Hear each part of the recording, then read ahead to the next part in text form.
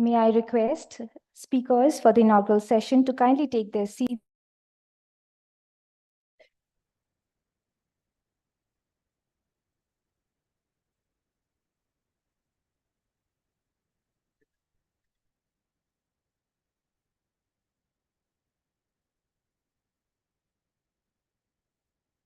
May I request Secretary General of Bharat Chamber of Commerce, Madam Keka Sharma, to kindly join the inaugural session and kindly take her seat on the dais.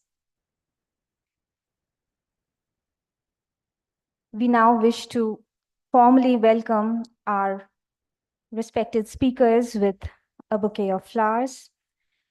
To do the honors, may I request Mr. Naresh Pachesia, Senior Vice President of the Chamber, to kindly welcome Mr. P.R. Agarwala with a bouquet of flowers.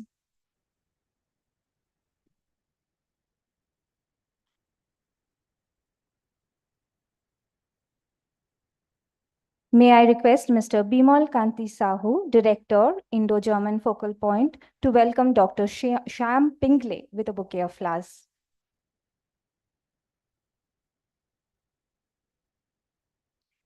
May I request Mr. Pachesia to welcome Madam Srimati Manisha Sarkar Bhattacharya, Director, State Labour Institute, Government of West Bengal, with a bouquet of flowers. She's also the Additional Labour Commissioner.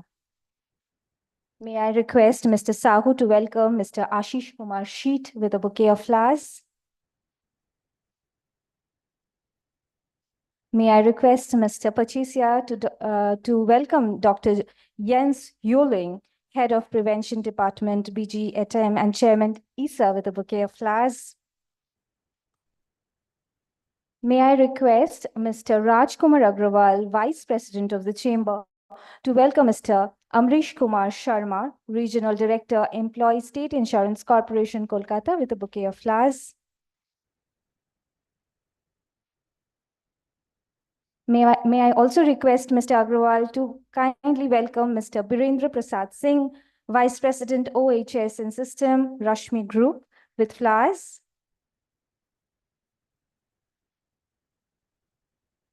May I request Mr. Pachesia to welcome Dr. Azlan Darus with a bouquet of flowers.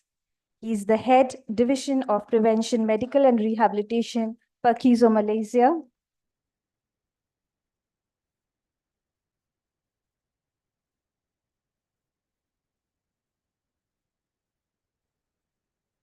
May I now request, before I request Mr. Naresh Pachesia, Senior Vice President of the Chamber, to commence his welcome address, may I take this opportunity to share with all of you that Dr. Mohammad Azman bin Dato Aziz Mohammed will be presenting his keynote address virtually. He is the President, International Social Security Association, ISA, and Group CEO, Parkizo, Malaysia. Thank you so much. Now may I hand over to Mr. Pachesia for his welcome address.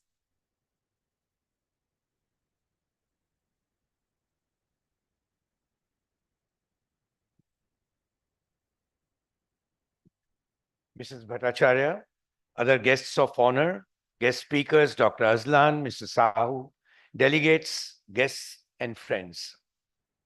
It gives me immense pleasure to welcome you all to the International Conference on Vision Zero, India and Malaysia, convened by our chamber in collaboration with the German Social Accident Insurance DGUV, Indo-German Focal Point, Social Security Organization PERC-SO, and the National Safety Council of India.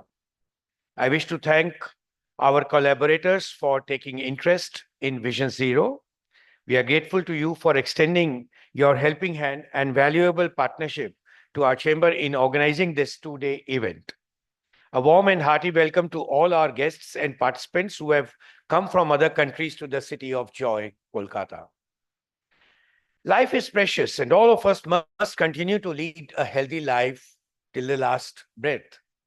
For that, we have to protect ourselves from hazards, whether at home or during our journey or at workplace. When it is the workplace, Is it the moral responsibility of the employer only to ensure safety for everyone? I think it is a joint responsibility of both the employers and the employees to ensure safety at workplace, because the employees are more informed and more hands-on about occupational safety than the employer. Accepting that safety at workplace is a joint responsibility, is organization and funding of safety the sole responsibility of the employer? I think the government also should have a scheme to promote safety at workplace in terms of their social responsibility to encourage the employer with funding. Ladies and gentlemen, we must therefore make endeavors to globally promote Vision Zero as an effective social welfare component of our governments for sustenance of this invaluable concept. Our chamber has been taking a lot of interest in promoting the concept of Vision Zero. We convened the first two-day international conference on Vision Zero in November 2022 at Kolkata. Very recently, we have organized an international conference with Malaysia in the hybrid platform at which more than 200 companies from Malaysia participated. Being encouraged, we all are here once again. If you all agree, our chamber would consider to organize with your support and cooperation an international exhibition synchronized with the next conference and showcasing the concept of Vision Zero and personal protective equipment and other safety accessories required to safeguard occupational health.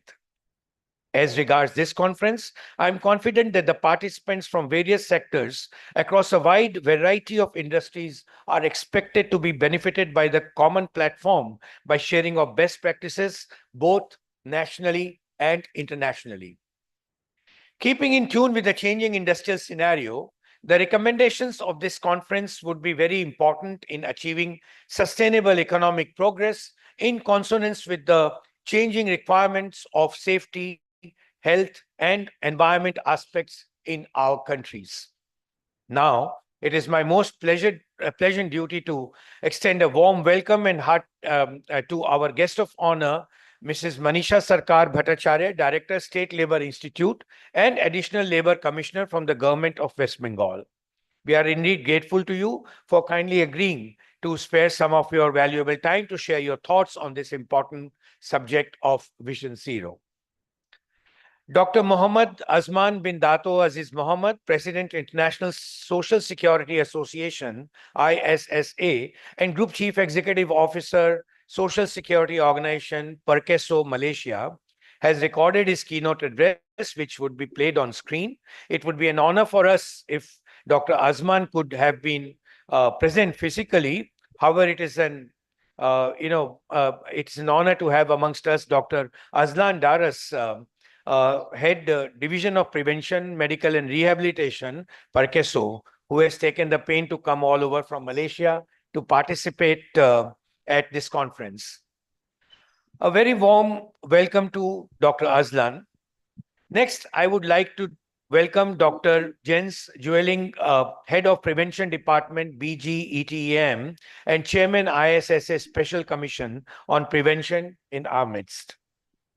A very warm and hearty welcome to Dr. Shyam Pingle, Senior Occupational Health Specialist and Vice President, International Commission on Occupational Health, ICOH, the Chief Inspector of Factories of West Bengal and Jharkhand, Mr. Ashish Kumar Sheet, and Mr. Manish Kumar Sinha in our midst. We also have amongst us Mr. P.R. Agarwala, Chairman, Rupa & Company Limited, and a distinguished past President of the Chamber, and Mr. Birendra Prasad Singh, Vice President, OHS and Systems, Rashmi Group, to share their views from the industry perspective. A very warm welcome to you, sir, as well. It is a privilege for us to have amongst us Mr. A.K. Sharma, Regional Director, Employee State Insurance Corporation, Regional Office, Kolkata, West Bengal, as a guest speaker. A warm welcome to you, sir.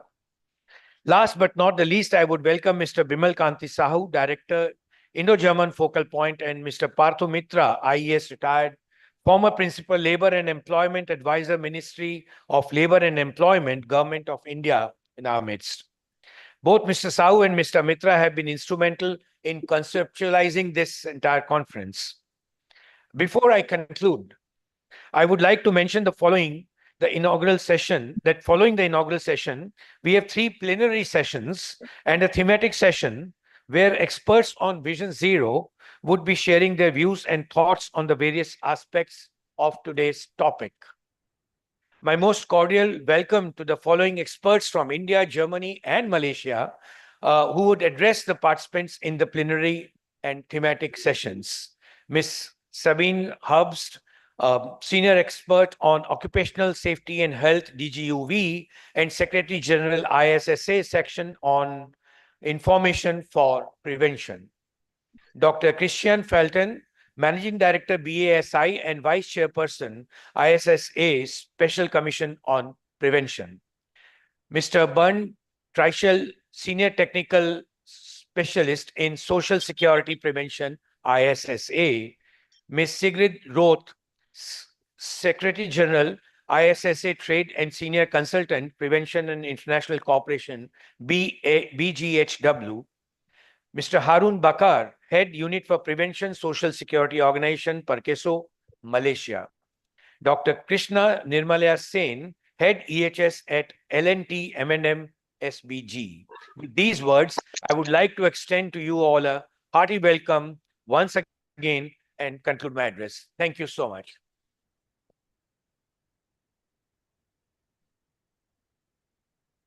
Thank you, sir. May I now request Mr. Bimal Kanti Sahu to introduce today's theme.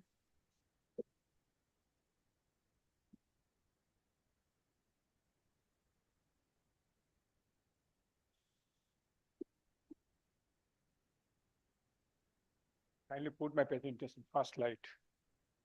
Namaskar. Good morning, all. I have not prepared any text, only have a small presentation, I thought. Yesterday, while coming on the flight, I just made this presentation. I thought I'll share with you.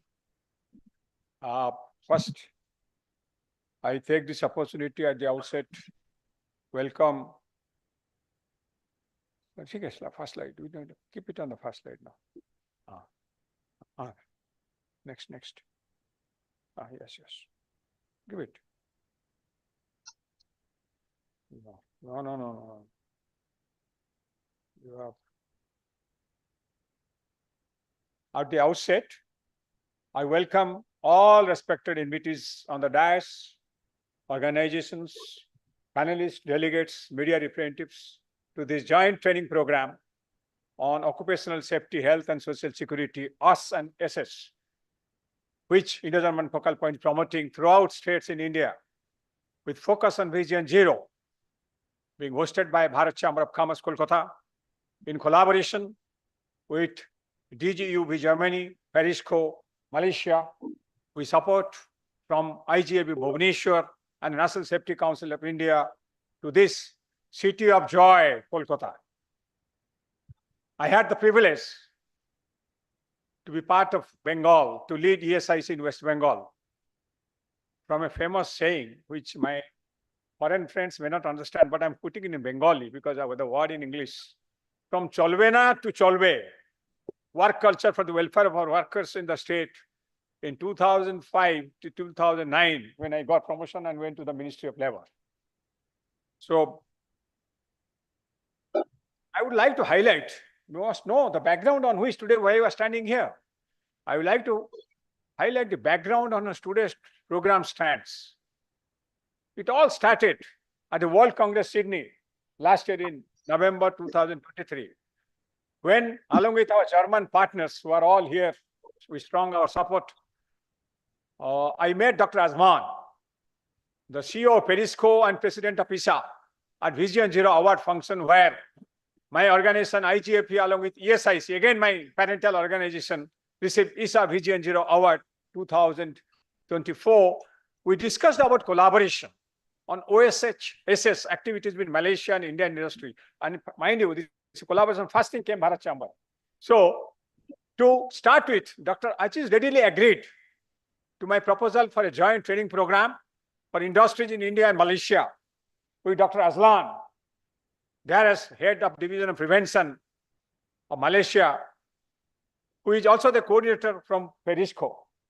Thanks to Dr. Aziz and his team for this event, with his first pass was launched through webinar in May 2024 as brought out by our BCCI, hosted by Bharat Chamber of Commerce. I must compliment Bharat Chamber of Commerce to agree promptly to host this international event, the first part and today's two-day event, besides our German partners led by DGUB and National Safety Council. Occupational safety and health, Vision Zero and social security are areas of immense importance. You know, now we have started a national-wide campaign, which I spoke to media. The day before yesterday, I was in Economic Times conclave. I was telling them, I was talking to some safety officers. Save a life so that the family is secured and the nation is prosperous. Keep in mind. This is what, and it can be achieved by adopting Vision Zero, for which aims at achieving zero fatality by adopting 7 golden rules. It, however, requires continuous awareness generation for which all are gathered today. The 4 principles of Vision Zero. Why I'm speaking, this will be the background on which you must bring out these 2 days takeaways. The first principle, life is not negotiable. Second, people make mistakes. We are human beings. Third, the ability to cope with physical and mental pressure. After COVID-19, you know, everybody worldwide, every country has faced this. The 4th principle, situational prevention comes first. It is my pleasure to represent IGFP in this international function. Vision Zero is a mandatory objective of both DGPU and IGPU in the last 6 years. We have done a lot of conferences in India, abroad, in our state, and Bharat Chamber being the premier employer organization in Eastern India. Perisco is similarly engaged. The industrial environment in India and Malaysia being similar to a large extent. This collaborative event will be greatly beneficial by sharing mutual experience, mind you, mutual experiences, which will help in achieving Vision Zero, not only in both the countries, but also across the globe. Needless to mention, diverse topic like OSHSS. To the screen, we have done last 5 years experience and expertise. What are the OSH issues? I always say these 5 fingers. You just see in our country, which is very obvious in developing countries. Lack of safety equipment at the workplace. Lack of minimum amenities like washroom, restrooms. No healthcare facilities. Though I was in Ministry of Labor, I still say 97% of our outposts are unorganized workers. Sorry, they don't have any kind of a. So we have to work for it. No social security, lack of data. Data is another thing. That is why I have put a small tablet here. Small intervention through talks, questionnaires, posters, safety plays. You can make big impact. You know who has said this? Last month, I was with Dr. Prithviraj, one of the finest doctor, and he is the secretary of now Rajasthan government. He is heading a core group in the Prime Minister's office. He gave this time. Mr. Sahu, your small intervention is having a big impact.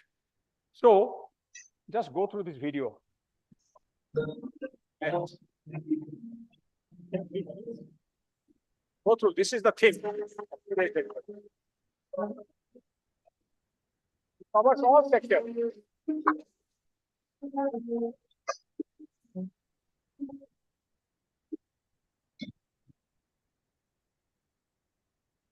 हर काम करने वालों को अब याद रखना है, अपनी सेहत का पहले ख्याल रखना है।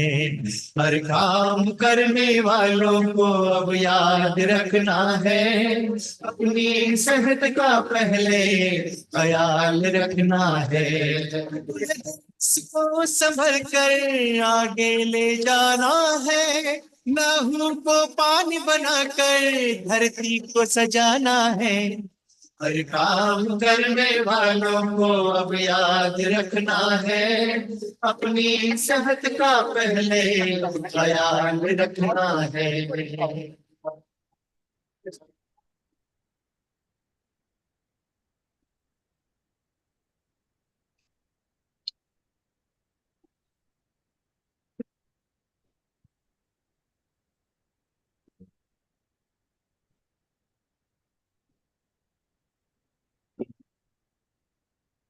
कारखानों में काम करो या खेत और खदान में, आग से काम करो या फिर तुम महल बनाने में।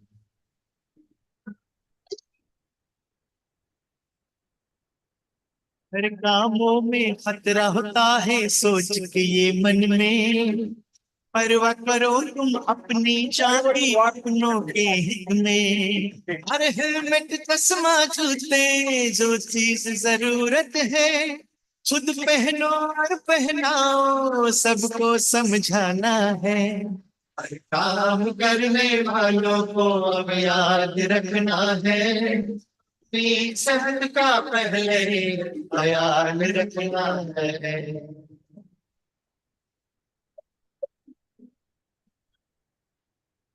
जीवन है अनमोल उसे कभी खतरों में मत डालो, खुद पर चोट न आए कैसे बातें सोच लो।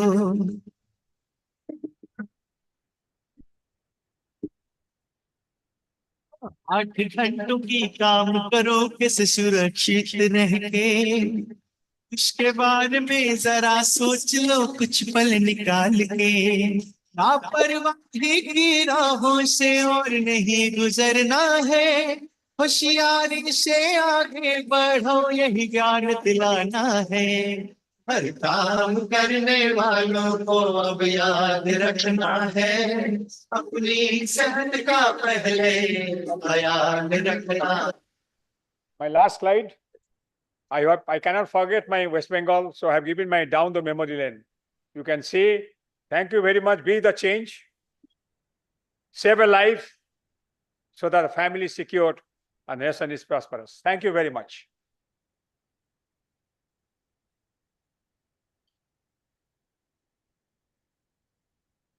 Thank you, Mr. Sahu, for your enlightening address.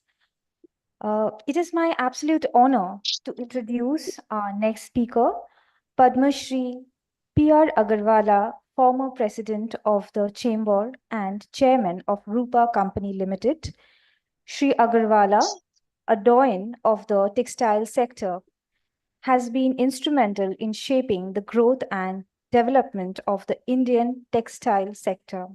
With his visionary leadership, business acumen, and commitment to excellence, Sri Agarwala continues to be widely respected for his enduring impact on the Indian trade and commerce. May I request Sri Agarwala to kindly share industry perspectives on today's theme.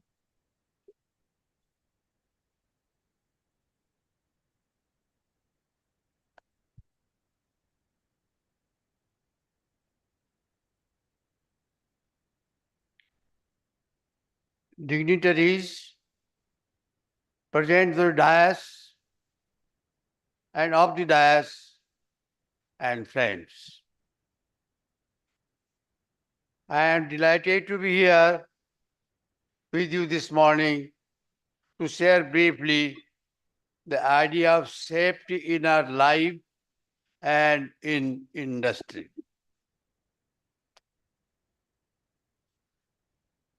Just think of our nose and its power to detect smell.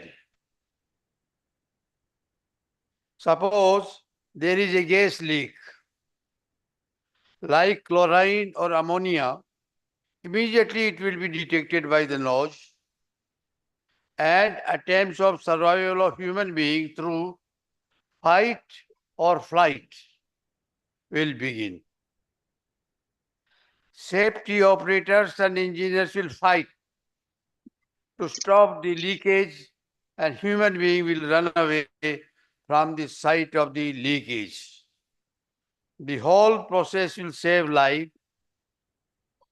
For me, the most fundamental issue is safety. Is it right? Material, method, machine, and man. These 4 M's are of our disposal. Any industry works with these M's for the prosperity of the society. While working with these 4 M's, industries must keep in mind issues about health, safety, and environment. All of us present here are aware of the United Nations Sustainable Development Goals, and of the root of the goals exists safety. Just think why we are worried about the temperature rise and climate change. The answer is we want our earth not to perish because of extreme heat, but to flourish. Therefore, we want our process and products to be safe and environmental friendly. We want our machine compact, energy efficient, and operated through remote control. We want clean and green energy for our sustenance. All these initiatives are for making our life safe, sound, and secure. Another point that gives me joy is that this international conference is being organized together with Germany and Malaysia. Safety is not a local phenomenon. It is a global practice and manifestation. In 1980s, there was an issue of destruction of ozone layer and global safety was at stake. The humanity took urgent steps to cut down on carbon emission so that the ozone layer can be largely restored.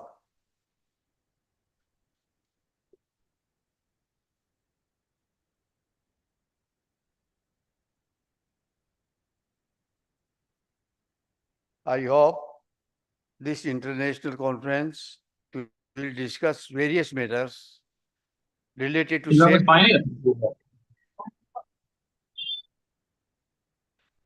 safety and the percolate down to industries. It is said, makes us perfect. Let us never be complacent on safety issues in industry. Safety first,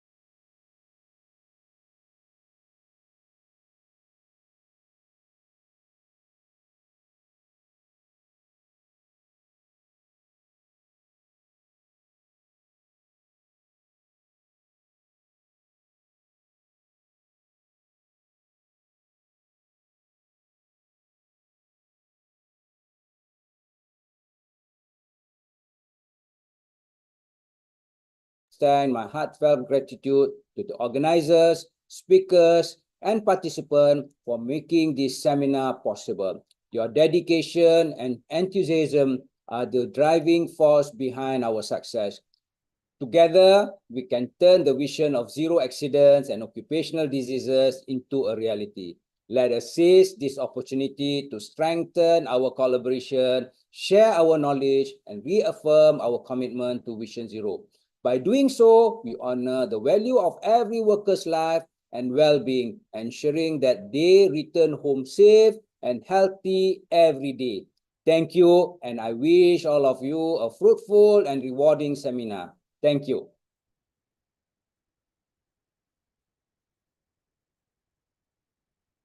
Thank you, Dr. Muhammad, for your valuable keynote address. Our next speaker is Dr. Sham Pingle, Senior Occupational Health Expert and Vice President, International Commission on Occupational Health. Dr. Pingle has worked as the Chief of Medical and Occupational Health Services with leading global and Indian corporates for more than 3 decades. Dr. Pingle is the first Indian expert to be elected to the board of ICOH twice in 2018 and 2022. An active proponent of the promotion and advocacy of environmental and occupational health in India and other developing countries, Dr. Pingle is on the advisory boards of several national and international occupational health journals. May I request Dr. Pingle to kindly share his special address. Thank you for the nice introduction. Good morning, friends. At the outset, I would like to thank the organizers, Bharat Chamber of Commerce, DGUV, and our Malaysian friends, ISA, for organizing this wonderful event and bringing a lot of knowledge to this city of joy. I represent International Commission on Occupational Health.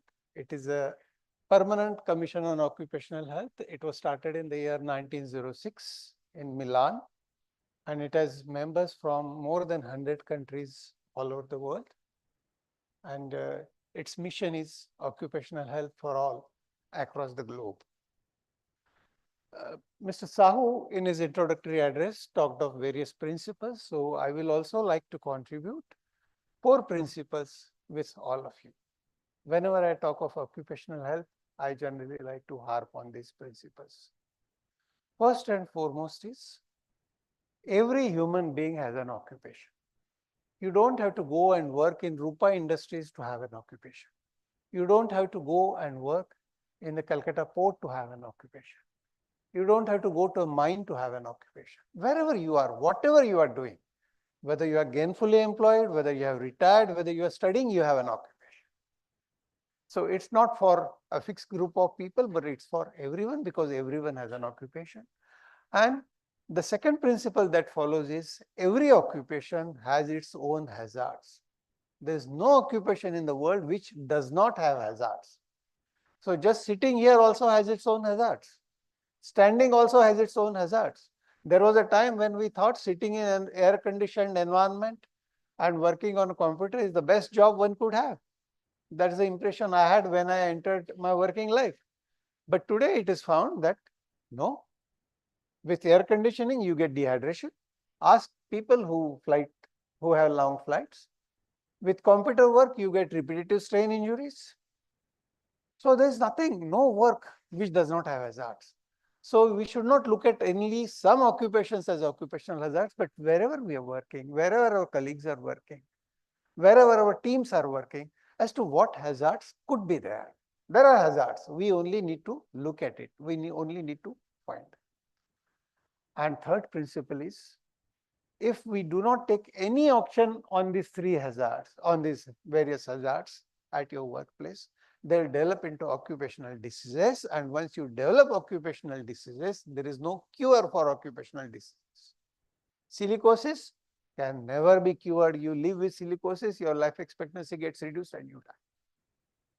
You suffer musculoskeletal problems, you get backache, It can rarely be cured. Yes, you can reduce the symptoms. You can maintain. So that's why they say there are only two classes in the world. World is divided in two classes. One, which is having the backache, and second, which is going to have the backache. There is no third category. So that only means that all these things are going to affect us. Now, if everyone has an occupation, every occupation has hazards which develop into diseases, are all of us going to die with the occupational diseases? Going to get seriously afflicted with occupational diseases? That is where this conference is entering, and that is the fourth and most important principle of occupational health, and that is all occupational hazards and diseases can be prevented. Yes, they can be prevented, everything can be prevented. There are different measures, there are different ways. We need to do risk identification, we need to identify what are the problems, what are the ways to prevent them, and that's what we are going to discuss over these 2 days, today and tomorrow. I am very sure about it. So please remember these 4 principles, and India is very important. That's why I'm happy that this Congress is happening in India. We have 18% of global population as of today in 1.43 billion. Ours is a still young country. If you see our distribution of our population, we have a lot of people in the working age group of 16 to 65. And therefore, every 4th person in the world who is working is from India. 25% of world's working population is in India, and that also means that 25% or more of occupational diseases will also be in India. And that's where all of us enter, and we have to contribute our bit. So with this, I'll take your leave because there are plenty of speakers. A lot of deliberations are going to happen today. Thank you so much, all of you, for coming and attending and contributing to the discussions. Thank you. Thank you, Dr. Pingle, for your valuable address. Our next speaker is Dr. Azlan Daris, Head of the Prevention, Medical and Rehabilitation Division, Social Security Organization, Perkeso, Malaysia, an alumnus and a medical lecturer with the Department of Social and Preventive Medicine, Faculty of Medicine, University Malaya. Dr. Azlan joined the Master of Public Health program in 2004 and proceeded to the Occupational Health program in 2005. May I request Dr. Azlan to kindly share his special address.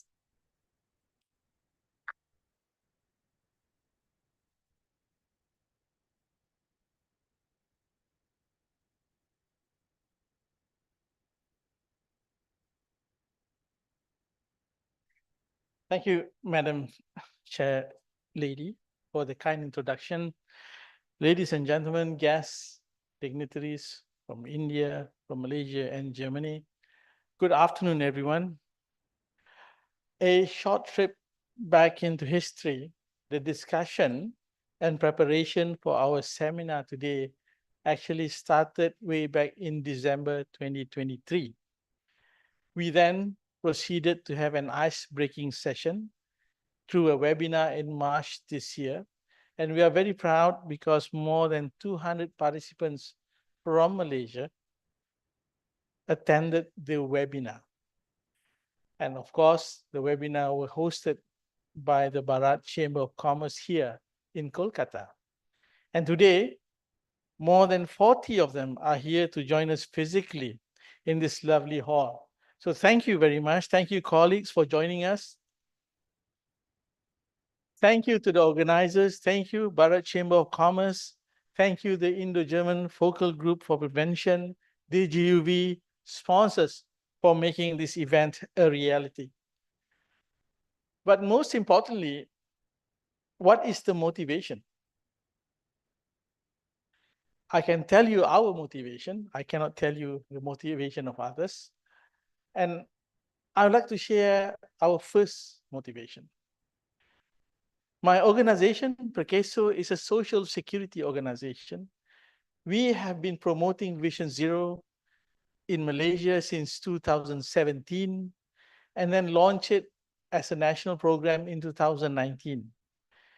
We have strategized internally based on what we understand and what our belief of what Vision Zero is all about. I think other countries, such as India, is also the same. But now, 7 years after the global launch of Vision Zero, it is timely that we learn from each other. So today, it is not about employers, employees. It's about we learning. Malaysia learns from India, India learns from Germany, Germany learns from Malaysia, Malaysia learns from Germany, and the other way around. So this is what the conference or the seminar is all about. Because Vision Zero, after all, itself is global. And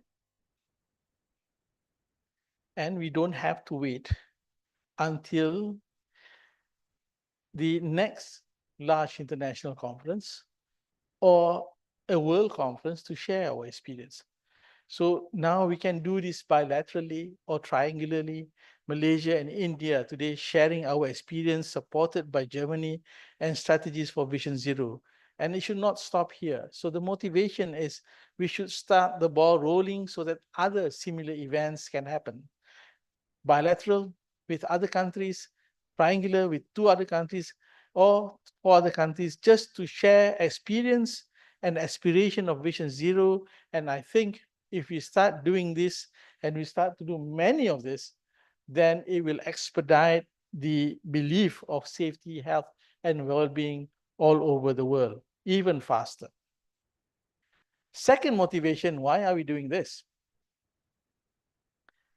There are almost 100,000 Indian nationals who work in Malaysia, registered with us in Social Security. To us, these numbers are big. 100,000 Indian nationals are big. Of course, because we have our total population is only 33 million. So 100,000 is big. Migrant workers, regardless from any countries, must adapt very quickly because immediately when they arrive, they are exposed to the hazards at the workplace. To prevent accidents, authorities such as us and practitioners such as my colleagues here, we have been trying to impart the safety and health measures to migrant workers. But today, we sit together and discuss a common goal of safety, health, and well-being, and this should open doors for more discussions in the future. We always talk about portability of Social Security benefits, but now we can talk about importing safety and health measures. Remember that song just now that Mr. Bimal played? We need that song to play to the 100,000 Indian workers in Malaysia, because that's how it is presented in India. Okay? We tried, but we cannot sing as good as that. So this is one thing that we wanted to do. Let's share materials, share promotion materials, education materials, so that we can bring them as fast as they can towards the safety and health measures. And it's the same everywhere in the world anyway. It's just the nuances, okay? The narrative are going to be familiar to them, whether it's comprehensive, and hopefully when it is understood, it will make everybody works safer and healthier.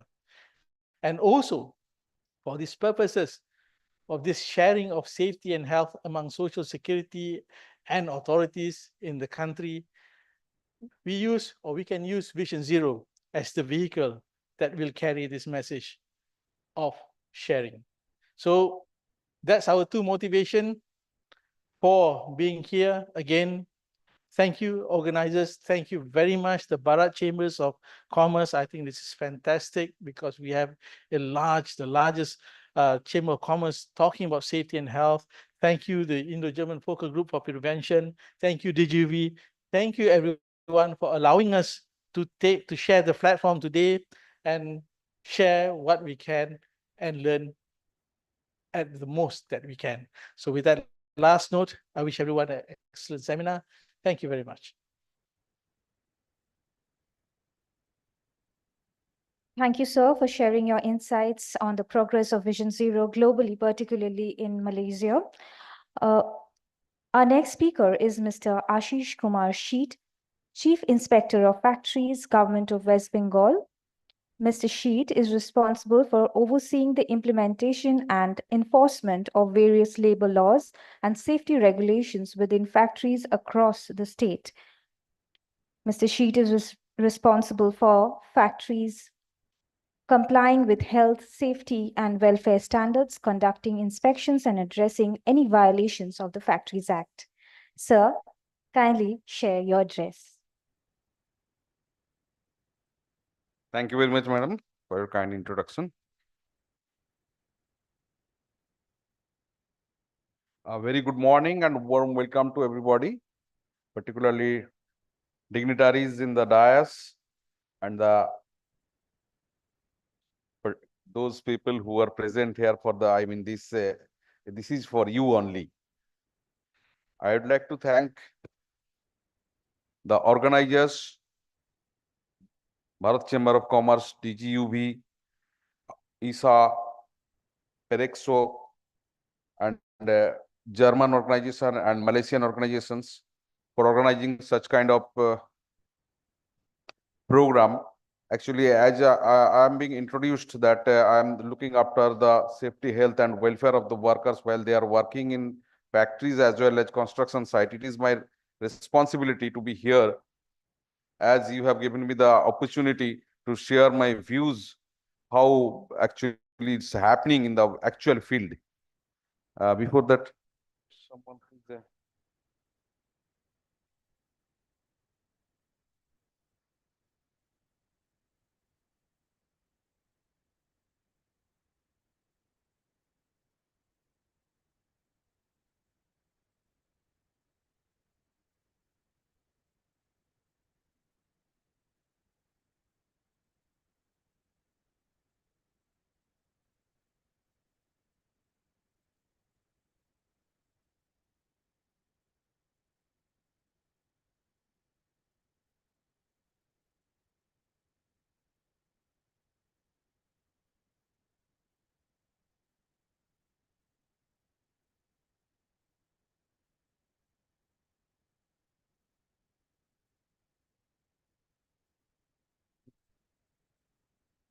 Shifting.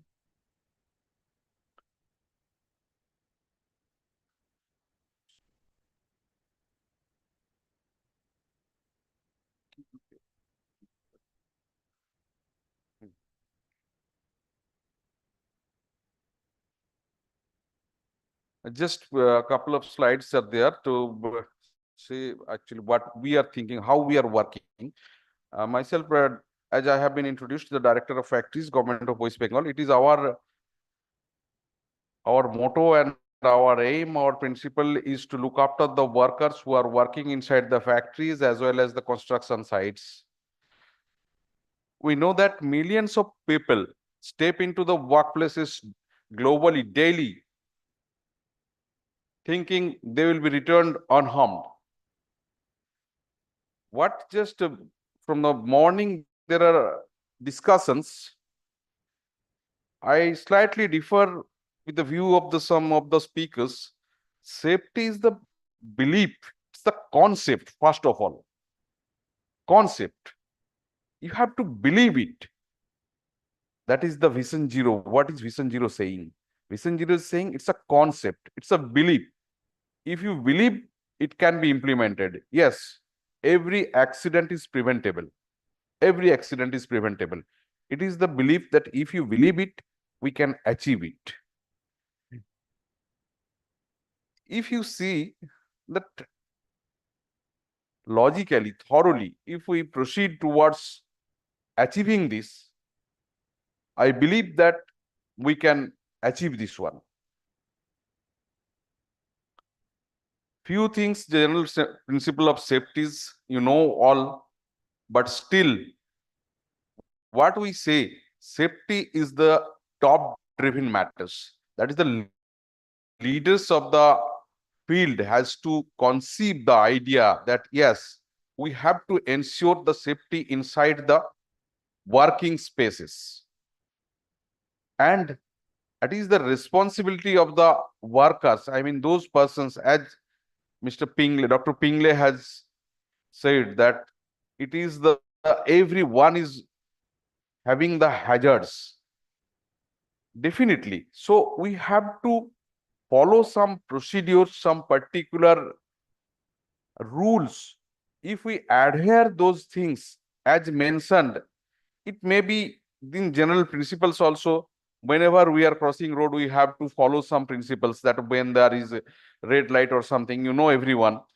And in each sphere of life, in each sphere of cases, these are the principles.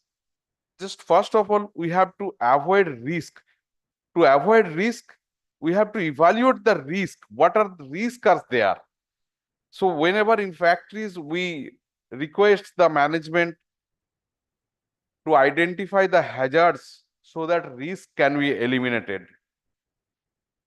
Combat risk with source. Definitely, as Mr. Pingle said, that definitely it's a very good thing that everywhere without risk, without hazard, we can't move. So hazard and risk will be there, but we have to know so that we can manage. And the principles of work, that is we have to follow so that we can within the hazard, within the risk, we can overcome. Whenever I say something, I always say people that in factories or in construction sites or wherever people are working, those people directly associated in the field, definitely there will be some supervisor or some instructor or something. It is their responsibility and the worker responsibility. What thing you are doing, where you are here, why you are here. Definitely what you are going to do. If you are aware that what you are going to do, in that case, only you will be able to avoid the risk or hazards. Because if you know how to do the work, that is also another important thing. Before doing or before starting any work, whoever, please, my request to the leaders are here. I request my leaders, all are present here leaders. It is their responsibility, leaders, to percolate this idea to the shop floor. That whenever people are working, please tell them clearly, whenever you are going to engage in any work, what is the work, how to do it, what are the hazards, you have to know it. Before knowing this, you don't jump into the work. In that case, that will be, again, invite some sort of problems. In course of our duty, we find that whenever accidents happen, people, factories or construction sites, they submit the accident report. And it is our responsibility to analyze and to find out why this has happened and to suggest to stop this kind of recurrence. But this is a kind of, and this is one kind of duty. And another kind of duty, we do the routine inspection also, where that is the leading factor, where we inspect the factory and advise the people to take the precautionary measures. Because if accident happens, after happening the accident, learning, definitely we have learned things. We must learn things from the accidents, but that is not the only way. We must foresee the events. If we can foresee the events, in that case, we can avoid accidents. We know the accident do not happen. These are the things, basically the unsafe act, unsafe equipment, and unsafe, that is the unsafe activities and the unsafe condition. These are the main things. If we can remove these things, the accidents can be avoided. And another thing, that is the Mr. Sahu has shown the film video, very brief video. That is a very good thing. But one thing I would like to mention, first thing is training. Training, as I have mentioned, how to do the work, how to be safe. If there is hazard, definitely there will be hazard, and you have to do the work in the hazardous condition, but you have to know how to be safe. That is also learning, that is also training. So don't allow any person to do the work when he is just new one. There should be induction training, and that training, whenever any incident happens, whether it may be fatal, non-fatal, serious, or maybe minor injuries, just tell the person that this is the consequences. This is the consequences. Before taking action after any accident, you better show the pictures. What are the consequences? If you do these things, this will happen. And this may be the result that will make a consciousness to the person who is working or who is going to work. These are the, if actually we in the next one day, today and next day, you will listen these things in details. These are the basically 7 golden rules of the Vision Zero. Just what I am just telling in my own way. This is one thing you have seen earlier, and several things. All the people who are handling with the occupational safety, health, they are associated with this thing. Nowadays, as the new technologies are coming in, people are expecting more different kind of hazards.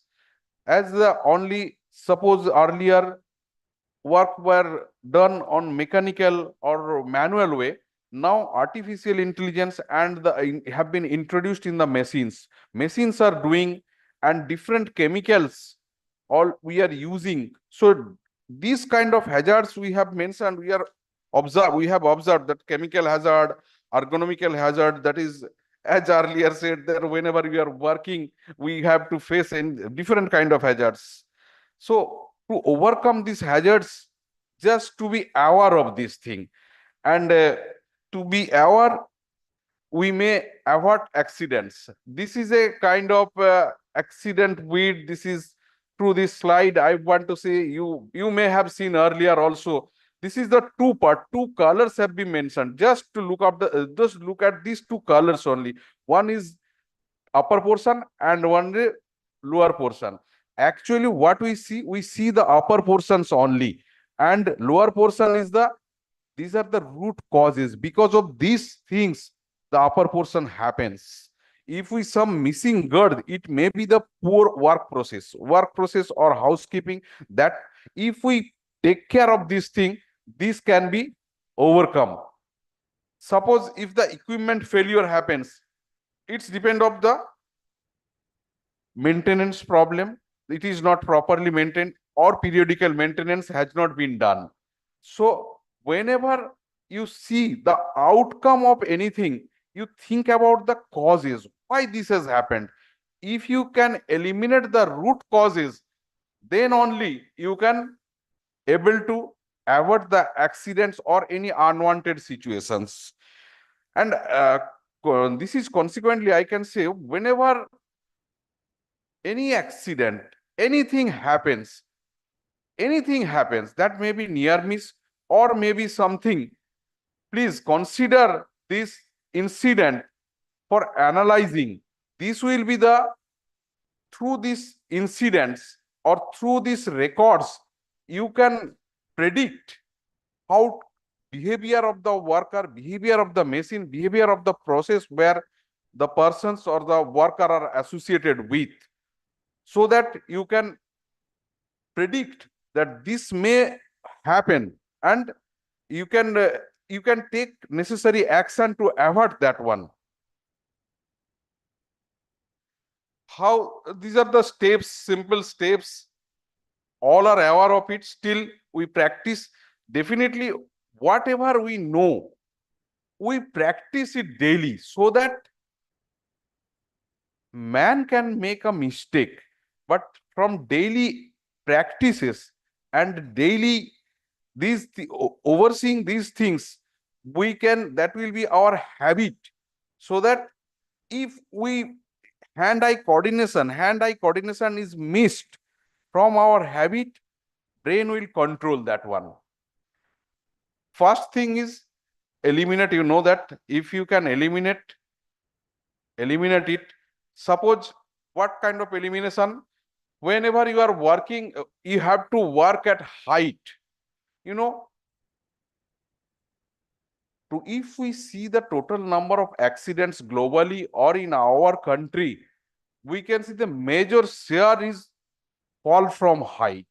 That means whenever people are working at height, there is a chance of accident. If we can eliminate to a certain extent, I mean to at least a few things, few places, if we can eliminate that, we can use the tool, or if it is not required by any other means, the working at height, that is eliminate, then substitute, and by elimination, then means we have to substitute with something that is suitable for that one, engineering control, or if that can, if it is not though required, if it is not required, in that case, we can isolate that one also. And last one is the administration and PP. PP is the last one. Suppose in case of football, you have seen the goalkeeper. Goalkeeper is the PP. That is the last guard. But as in case of safety also, PP is the last guard. But in our cases, we always listen that people complaining that that person is not wearing PP or something else.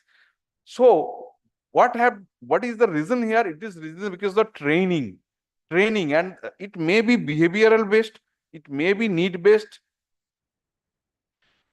Training need analysis is important, because what kind of training is to be imparted, that is also important. Only behavioral based, that is also good, very good, but need based training is the best one. First of all, you have to analyze what kind of training has to be imparted.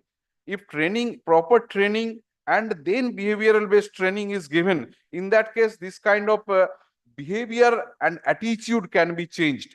Whatever we have seen that the people in the who have recently inducted, those persons have been, I mean, they have fallen to prey of the accidents. And young persons, those persons who are having very high confidence and they are working, those are the persons, again, they are the consequences of the process and they fail to the accidents. So in that cases, that is the both training need analysis is required. They have to be trained properly and their behavior has to be, I mean, monitored as well as trained. These are the simple things, workplace safety rules. Here,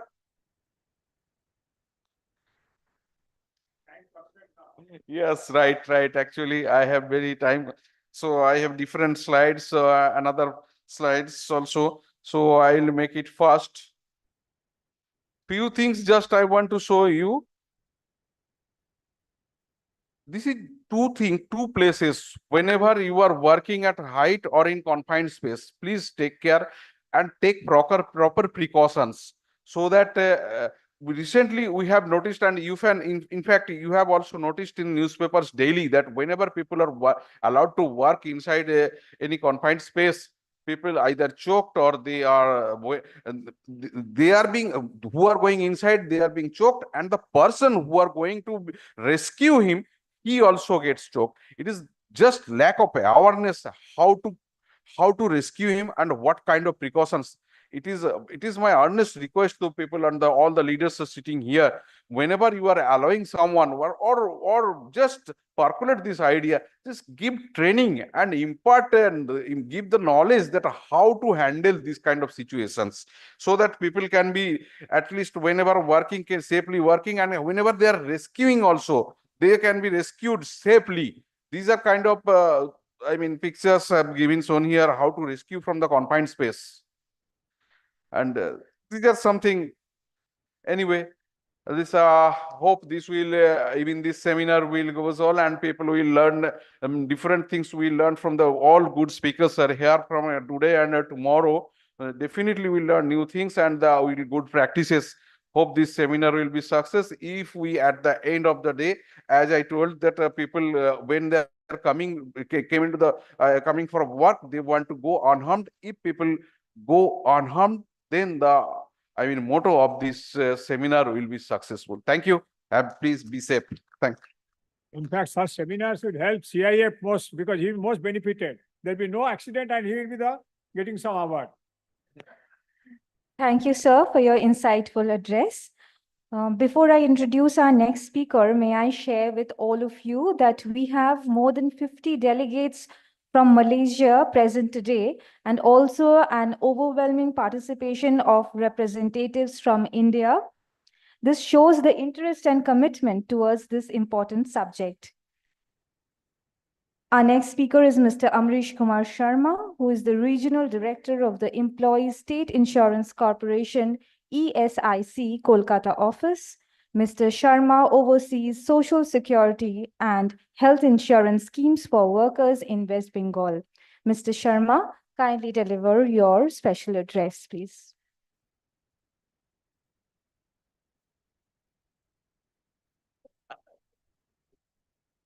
Thank you very much. Thank you for introducing me. Respected all the dignitaries and the decks, all the delegates, medias, and all friends.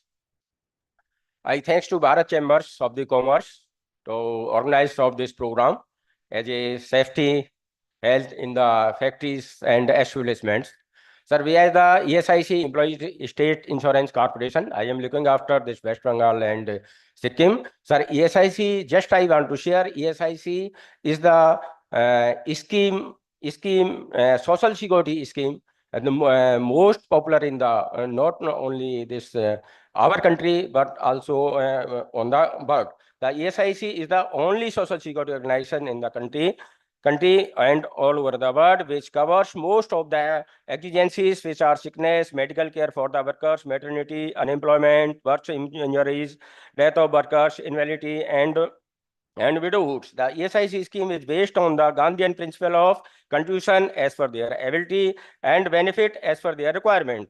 The principal entitlement and insured persons who is from the lower wage of brackets of the society is used line of the benefit by paying the contribution as per the wage she is earning. The existing wage limit is our 25,000 major benefit being provided under this scheme. We are providing sickness benefit, disability benefit, dependent benefit, maternity benefit, medical benefit, funeral expenses, confinement expenses, unemployment allowances, so many other expenses. The persons who we are taking 0.75% of their salary and employer is contributing 3.25. We are covering all these benefits, so many benefits, sir. This is the I have some data regarding the this is the program of Bharat Chambers, the Bharat, and as well as the West Bengal. Okay, sir. This is the and regarding this occupational disease, we have also the seven occupational disease centers in the all over our countries. Our theme is IP, our VIP. We treat our IPs. We treat our IPs as the VIP, and this is our theme. Thanks to our Bharat Chambers and thanks to our Sri Bimal Krant Sahu, most of the dynamic that time senior most insurance commissioner, and this time also as a director Indo-German food focal points. Thank you very much. Thank you. Our theme is IP, our VIP. You understand? Thank you. Thank you, sir, for your address. We now move on to our first guest of honor, Dr. Jens Joling, Head of Prevention Department, BGETEM, and Chairman, ESA Special Commission on Prevention. With more than 30 years of experience, Dr. Joling has participated in numerous symposia, workshops, international working groups, and trainings on safety and health around the world with regard to crucial issues of occupational safety and health protection. Thank you for joining us today, Dr. Joling. Kindly share your address. Thank you very much, dear Mr. Naresh Bachisia, dear honor guests. I want to give you a very warm welcome from the German Social Accident Insurance and also from the Special Commission on Prevention of ESA. Many thanks for this invitation, and you heard that I had the possibility to participate at various events in India. Every event was very successful. We had many interesting discussions, and what is very important, we have exchanges of experiences. I think we have to learn from each other, and it is not a one-way street. Thank you very much for coming and supporting our global initiative Vision Zero. Let us say together, we love Vision Zero. Again, we love Vision Zero together with you. We love Vision Zero. Thank you very much.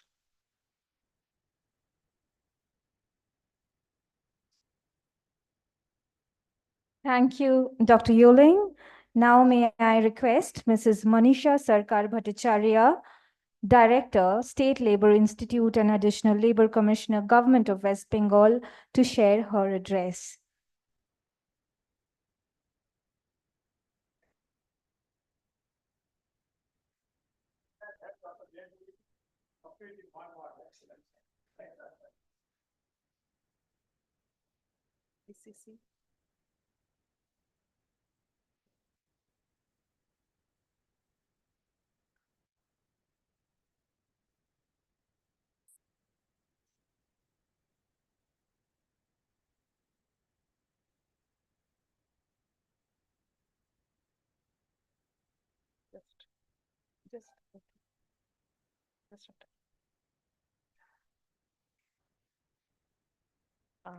First of all, good morning to everybody present here, the dignitaries present from India and abroad, and also the panelists and media persons and organizers.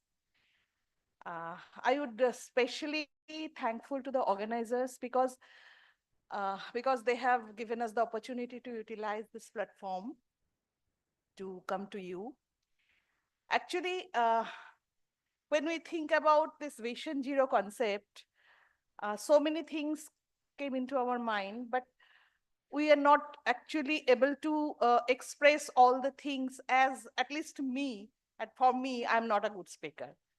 But anyway, I would like to state the first thing, that is, we the government officials, we have to work together with all these stakeholders, because this Vision Zero concept, it actually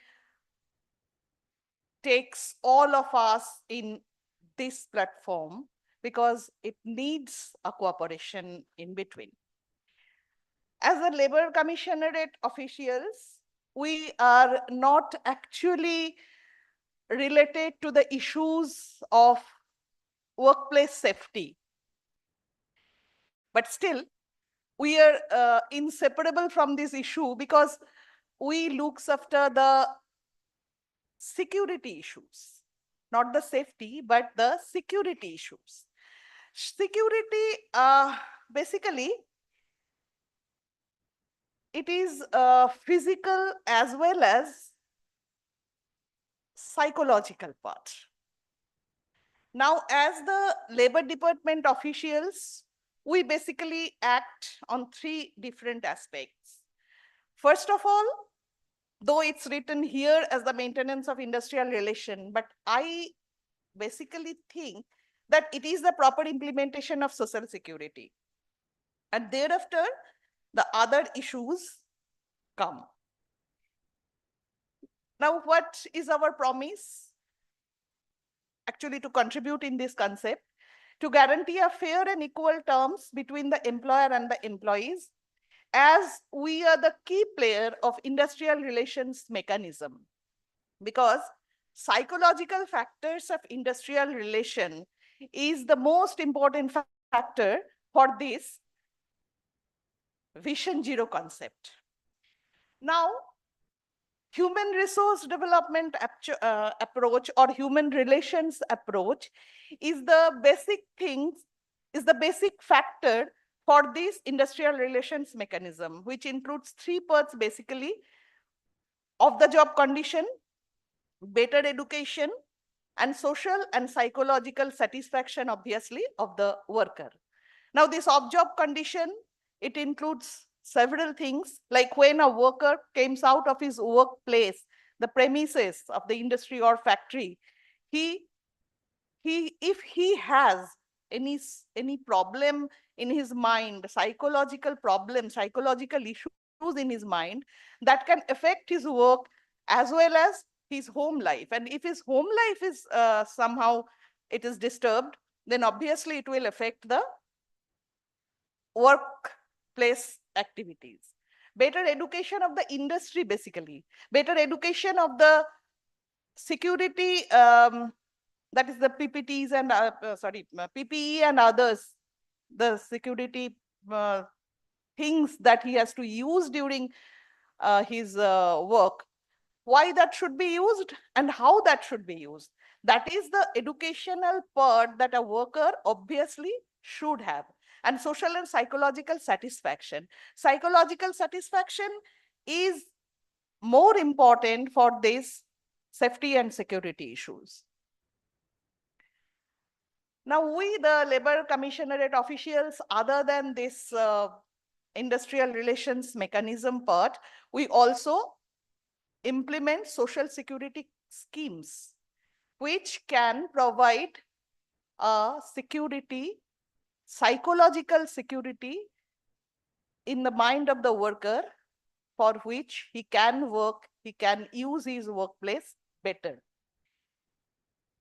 Basically, 5 schemes we have at present: financial assistance to workers in locked out industries, then Binamulye Samajik Suraksha Yojana, schemes for construction workers, West Bengal transport workers social security schemes, and Kormo Sathi, it is the latest, that is for the Porijayi Shromik. Those who migrate, those who migrates to any other place for his work. Now, this Binamulye Samajik Suraksha Yojana is under this, we have 2 aspects, the security benefits that are given, basically of 2 aspects. One is protection while he is working in his working life, that is for that, and another is for promotion for his betterment of life, his betterment of his sons, daughters. They can have a better life. For that, we give some special benefit to them. And then the schemes for construction workers, other than those available under Binamulye Samajik Suraksha Yojana, we add a special aspect for them, which is pension for completion of 5 years of enrollment and attainment of 60 years and age, and family pension in case of death of the worker. And then transport workers social security scheme, here also the same thing. Other than the benefits available under Binamulye Samajik Suraksha Yojana, we add West Bengal transport workers social security schemes also gives pension to the worker as well as, in case of death, his family. And lastly, the Kormo Sathi, that is a migrant workers welfare scheme. Here we have introduced natural death benefit, accidental death benefit, repatriation of dead body, cremation of body, disability in case of accident at workplace. It's up to 1 lakh. There are certain divisions. Now, we hope that all this benefit, all these security measures can help the worker to work more peacefully at its workplace, which in turn can contribute to this Vision Zero concept. Thank you.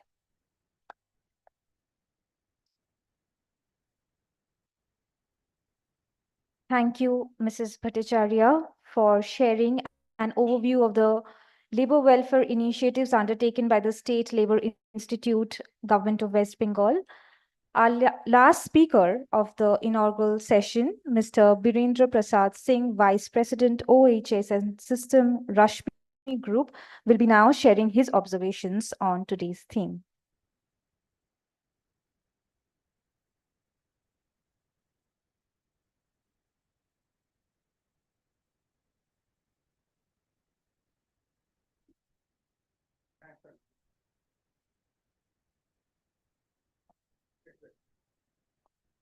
Okay.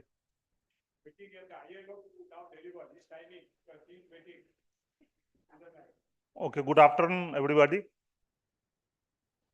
I have been said finish it within 2 minutes, so I will not take much more time, although I have much more to say because I am from industry and I see how the safety is violated and everything which is talked here, all are vanished when you are on the shop floor. So, but these days, by this all conferences and all knowledge giving programs, trainings, the situation has increased worldwide, in India also. But one thing I want to say, process safety. We have to adopt process safety. It can make disaster. 3, 4, 5, 6, 7, 8 persons died when some process fails. And process safety has 6 parameters. From mechanical side, if you say, that is pressure, temperature, volume, flow. And from electrical side, it is voltage, current, and resistance. These 6 parameters are dangerous. When it is under control, we are very safe. When it is out of control, everything vast, everything gone.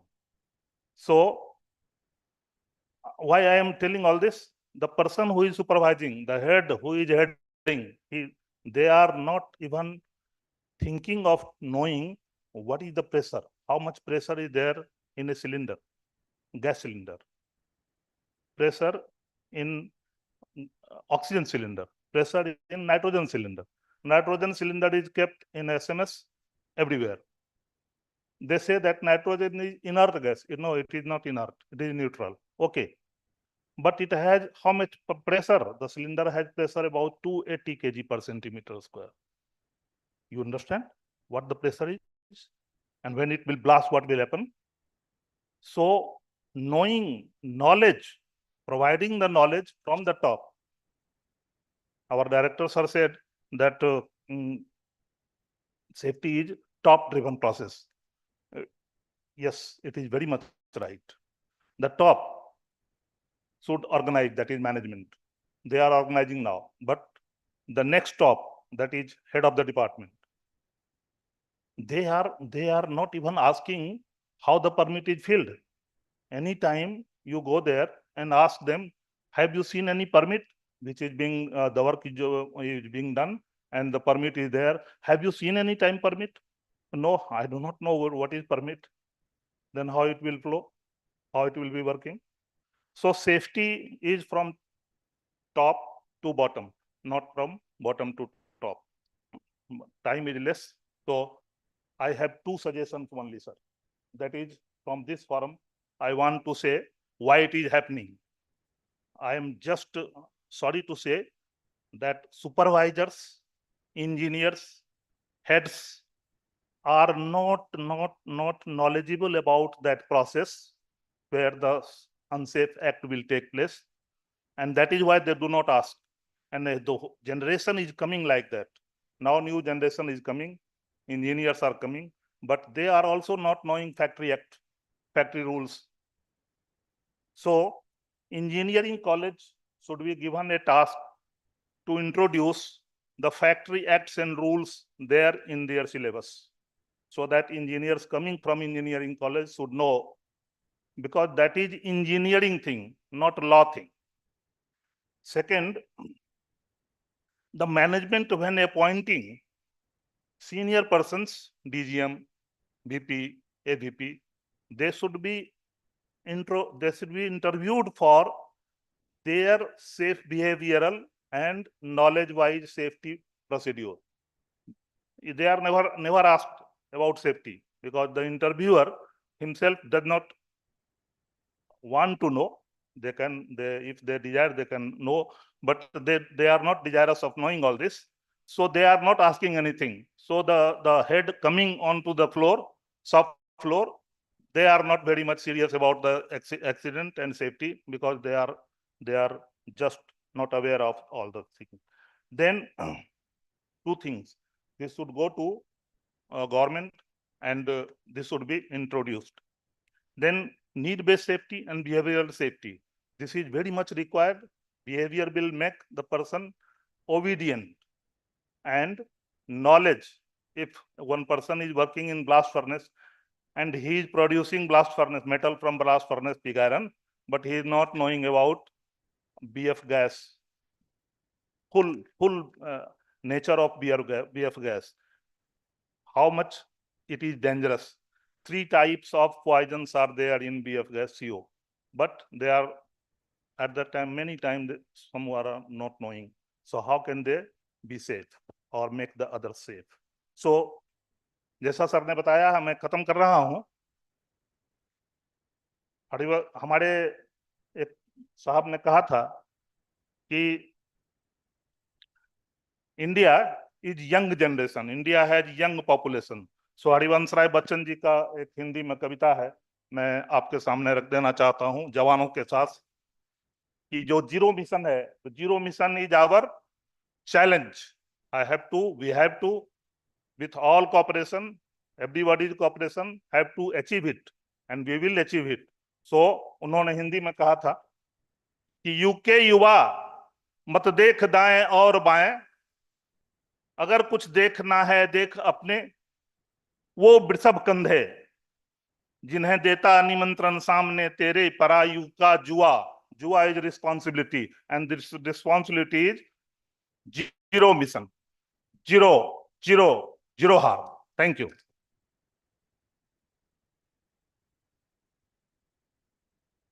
Thank you, Mr. Singh, for sharing your practical insights on this important subject and the way ahead.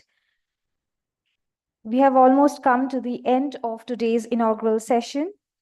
We would now like to take this opportunity to release 2 publications. The first one has been prepared by Bharat Chamber of Commerce. May I request dignitaries on the stage to release the publication. May we please have a huge round of applause.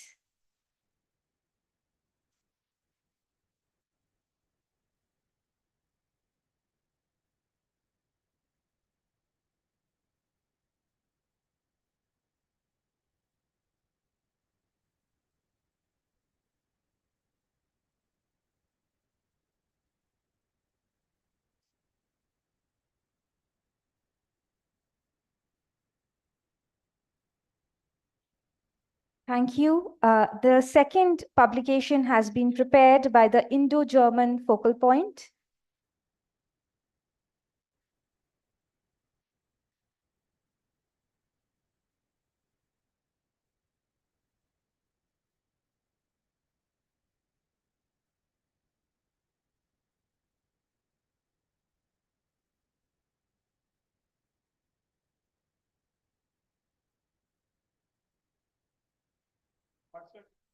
Lessons learned in the last 7 years. The takeaways for the whole state, we are releasing this.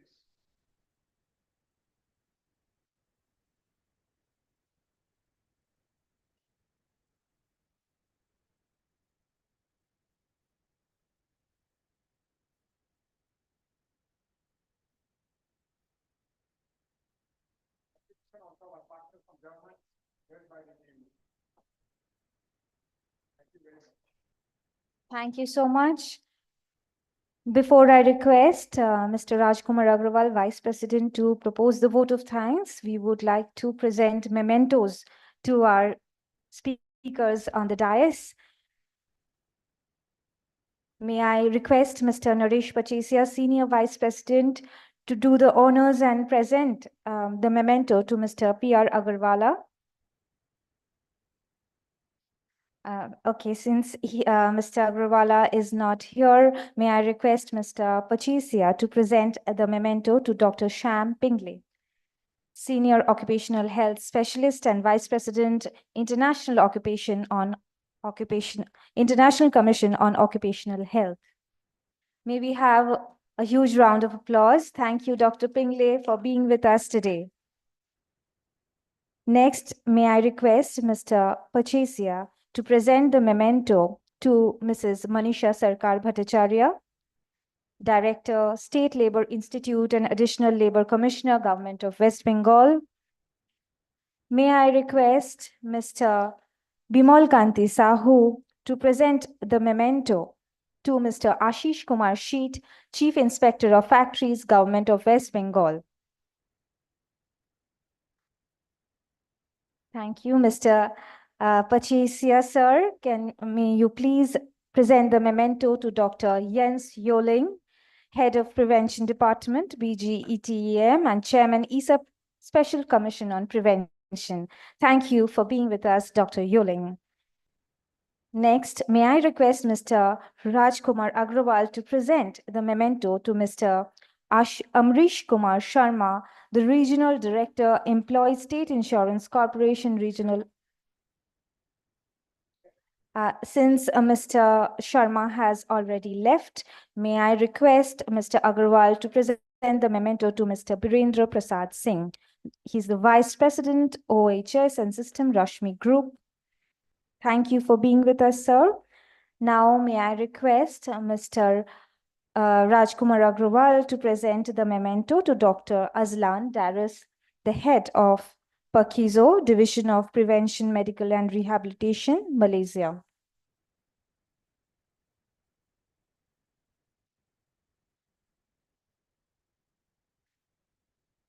With this, we conclude the presentation of the mementos. Now, may I request Mr. Rajkumar Agrawal to kindly propose a hearty vote of thanks and conclude today's inaugural session.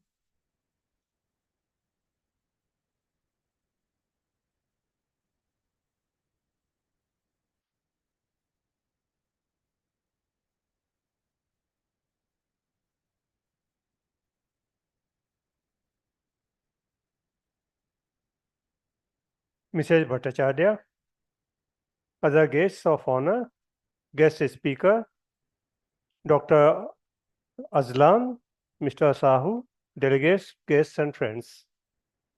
At the end of the inaugural session of the International Conference on Vision Zero, India and Malaysia, it is my most pleasant duty to propose a hearty vote of thanks to our esteemed speakers. Firstly, I would like to thank our guest of honor, Mrs. Manisha Sarkar Bhattacharya, Director, State Labour Institute and Additional Labour Commissioner, Government of West Bengal, and Dr. Jena Juling, Head of Preventive Department, BGETEM, and Chairman ISA Special Commission on Prevention of for sparing some of their valuable time and addressing the conference. I would like to sincerely thank our esteemed guest speakers, Dr. Muhammad Azlan bin Dato Aziz Muhammad, President, International Social Security Association and Group Chief Executive Officer, Social Security Organization, Perkaso, Malaysia. Dr. Shyam Pingle, Senior Occupational Health Specialist and Vice President, International Commission on Occupational Health. Dr. Azlan Darus, Head, Division of Prevention, Medical and Rehabilitation, Social Security Organization, Perkaso, Malaysia. Mr. Ashish Kumar Sheth, Chief Inspector of Factories, Government of West Bengal. Mr. Amrish Kumar Sharma, Regional Director, Employee State Insurance Corporation, Regional Office, Kolkata, and Mr. Birendra Prasad Singh, Vice President, OHS and Systems, Rashmi Group, for their inaugural observations today, highlighting the importance of Vision Zero and occupational safety. I am deeply grateful to our very own Mr. P.R. Agarwala, Chairman, Rupa and Company, and distinguished former President of the Bharat Chamber of Commerce, for sharing his industry insights in line with Vision Zero.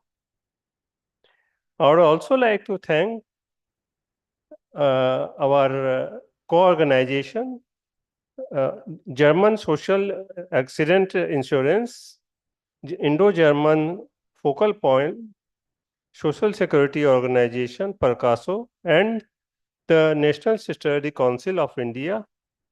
I am indeed grateful for all their efforts towards conceptualizing this important event. My thanks are also due to our sponsors, Coal India Limited, Century Ply, Rupa Rashmi Group, Kothari Group, Monoxia Steel, and DBPL for their valuable support in making this event a great success. I would also thank our friends from the press and media for their active participation. Lastly, I would like to express sincere thanks to Mr. Bimal Kanti Sahu, Director, Indo-German Focal Point, for his insightful observations today, and most importantly, his constant support and coordination throughout in organizing this conference. I would also like to thank the participants from Malaysia and Germany for their enthusiasm to attend this conference. With these words, I request you all to join me in carrying a hearty vote of thanks to our respected guests of honor and guest speakers with appreciative acclamation. Thank you.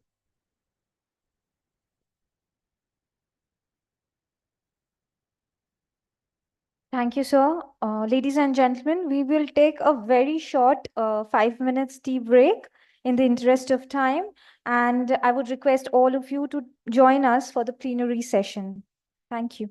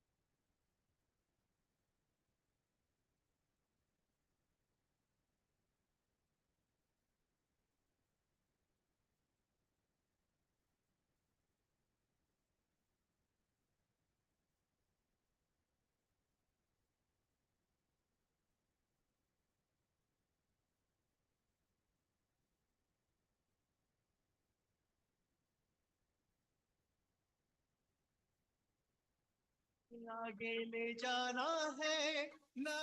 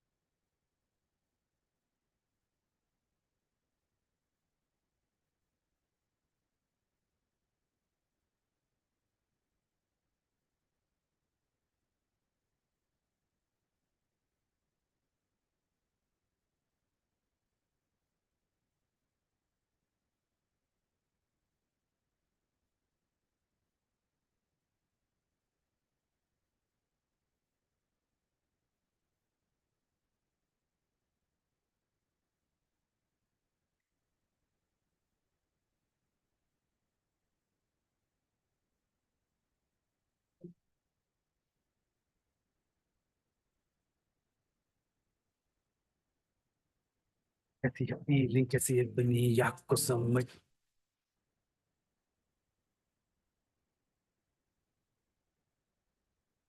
Plane जो कर पाऊं bro अंदर से निकले आए हाय तो लगे आए हाय कंफर्टेबल कौन जो पहने रूपा जॉन तो लगे आए हाय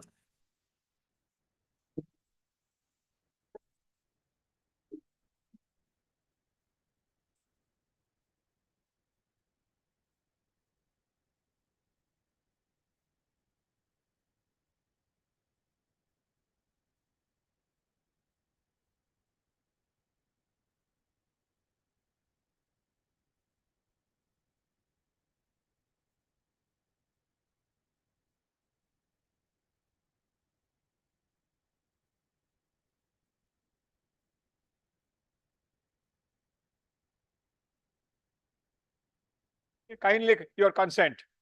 So it will be, Mr. Bernard will start. Okay. Now, let's start. May I request everyone to please come inside the hall? We will start the plenary session. And I would request delegates sitting at the back to kindly come up and take the seats in the front.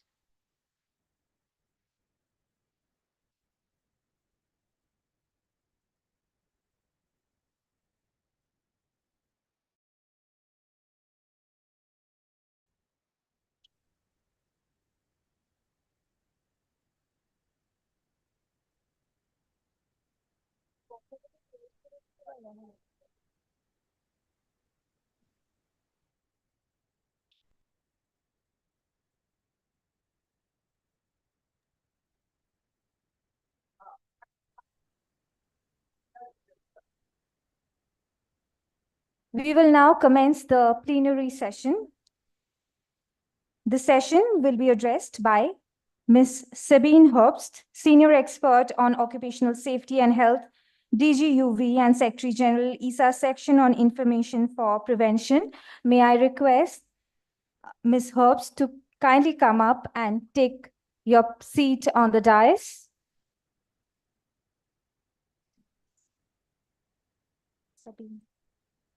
Dr. Sabina Herbst.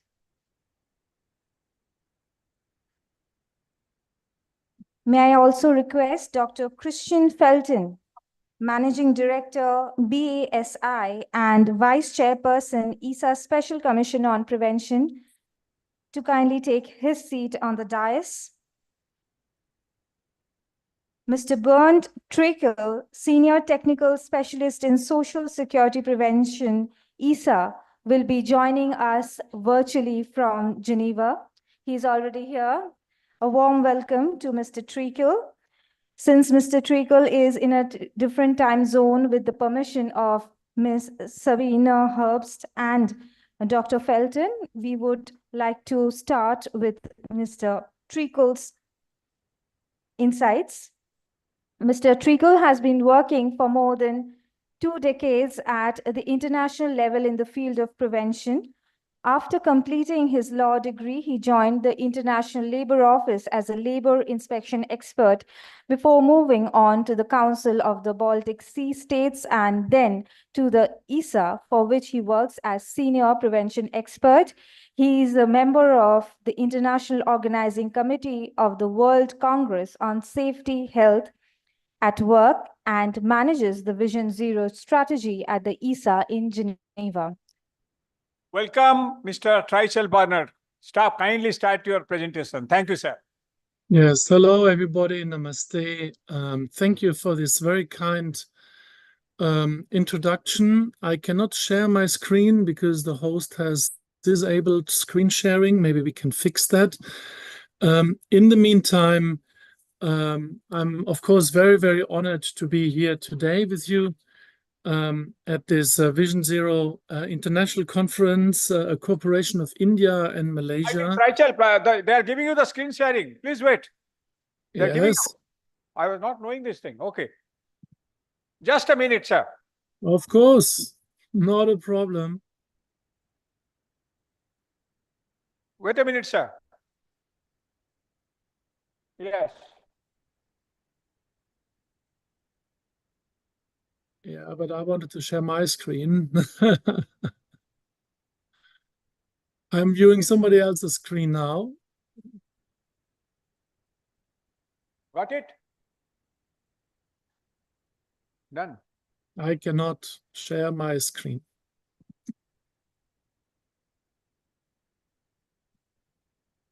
You can, if you make me a host or co-host, then I can share my screen usually.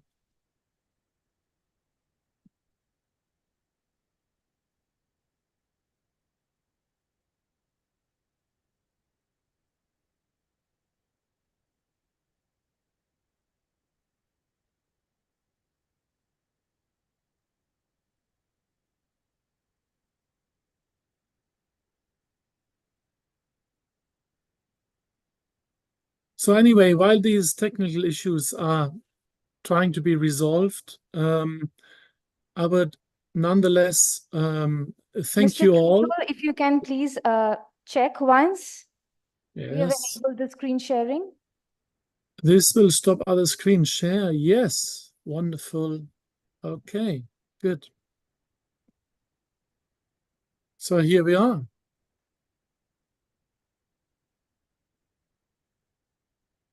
So here we are. Okay, can you all see my screen now?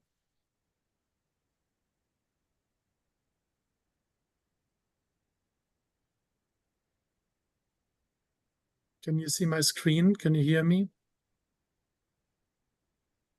We can see your screen, sir. We can hear you. Please go ahead. Wonderful. Okay, good. So thank you again for the introduction. So I work for the International Social Security Institution Association, which is an international organization, part of the International Labour Office. And we cover mainly the world of insurances. So it's pension funds, accident insurances, etc. And in order to provide the best service possible, we have launched this program, Vision Zero, and I'm very, very glad that some of my fellows are also here. I have seen them on the panel, and I have seen them in the program. And all together with the members of the Special Commission on Prevention and the international sections on prevention, we are promoting Vision Zero to the best of our abilities. And I'm very, very grateful that India has taken the Vision Zero flag and really brought it in all the possible states of India, and with a population of how much? 1.5 billion people. You know, this is a big, big job to do. So my topic today is a culture of Vision Zero. You might have heard the topic, a culture of prevention. So let's crank it up a little bit and talk about a culture of Vision Zero. So when we talk about culture, we all have an idea, you know, it's everybody does things in a certain way. Every family does it a little bit differently. Every company does it a little bit differently. It depends on the people. It depends on the values. It depends on the religious setting, on the society. It might depend on the heat and on the cold, on external factors. It might depend on the work ethics. But in the end, the simple definition for culture would be the way we do things around here. So now we want to avoid accidents as much as possible, obviously. And therefore, you know, we are trying to promote a culture of Vision Zero. And this is what happened in 2017. This was in Singapore, where we officially launched Vision Zero with all the major international organizations. And within a day or two, we had over 1,000 supporters of Vision Zero. So this was way back in 2017. Today, we have about 16,000 supporters of Vision Zero, and programs are fleshed out all over the globe. So this is very exciting news. And it shows that the program really works. And I will demonstrate that later, why it works. So if you want to join, you simply click on visionsero.global. we have changed it a little bit. You can now sign in via LinkedIn. And if you do that, you can also post your events, your achievements, your stories directly through your LinkedIn account. So that means you are being held accountable because it's your LinkedIn, but we will post the content anyway. And so this is one way of sharing with the Vision Zero community whatever is going on in the world as regards Vision Zero. Here on the right, you also see the 7 golden rules for accidents, for zero accidents. This is the publication that is the most important in case you want to start any kind of Vision Zero activities. And I'll show you why also a little bit later in this presentation. So, culture, the way we do things around here. I had mentioned it already. In this little word cloud, you know, it depends on family, society, religion, workplace, habits and habitat, but it's not always the best solution, you know. Sometimes we should also use our brain a little bit to come to the best outcomes. Not everything that we do is good. And so the Vision Zero Guide is trying to help us to evolve and to help us to make things better, to improve a prevention culture. And yeah, there are countries like Germany, and now you have 2 Germans, I believe, sitting on the panel. Germany is a country which is very anticipating, very proactive. I always say a promise is a promise. This is actually a line that I learned from the Mahabharata, because believe it or not, I watched the Mahabharata.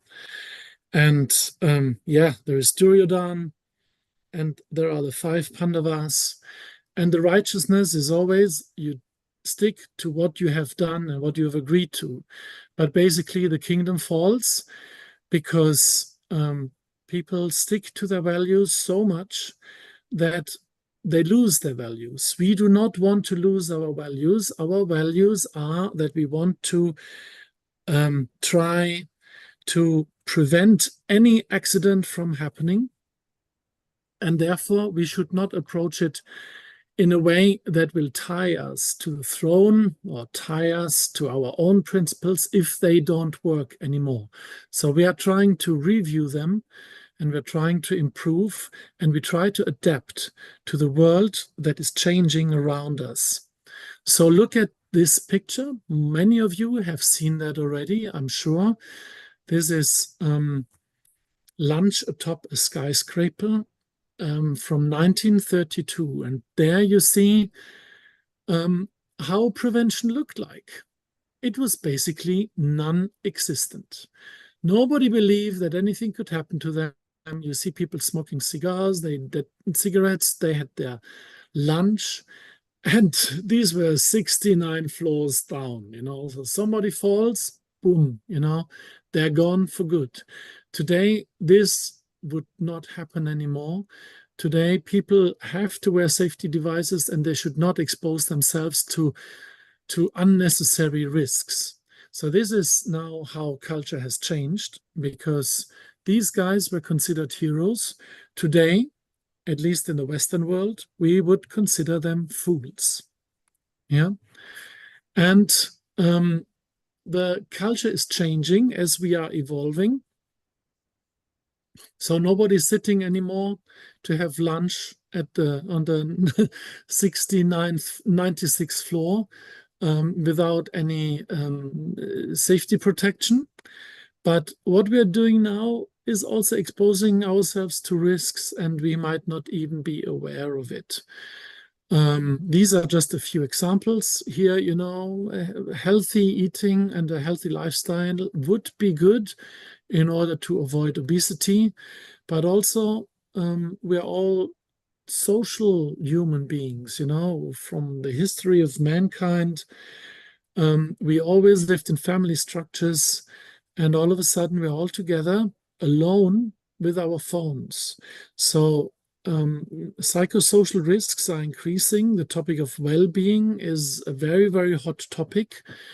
And yeah, so we don't really know what phones do to us yet because there are not enough studies. But my gut feeling is it's better to be together and socialize without the phone rather than having it on you all the time and then eventually become a very lonely and sad person. But this is just a take of it, but this is also to show how culture is changing. And here on the right, you see a guy working with a exoskeleton, performing some work tasks that might be very, very difficult to do without machine help. So this is also a way how we are evolving and how our culture might be changing to make the best use of all the technology that is available to us without harming the human being itself. Now this here is a table that was presented by the German Society for Occupational Hygiene last year at the A+A Congress. And I found that a very, very interesting table because they had actually gone through the pain of Googling the terms Vision Zero, 7 Golden Rules, and work. And basically, they then came up during a certain period of time with their search results. And you can see as the time is evolving, the search results are also evolving. In 2004, there was just one real result with 1,180 results, excuse me. And so this is growing and growing. And 2023, the German Society for Occupational Hygiene found about 104,000 search results. Well, when I did my research and Googled Vision Zero on the occasion of the World Congress, I already came up with 638 million results. And I did a research today just before this presentation, and now I'm at 720 million search results for the term Vision Zero. So you see that it is really a topic of global importance, and it is really something that people are working with. This is not a nothing. This is really a program that has attracted a lot of interest and a program that works. You can apply it in any setting, and I'm sure the colleagues who have already spoken and will be speaking can illustrate that and speak with their own voices to really show you that Vision Zero is a game changer. And the way we do things around here to change culture, the new way we do things around here is to say that all occupational accidents and diseases are preventable. And I have been traveling India, and I feel personally that India has come a long way in terms of prevention, because people need to become aware of the risks they are exposed to. And crossing a street in India is quite something. I love it because when I do it, I do not look to the left and I do not look to the right. I just trust that everything is going to go fine. Because if I look to the left or I look to the right, I become responsible and people will not make way for it. But if I don't look, all of a sudden everything is in the flow and it works. So from a Western perspective, it's crazy. But I'm sure from your perspective, it's just a normal way of living. So, you need to kind of find your way of prevention and how this can be applied in the right setting so that people are safe and sound. So there are different approaches to it. But I really believe that every occupational accident and disease is preventable. So I have a very, very funny noise here in my computer. Do you hear that too, or is it just me? Well, maybe somebody would need to mute their microphone. I don't know. There's somebody talking. Nash marketing. Okay, anyway. So culture change is also maybe linked to a change of our way we do business and how we understand economy. So there are lots of arguments in a market-based economy why prevention is good. Safety pays. There is a better performance. There is better productivity because people are healthy. People feel supported. Employees like their job. They stay in their job. They feel safe. Yeah. And because of that, and because of a reduced number of accidents, there's less absenteeism.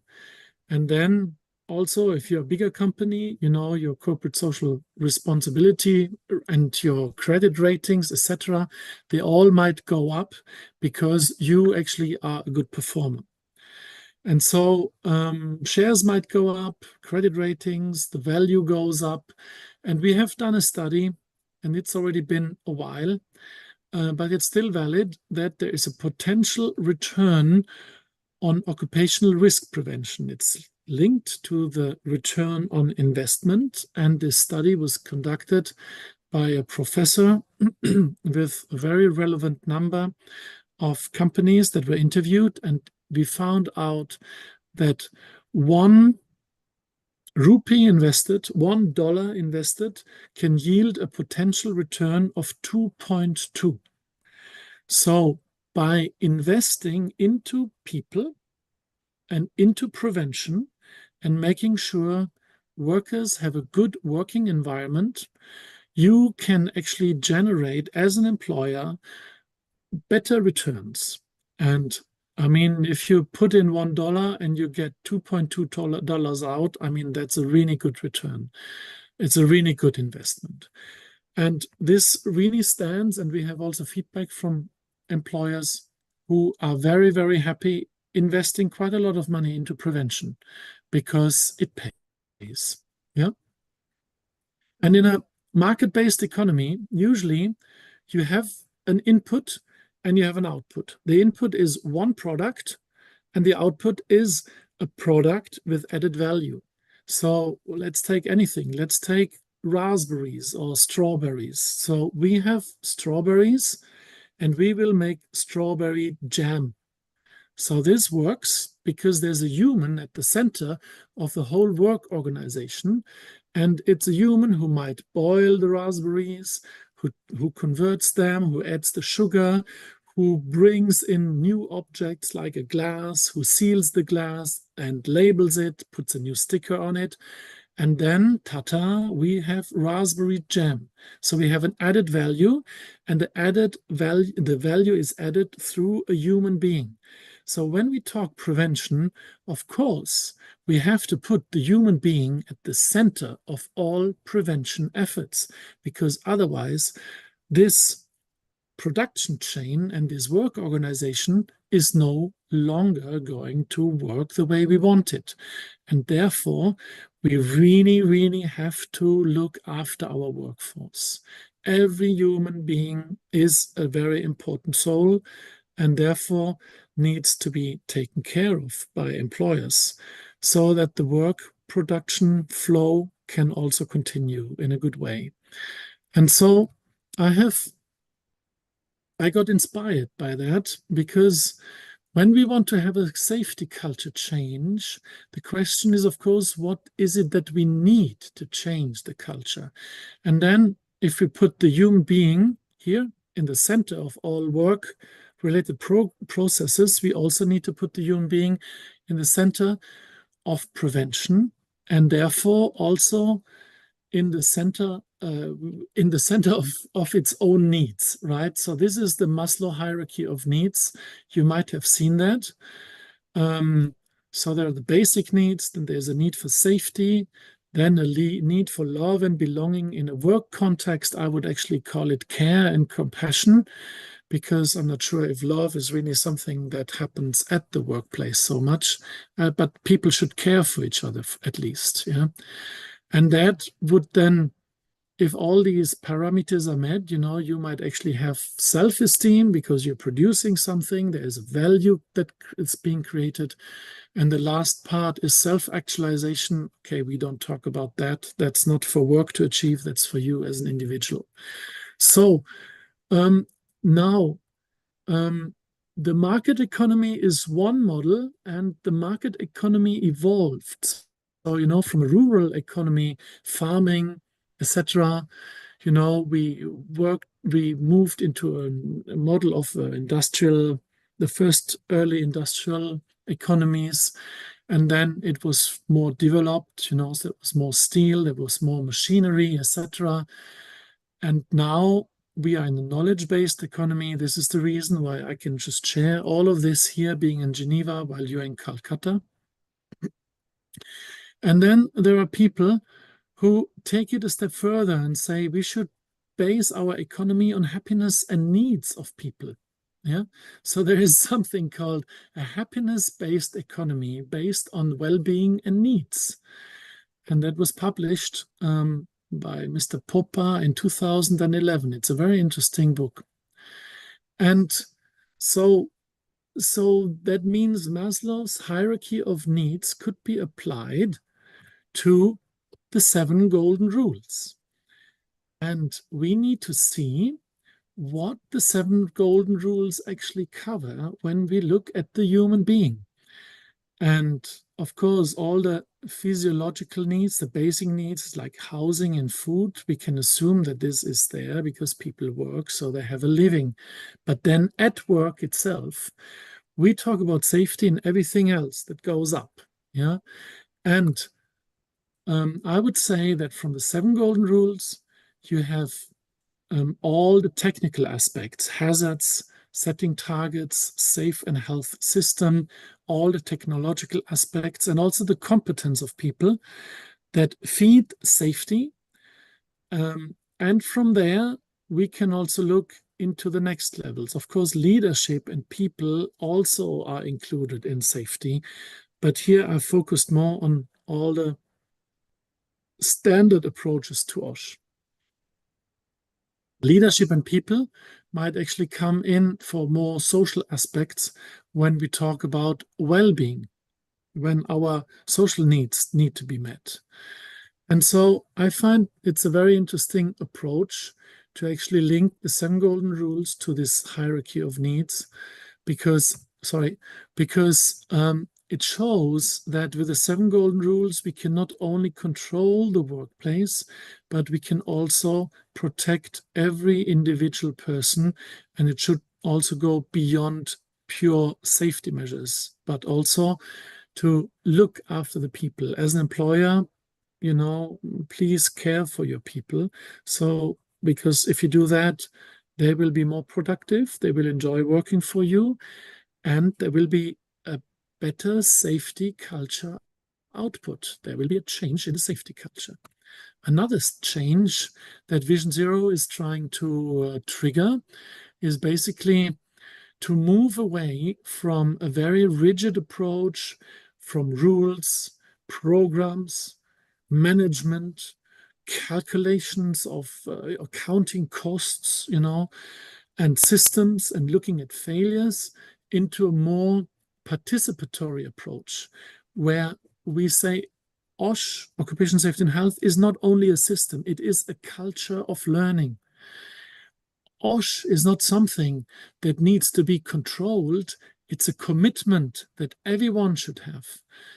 OSH is not a goal, but a process. We understand that there are mistakes being made on the way, but it's okay. We're human beings, we all make mistakes, and we improve. Yeah. So, we look into something that is owned by all. It's not that a few people are in charge of occupational safety and health, and if something goes wrong, well, that guy, did not do his job. No, every worker should know to what risks they are exposed. And so this is the change that we are trying to instigate or promote through Vision Zero. And that's why I call Vision Zero a game changer. we need both. We need technical understanding and the competences, but we also need relational skills. Because people are people and people always connect to each other.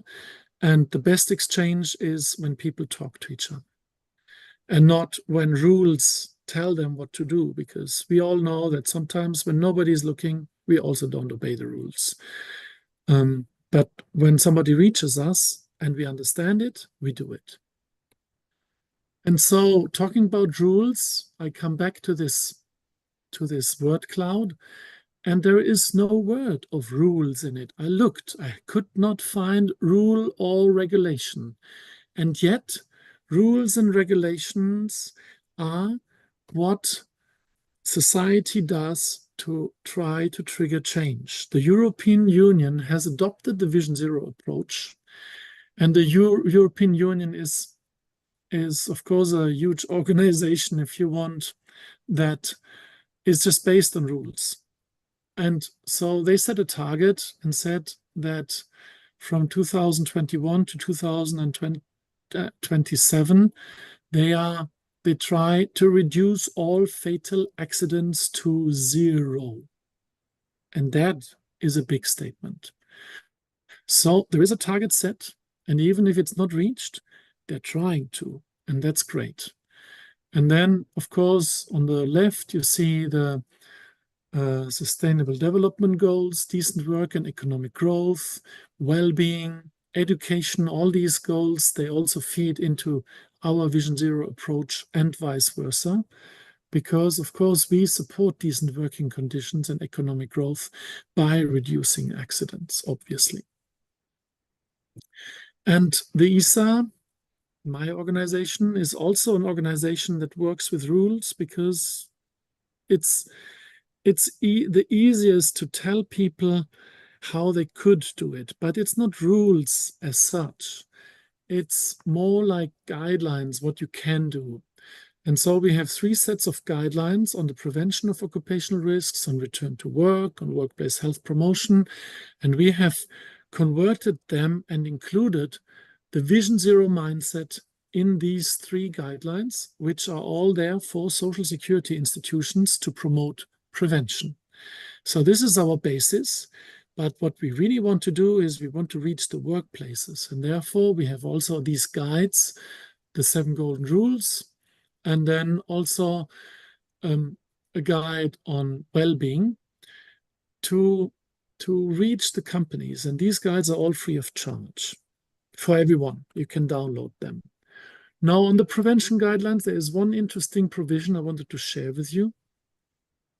And this is that any workers' compensation board should allocate a sufficient budget to conduct prevention services.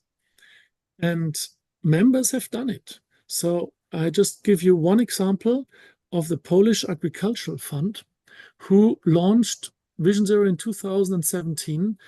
And at that time, the budget was about, per person was 0.39 zloty. I don't know what that is. It's maybe 10 cents or something, 10 cents in euros or dollars.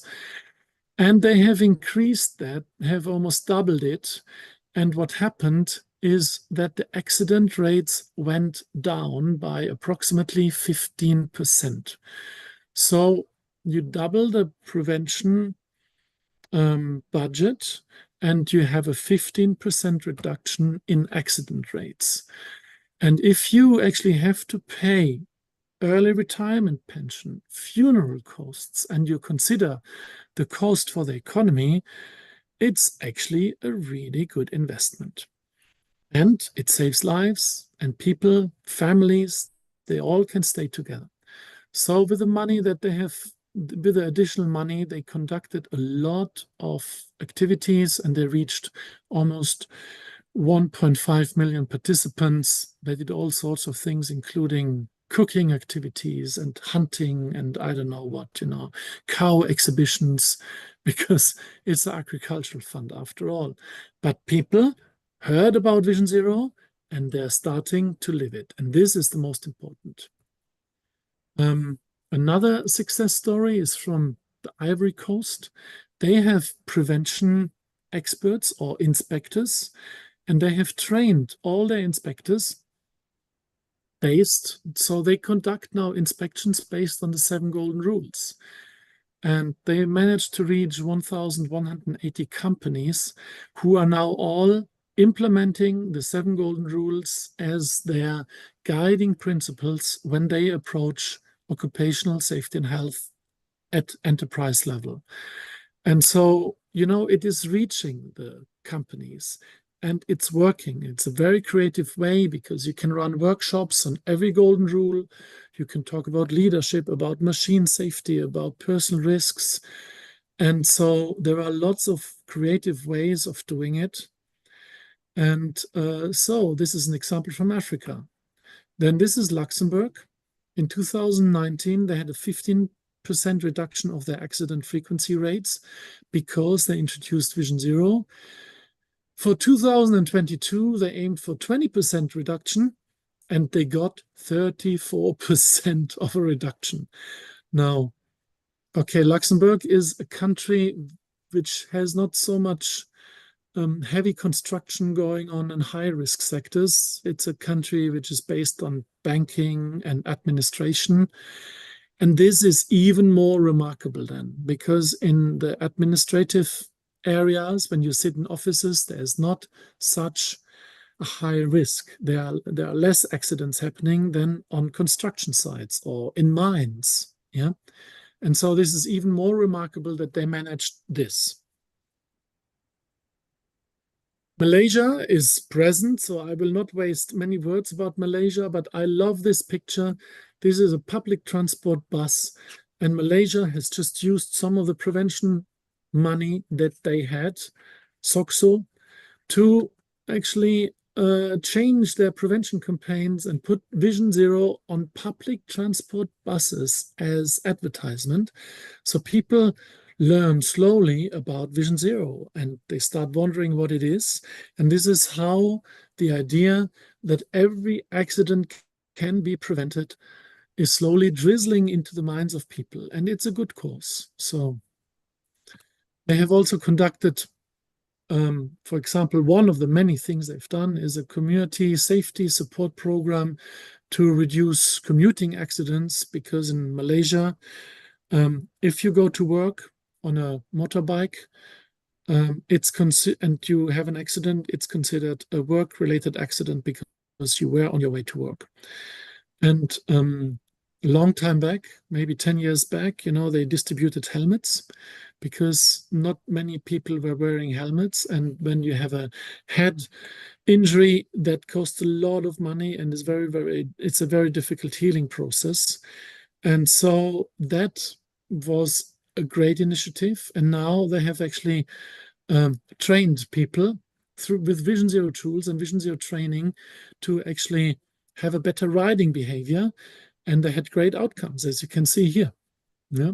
And Dr. Aslan can definitely share more of this with you because he's on site and he's the expert. Singapore has probably the most impressive rates because they have managed to reduce fatalities by 77%. But to be fair, they already started in 2004.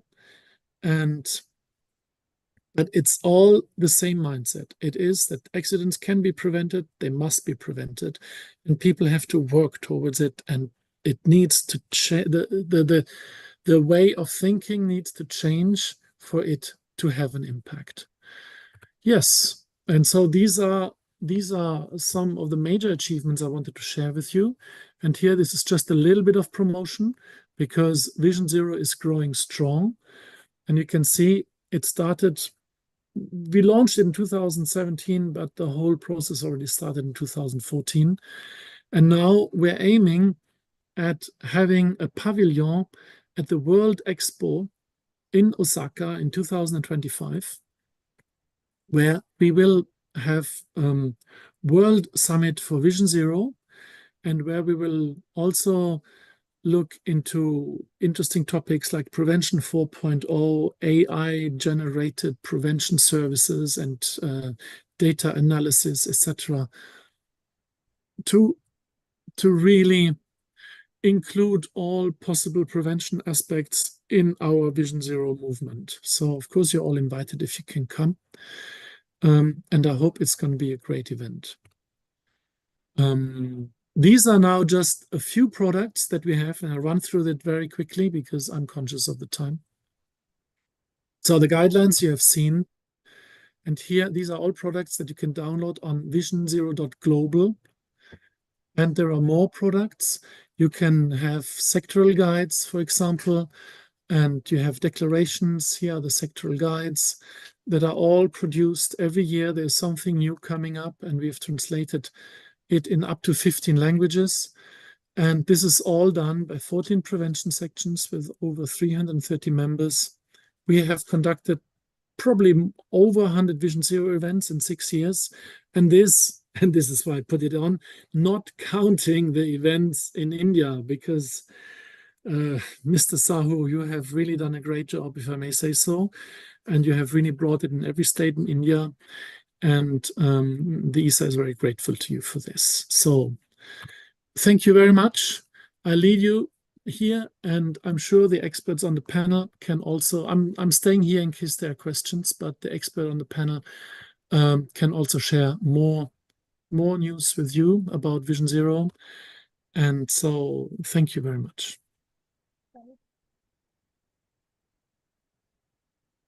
Thank you, Mr. Treacle, for sharing the global insights on occupational accidents and diseases statistics, as well as the imperatives to be undertaken for changing the present culture in order to provide a safe and secured place of work.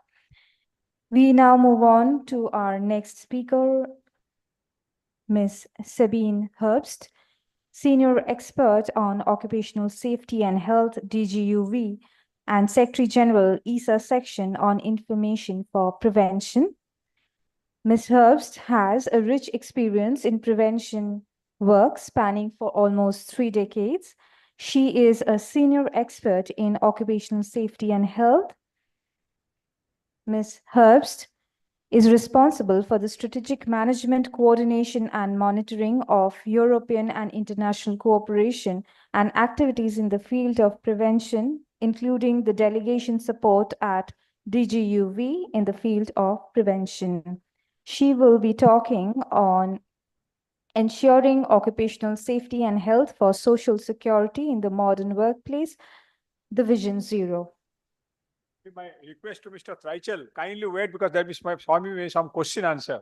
So after this, we'll have a question answer. Thank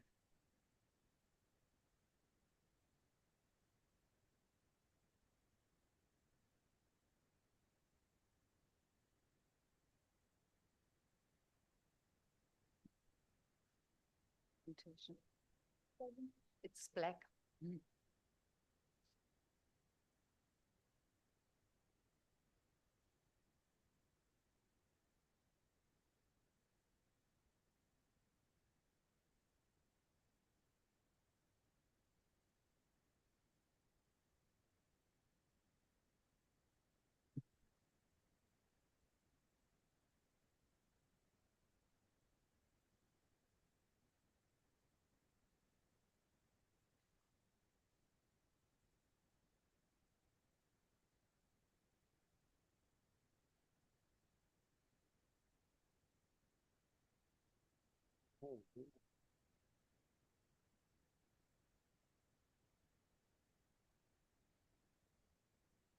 Without the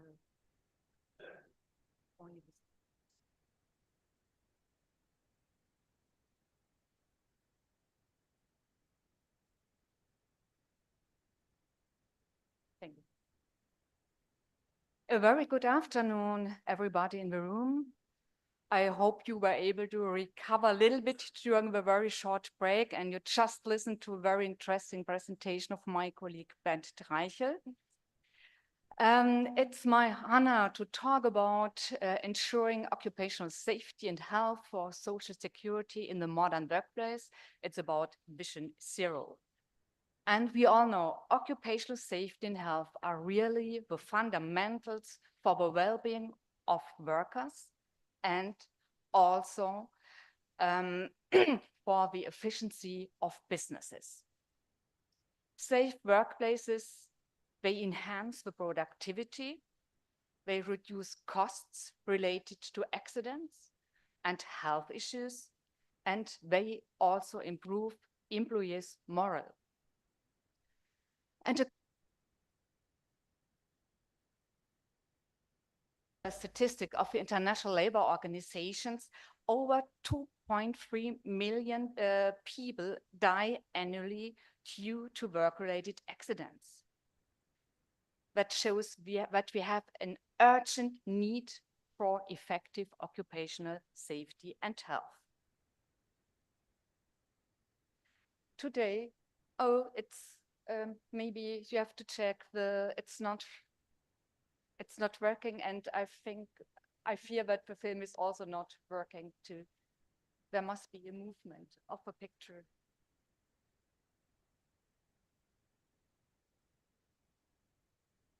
Yes, the video is not working. Maybe the second one video, it's not working too. Yeah. For this on pictures not.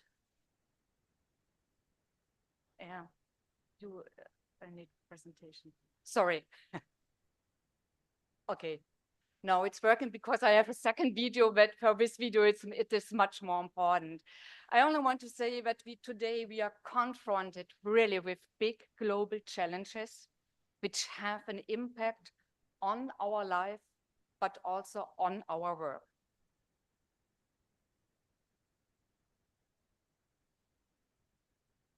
We experience worldwide extreme weather conditions and natural disasters. And these extreme weather conditions, they pose risks to workers, especially to those workers who are working outside. It has an impact on work environments and also worsen existing health risks like heat, stress, and vector-borne diseases. And it can lead to potential in affected industries and regions. In consequence, there is an increased need for social security nets for climate refugees and disaster relief funds. This is the other phase of a climate change prayer.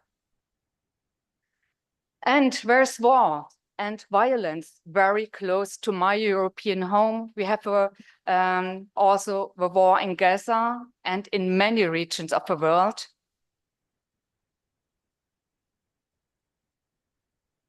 Social security systems by displacing populations. They are destroying infrastructure and diverting funds to defense.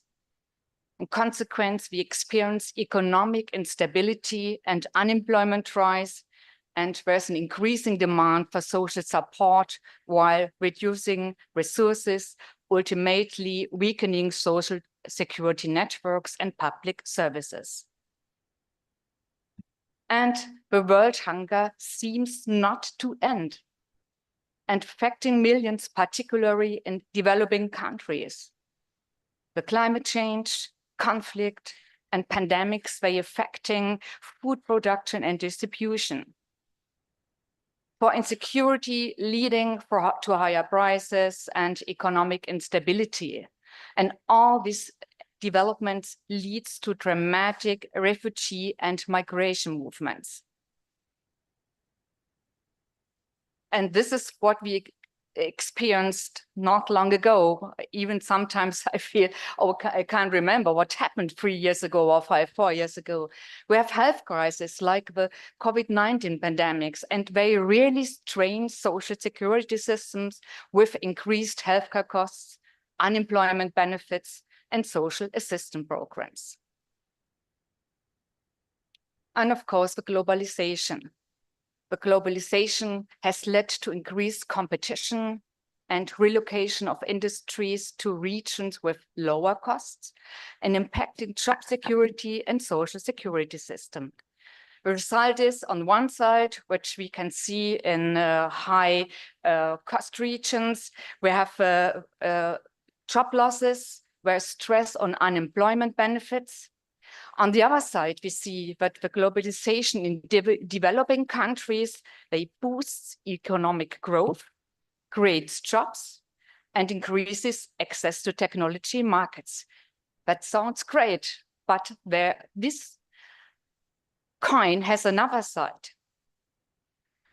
It can lead to income inequality because not everybody here has the same access to technology, for example.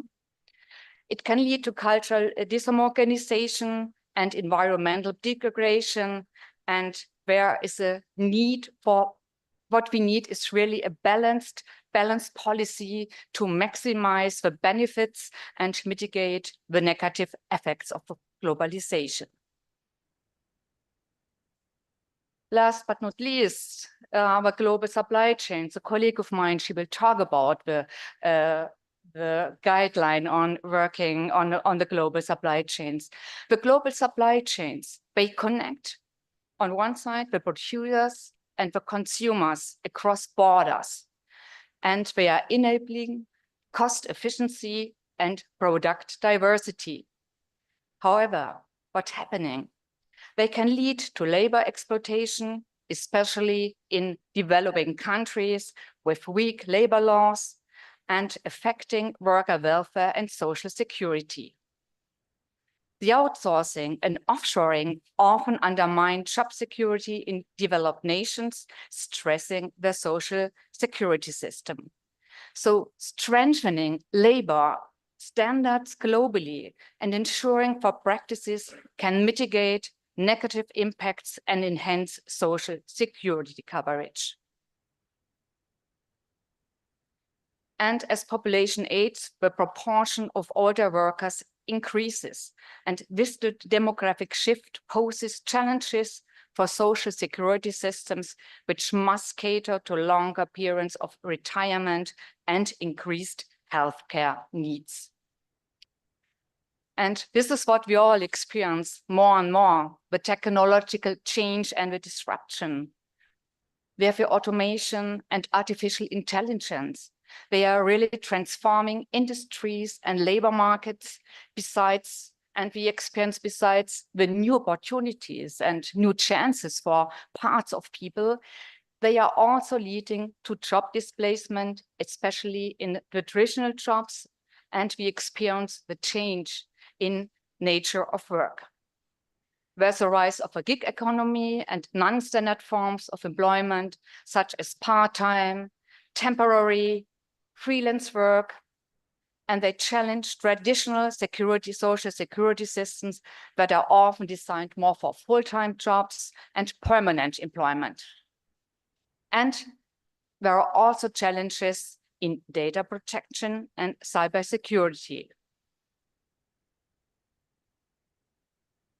Even the worldwide working conditions vary, with developed nations generally offering better standards, while developing regions often face low wages, long working hours, and unsafe working conditions. And these disparities impact social security systems significantly. In developed countries, we have a quite robust social security nets. They support workers. So aging populations also really strain these social systems. In contrast, in developing nations, we struggle with limited social security coverage, leaving workers vulnerable. We have informal employment prevalent in many regions, and this further complicates access to benefits. Improving global working conditions and extending social security cover is really crucial to reducing inequalities and ensuring economic stability.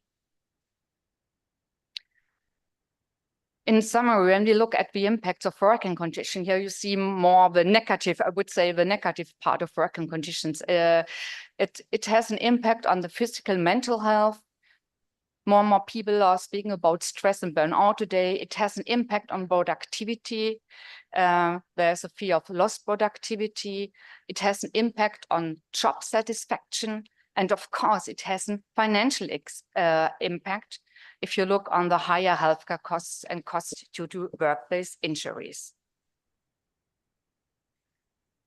And when if a short look on at the statistic from the ILO, we can see that over more than 395 million workers worldwide sustained a non-fatal work injury. And in addition, around 2.9 million workers, they died as a result of a workplace factors. And we see that there is an increase of more than 5% compared to 2015. Okay, we have to remember that these numbers are including the COVID-19 pandemic, because you can see in this time we have a big increase of people who died at work due to COVID-19.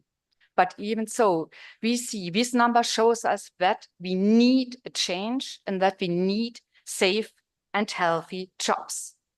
And I would like to show you a movie, and this movie very, from my point of view, expresses or shows how important it is to do something more for safe and healthy workplaces.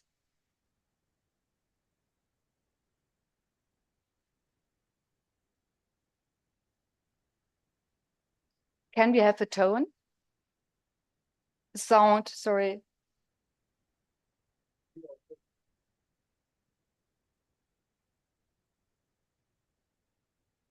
So, thank you.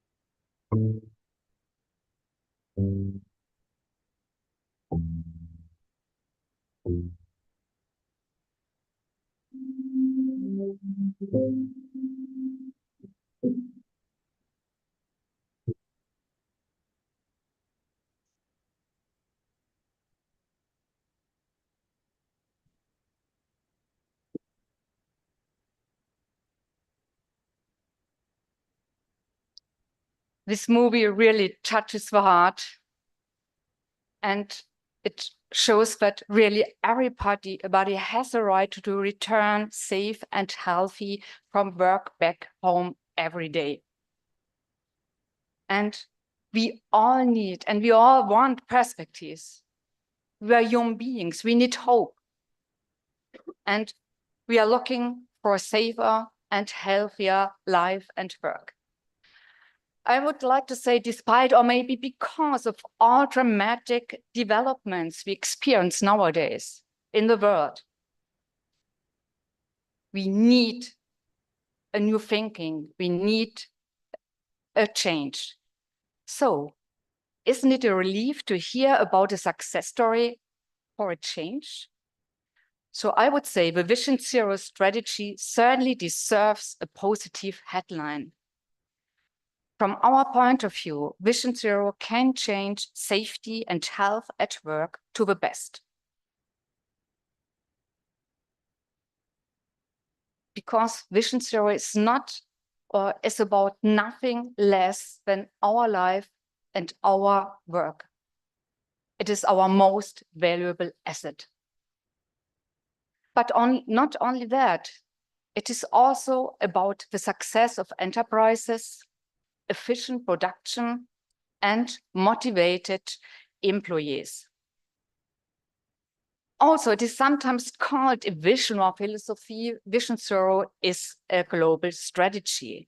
And this strategy is based on the belief that all workplace accidents are preventable and that everyone has the right to return home safely and healthily.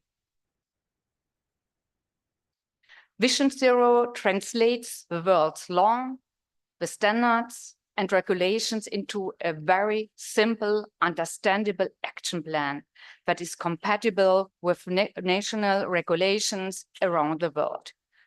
So Vision Zero embodies people's fundamental right to physical integrity.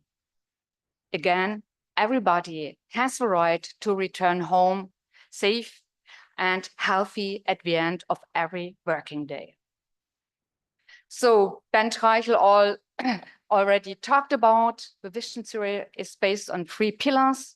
The first pillar is about safety. This is our focus to look at safe working places. The second pillar is about the health. And the third pillar, it's about the well-being of workers. And this third pillar is becoming more and more important nowadays. The other thing is that it's really crucial that the Vision Zero strategy is flexible. Depending on the requirements, one of the 3 dimensions can be brought into focus and adapted to any conceivable work environment. So for you as a company, it's possible that company A has another action plan than company B because their situation is totally different. And that is a very positive aspect of a Vision Zero. It can be adapted to your special needs. It can be adapted to also to the special national need. Vision Zero is built on the 7 golden rules, and it's based on the belief I already told it, that occupational accidents and diseases are preventable. The strategy is based on the values, safety, health, and well-being of employees should not be affected by work. On the contrary, work should rather help to improve employees' health. This is a really paradigm shift, as well as to strengthen their self-confidence, their skills, and their employability. Work-related accidents, injuries, and diseases can be prevented by the anticipation of risks, proper design, planning, procedures, and practices. I think, I don't know if it's Mr. Schitt here in the room, he got us very good positive examples in the morning. And the other thing is very important. We have to look on the prevention measures. They must be taken into account and all stakeholders must be involved. So let's have a look on the individual golden rules. We start with leadership. This is one of the most, for me, most important golden rule. And because without a leadership, you cannot implement a successful Vision Zero. Everything is starting with you as a leader or with you as a manager. It's not the duty of experts.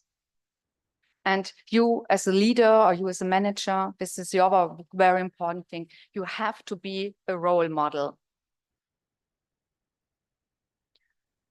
That means you set on one side, it's fun that you set that you set the targets and the rules, but you have also to follow the rules, not only the workers, but you as a leader by yourself.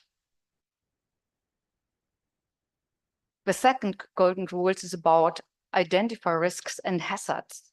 That means look proactively, identify and control risks, prevent accidents before they occur. A risk assessment is helpful, and as well the implementation of control measures are crucial. But not only look on serious accidents, it's always also very helpful to look on minor accidents, small injuries, cases of first aid, and workplaces related occupational diseases. Look at your statistic where you can find very, very good hints on what is not working quite well, for example. and support a safety culture in your company to get reports on near misses and usage conditions and unsafe behavior.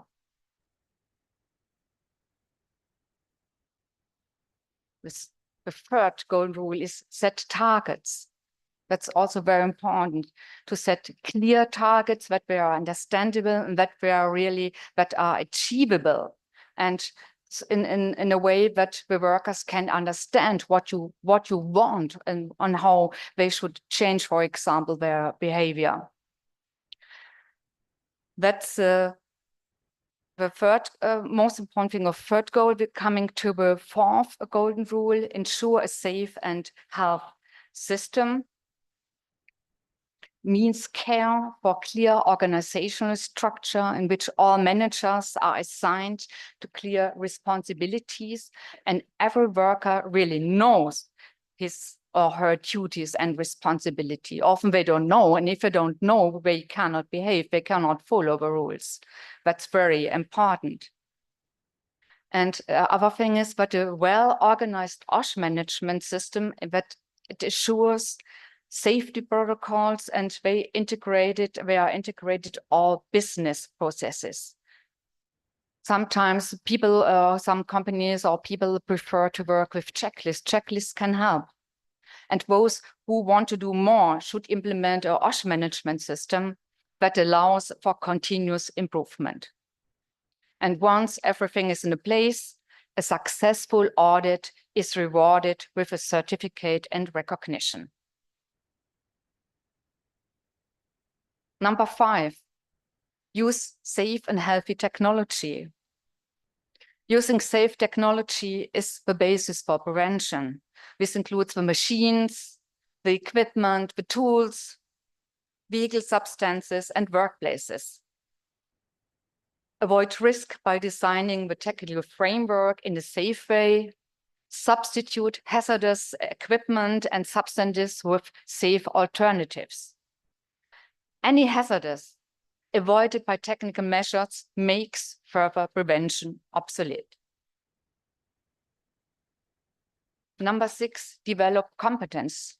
Mr. Schitt also already talked about this important point. Invest in training qualification of your workers. If they don't know what is about hazards, they cannot behave safely or healthily. This is quite important. And even today, in our world with more and more complex technology, it is important to invest in training and qualification of your workers. Rule number 7. For me, despite the number of 1, this is one of the most important golden rule. That means involve or people or invest in people. That means motivate them to engage themselves. Ask them, for example, about their working places, about the hazards at their working places, and about their solutions. So when you ask them, they feel heard. And you can be sure that when you set a rule, then based on their experience, it is easier for them to follow the rules.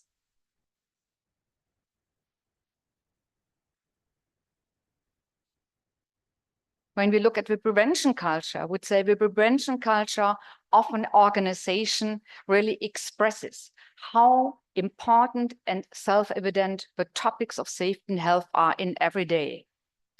And if they are highly valued, everyone is really aware of the importance of identifying risks to safety and health and finding ways to improve them. And if safety and health become core issues in the company, then they are not only seen as cost factors, but rather as an investment in a successful future. And to establish a culture of prevention, the 7 golden rules are the most important and helpful field of action to reach Vision Zero. You see, if you implement them, you are on a really good way on a road to establish a prevention culture. maybe you ask yourself, so what is the benefit? What are the benefits? What are the opportunities if we implement Vision Zero? So I would say if you implement Vision Zero, you will receive a better compliance with the law. You will have less accidents and less diseases, and less harms means less costs. And the examples of Mr. Treichels really shows how successful Vision Zero can be and how effective Vision Zero can be. So it's not a dream. That's very important. It is reachable. And last but not least, you will receive motivated and creative workers. And if your workers are motivated and creative, they like their work, you will receive better quality of their work. You will be more productive, and that also leads to better company image. And if you have a better company image, you are, as a company, much more attractive for new stuff. And new stuff, you know, it's even, especially in Germany, we have a problem to find skilled workers. This is quite important. This is a big advantage for companies. So I can only say connect to global trend. Happy workers means better business.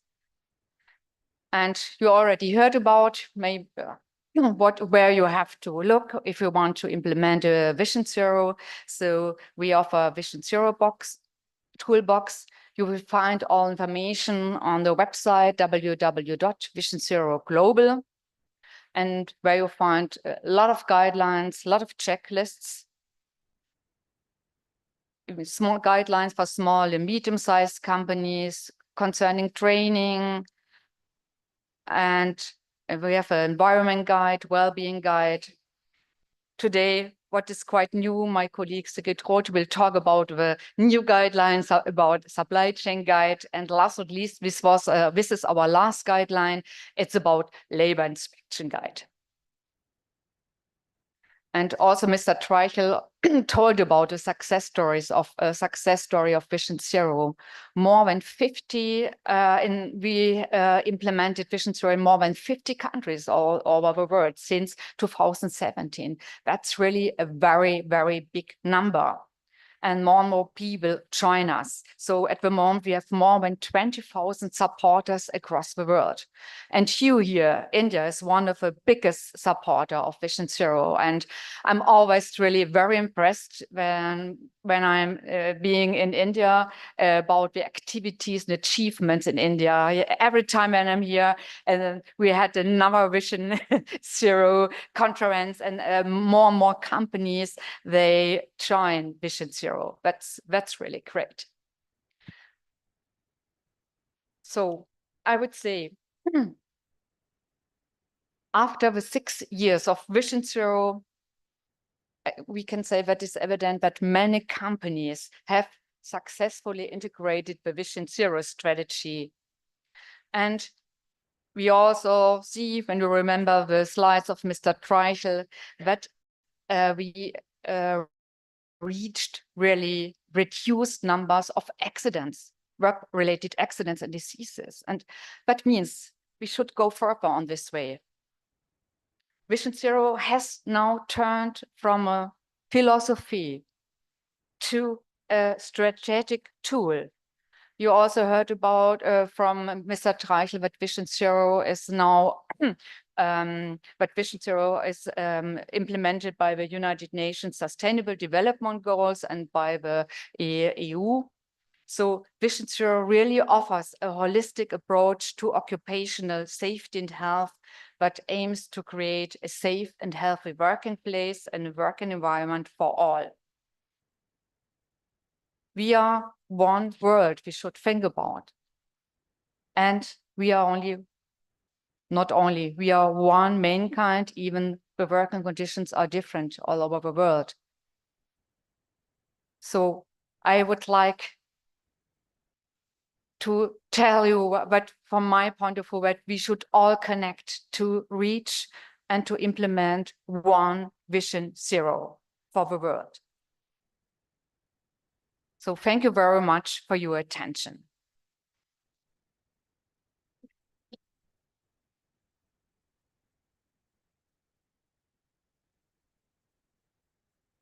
Thank you, Ms. Herbst, for sharing your valuable perspectives on the factors affecting the implementation of Vision Zero and stressing on the need for change. Our next speaker is Dr. Christian Felton, Managing Director, BASI, and Vice Chairperson, ESA, Special Commission on Prevention. Dr. Felton has directed the Competence Center Work-Related Health Hazards and Vision Zero of the German Social Accident Insurance Institution for the Transport Industry, Postal Logistics and Telecommunications, BG Worker. He will be speaking today on global insights navigating challenges on safety for platform gig workers and unorganized contract workers. Dr. Felton.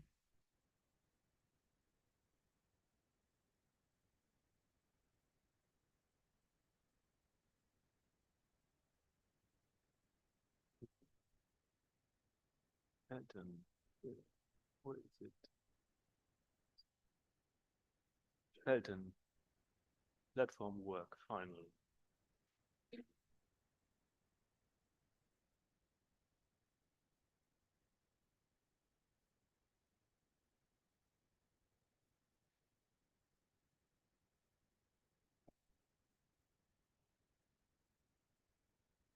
Okay.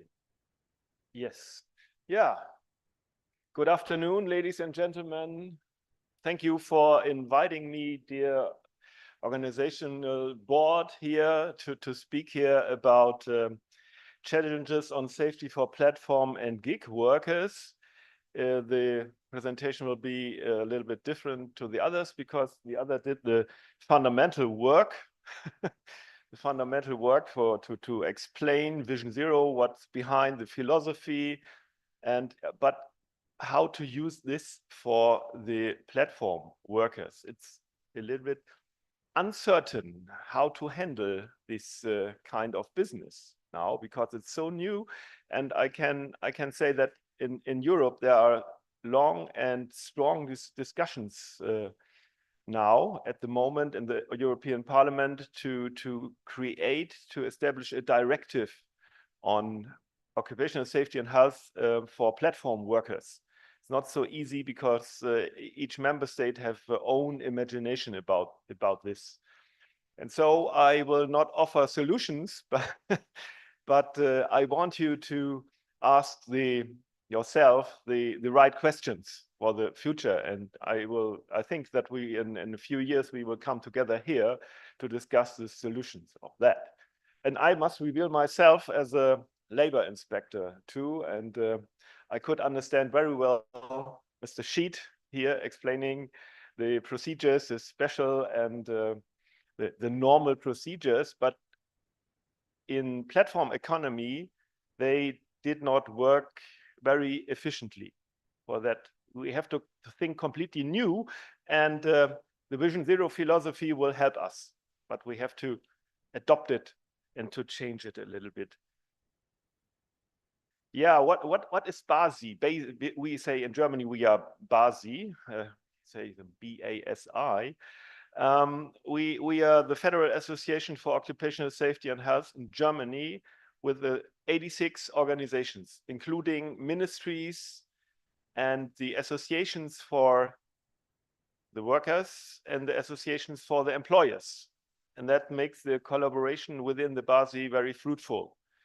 And the senior vice president mentioned it. It's a joint occupational safety and health is a joint project, and the BASI is such a project. And I'm a little bit proud to have the DGUV among our members financing us more than other members. And at the end of my presentation, I give a hint to a big event next year in Düsseldorf. Okay, we start with digitalization. Digitalization is everywhere, not only in Western Europe, in India, everywhere. We have tools, we have for transportation, we have this driver's assistant systems, detecting and detecting hazards and influencing the driver. We are not far away from automated driving, but automated driving means that the cars must communicate among each other, and that's a little bit difficult, but I think in a few years they will do that. For construction work, we have self-working, autonomous working machines. In agriculture, we have these drones, for example, for the detection of the fields. There is no pilot on the ground. They are completely autonomous. They decide, oh, it's not humid enough here, or there's we need more herbicides in this area. They will do it completely autonomous. And in healthcare, the AI devices, they do not help the doctors for the diagnosis. They will do the diagnostic work for that. And for customer services, we have chatbots there. You don't talk with people there. You have chatbots guided by artificial intelligence. And in warehouse logistics, we have Sigrid Roth here. You know it better than me. In warehouse logistics, there's a lot of AI and digitalization. And this will help us in occupational safety and health, for example, by using artificial intelligence. And you will see at the end of my presentation, you can use artificial intelligence to improve safety and health for platform work. You can use wearables, virtual reality. You can consider work processes. You have human-robot interaction. The robot knows. The robot can detect your mood. How are you stressed, or are you in a good mood? Are you in good shape? And the robot will react on it like a human being. And that can be fruitful for the future. And last but not least, the changing of individual work processes. And that's the beginning of platform economy, of gig work guided by platforms. It's the beginning of our item today. Yeah, digitalization can help by artificial intelligence, by digital tools. Collaborating robots will help us. Platform work and gig economy are outcomes of digitalization. Mobile work too. But digitalization, it's not easy for me, can help for sustainability goals. What kind of sustainability we have in mind? First, ecological, but that's not the thing. Economic, second. But for our purposes, we have to use digital tools for sustainable prevention. And we have heard a lot about return on prevention in the presentations of Bernd Treichel and Sabine. And digitalization can help for Vision Zero golden rules, carrying out these rules. So my message is digital tools can significantly and sustainably improve safety and health at work. That's like this. But on the other side, they promote this platform work, gig economy, and other things like that. Mobile work and platform work and gig economy are new forms of work. They have a plus, like strengthening flexibility, efficiency, sustainability, as I said. Work-life balance could be better, but work-life balance could be also worse, because the workers, the employees, or the so-called employees are self-employed. And so they have to decide, am I stressed or am I not stressed? But that's not objective. Privacy could be in danger, digital stress can occur. Workplace design for a platform work. What kind of workplace is it? All our philosophies here now will fail if you say, yes, rule number, I don't know, rule number, workplace safe, define workplaces or safe machinery. How to make sure that platform workers have safe workplaces, a safe work surrounding. But the branches are rising, increasing as labor platforms and also capital platforms, but we will talk only about labor platforms. There are challenges also for the governments, states, or for the European Union. The work is highly unregulated. It's like this. It's a luck that we have Vision Zero approach, where we can use it for that to make it better. And there's a lack of policies on the job structure, tax and privacy, and the exponential growth leaves a lot of people behind. And there have been fat incentives in the initial years, in the first years, like Uber supported the buyers of cars to work for them. And we have a lack of suitable OSH regulations because the classic, I say classic OSH regulations will, in some cases, will fail. In the use, we have to make a new thinking on it with Vision Zero approach. Yeah, and here is an example of the UK. The gig economy platforms are popular in the UK. You see Uber. The first thing I saw a sign at the airport here in Calcutta was Uber, take Uber. But I'm the third party, I'm a client. Third party of this game. I choose the hotel driver here, and it was excellent. It was excellent. I was driven here safely and with a little bit sightseeing. Yeah, and delivery service, people per hour services, Fiverr, Upwork, for handiwork, for example, they are increasing every month. And I come from the transportation business, and I call them the self-employed platform work. I call them now here micro enterprises. You can call them self-employed by a platform. But who is the employer? The employer is not the platform. And it's sure that there is a high rate of accidents in that branch. And this, as I said, is true. The occupational safety and health concepts are often very unsuitable. You can not use it. There's no office.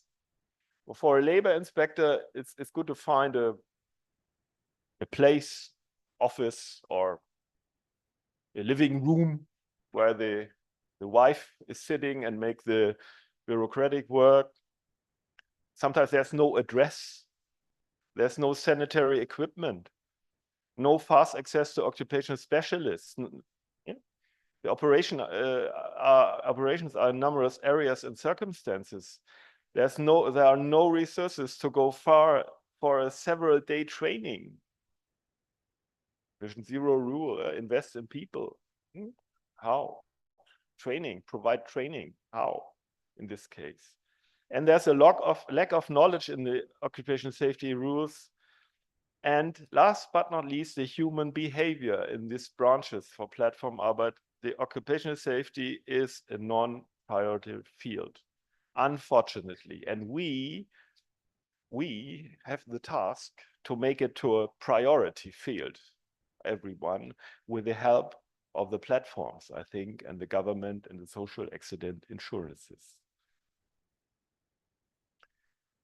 Yeah, in the digital age, we have this increased psychological stress and sick days and absence. We have the overload due to modern technologies. We have the transformation of industry, collaborating robots. There are problems to provide good occupational safety and health training and information for new economic models. We have heard from Sabine the climate change, and don't forget the prevention against accidents and physical, chemical, biological hazards. They are still most important when we're talking about new economy, but platform workers in the gig economy are exposed to hazards of biological agents or chemical agents or heavy loads or something like that. But we will talk about this mobile remote work. The employment status and contractual arrangements are really a challenge. The European Union has launched a research project on it. And I can say in the academic and policy literature on platform work, the uncertainty regarding the employment status of platform workers has been identified as the core challenge to be addressed by the European Union. As a platform work blurs the boundaries between the traditional concepts of employees and self-employed, determining the status of platform workers is not a straightforward task. Digital platform work is characterized by the triangularity of parties involved. Typically, there are 3 parties involved, although in some cases additional parties are included: the digital platform, the worker, and the client. We are all sometimes clients. We have power to change it as a client. Additional parties could be restaurants, for example, in the case of food delivery. But both the digital platform worker and the client can act in a private or professional capacity. In the latter case, the triangular relationship bears similarities to that of temporary work arrangements, for which research has identified worsened OSH experiences, including inadequate safety training, inadequate worker representation, poor quality PPE.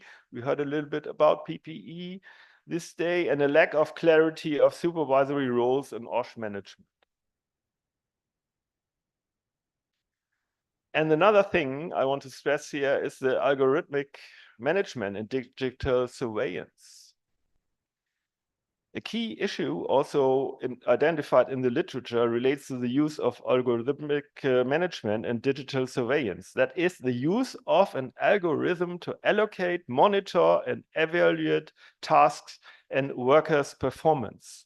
Digital platforms are one of the main actors in the development of algorithms management as a way of managing and controlling a dispersed workforce. You are controlled by the workers are controlled by algorithms. And if the algorithms are not thinking like humans or leaders, you will have a problem. It will cause stress, for example. Yeah, and the professional isolation, the work-life balance, and social support. Platform work is characterized by an individualization of work and work-related physical and social isolation, also known as professional isolation. Digital platform work marks a radical shift away from formalized workplaces, as it's usually home-based or on the road, public spaces, clients' premises, on location, digital platform work, thereby creating a globally dispersed workforce. That's research from the European Institute for Occupational Safety and Health in Bilbao. Yeah. Work, transience, and boundaryless careers. Platform work is associated with chronic job insecurity and income insecurity. We'll have a tomorrow, I think we will have a session about mental health, and that from this presentation on, you have to think about how to use what we learn here for platform work. It's not easy. It's not trivial to use it. It's, I think, not trivial, but to use it for enterprise, for fabric, for chemical plant, waste industry, but for gig economy, it sometimes fails. There are a lot of physical risks. I think I have not. I go through there very fastly. We have physical risks in parcel delivery and psychological risk, as I already mentioned. We have sometimes on the right of this slide, excessive workload, working hours are too long. We have isolation, bullying, verbal abuse, harassment. In handiwork, we have the same. Why, that's me. The other could talk, and you can't. How long did I speak already? Okay. But the thing is, we have this slide we have already seen. We have this traditional OSH approaches, and we have Vision Zero. And Vision Zero is not a strategy. Vision Zero is a mindset.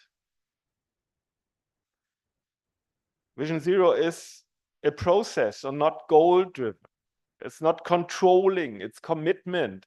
And how to get commitment among platform and platform workers. Preventing accidents against creating safe and healthy work. And you can start thinking how to use it for platform work, isolated work at home or on the road. And we have this Vision Zero 7 golden rules. Take leadership, demonstrate commitment, identify hazards, define targets, develop programs, ensure a safe and healthy system, improve qualification, invest in people. And then, these are the questions. Who is the leader in platform work? Who is employee? That has to be defined. Who does the risk assessment?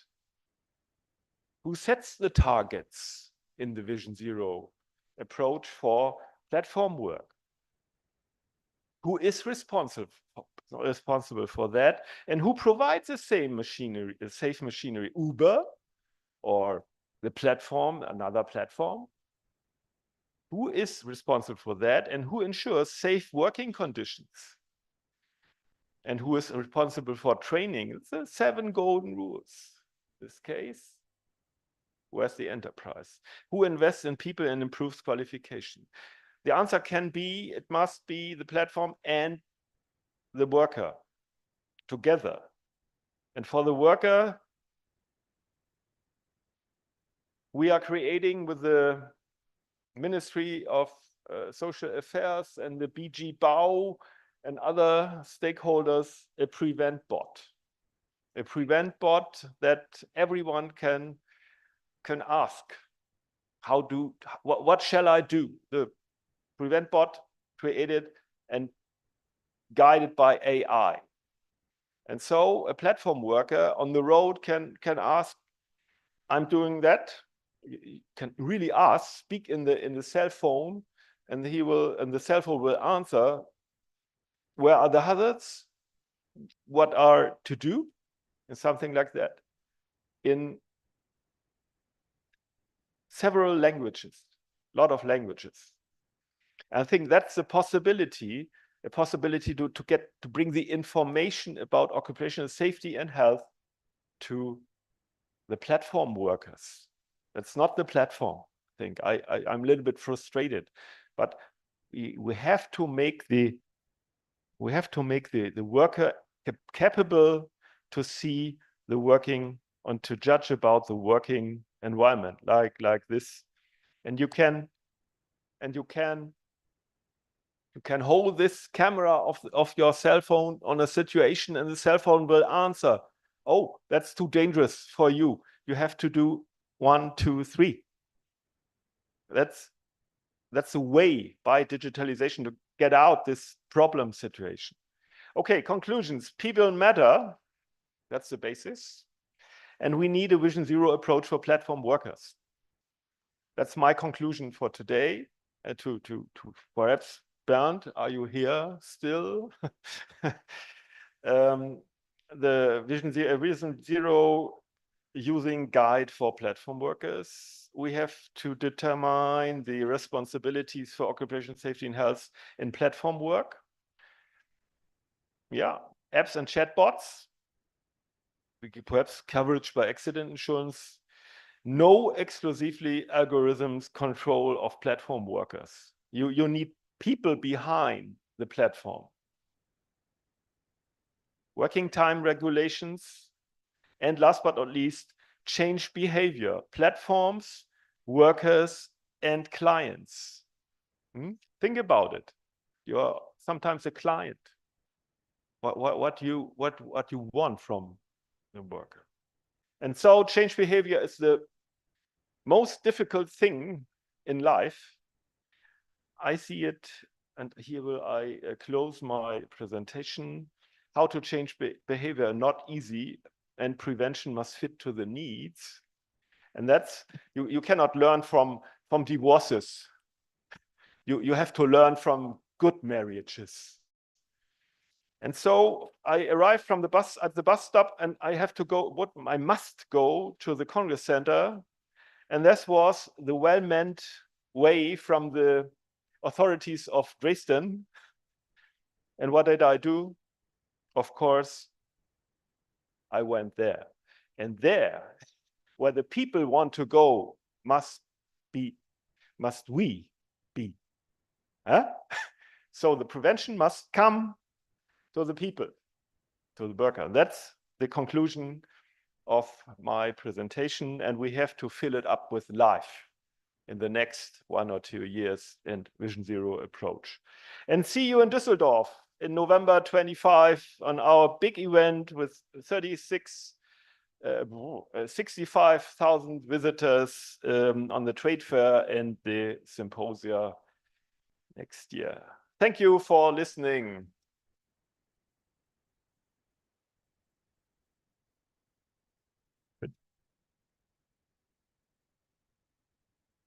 Thank you, Dr. Felton, for your thoughts on the need for reshaping the principles of Vision Zero as per the requirements of platform workers. In the interest of time, we would now like to conclude the plenary session. Before concluding, we would like to present mementos to our respected speakers on the dais. To do the honors, may I request Mr. Bimal Kanti Sahu to please come up and present the mementos. First to Ms. Sabina Herbst, Senior Expert on Occupational Safety and Health, DGUV, and Secretary General, ISA Section on Information for Prevention.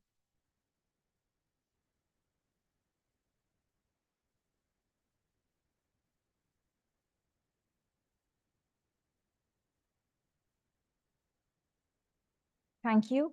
May I now request Mr. Sahu to present the memento to Dr. Christian Felton, Managing Director, BASI, and Vice Chairperson, ISA Special Commission on Prevention. Thank you, Dr. Felton, for being with us today. Of course, Mr. Bernd Treichel, Senior Technical Specialist in Social Security Prevention, ISA. He has joined us virtually today, so our heartfelt thanks to him. I would now request Mr. Aslan Daris, Dr. Aslan Daris, to present mementos from Pakistan, Malaysia.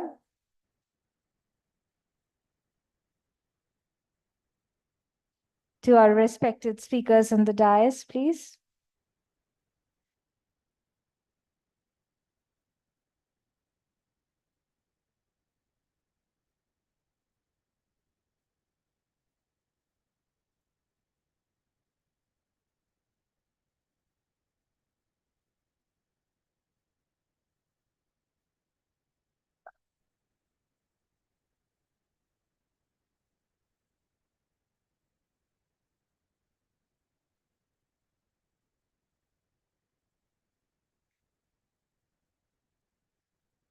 Thank you, Dr. Darius. Thank you, respected speakers. With this, we conclude the plenary session. Ladies and gentlemen, kindly join us after lunch. We have a very interesting thematic session on ensuring safety, occupational safety and health prevention in manufacturing industries. We now break for lunch. Thank you so much.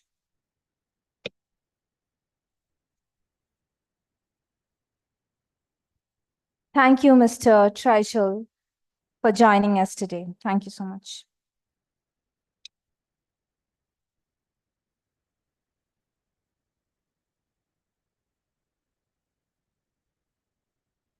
Ladies and gentlemen, we'll start the next thematic session at 3:30. Kindly join us after lunch.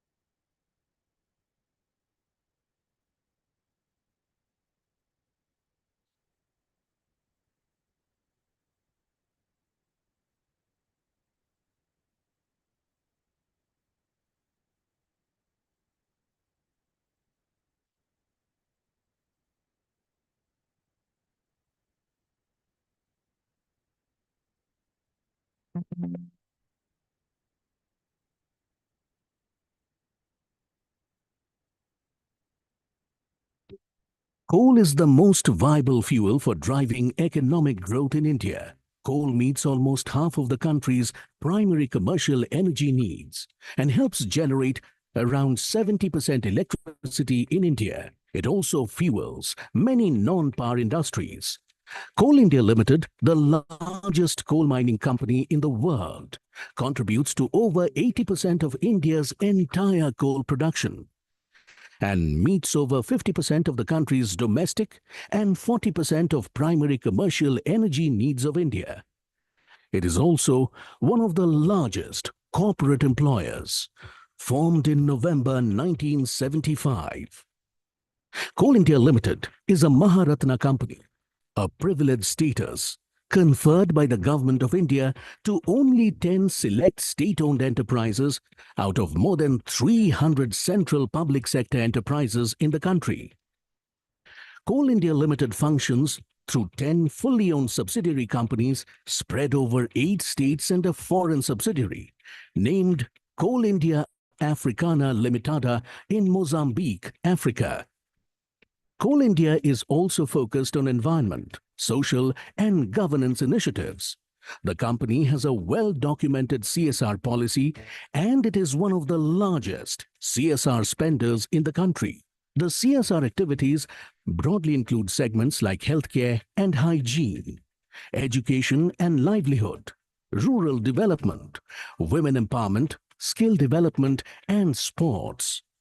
In line with India's pledge to reduce its carbon footprint, Coal India aims to achieve a net zero carbon emissions target by fulfilling biodiversity commitments, emission reduction, generating renewable energy, maximizing mine water utilization, and adopting cleaner coal production processes.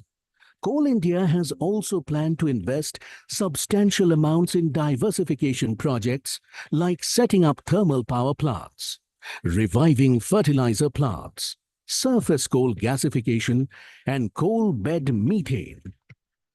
Coal India Limited, strengthening the energy security of India.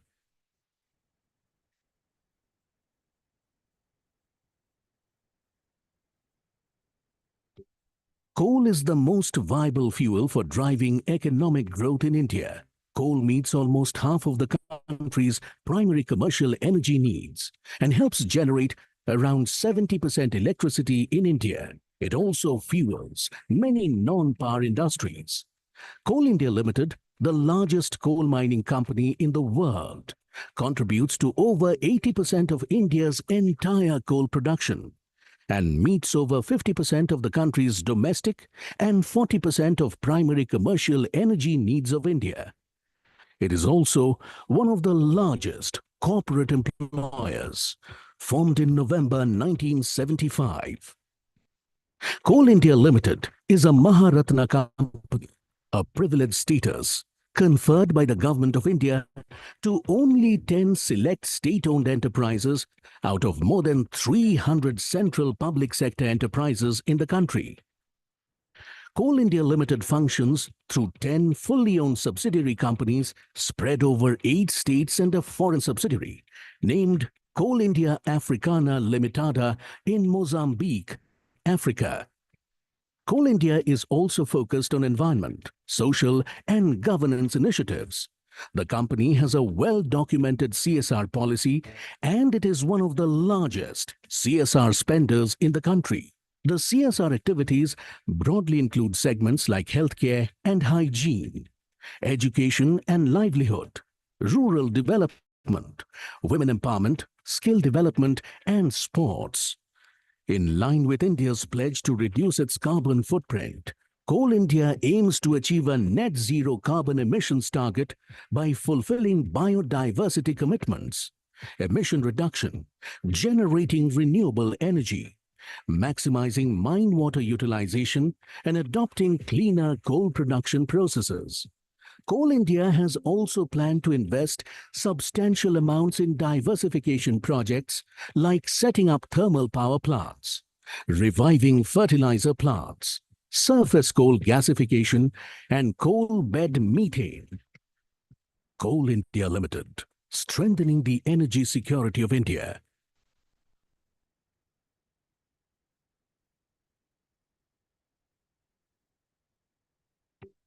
Coal is the most viable fuel for driving economic growth in India.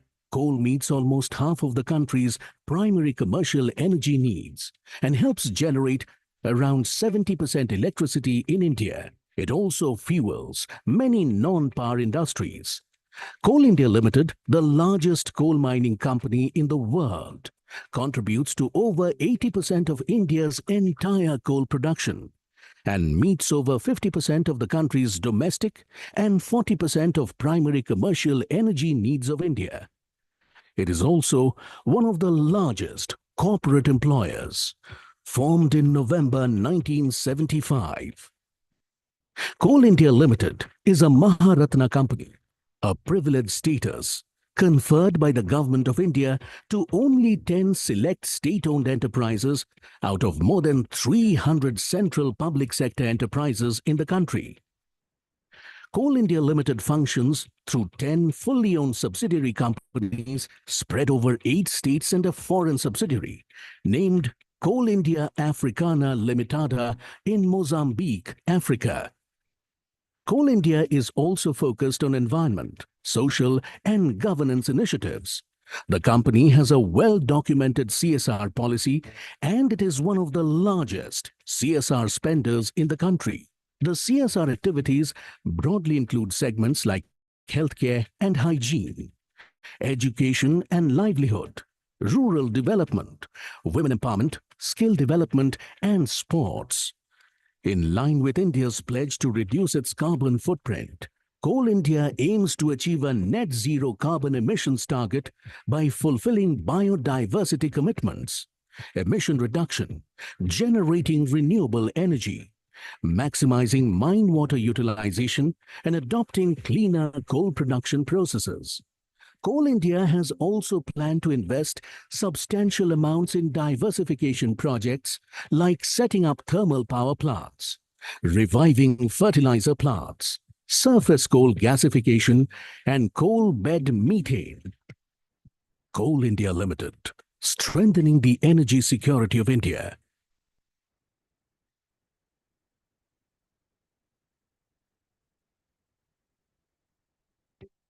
Coal is the most viable fuel for driving economic growth in India. Coal meets almost half of the country's primary commercial energy needs and helps generate around 70% electricity in India. It also fuels many non-power industries.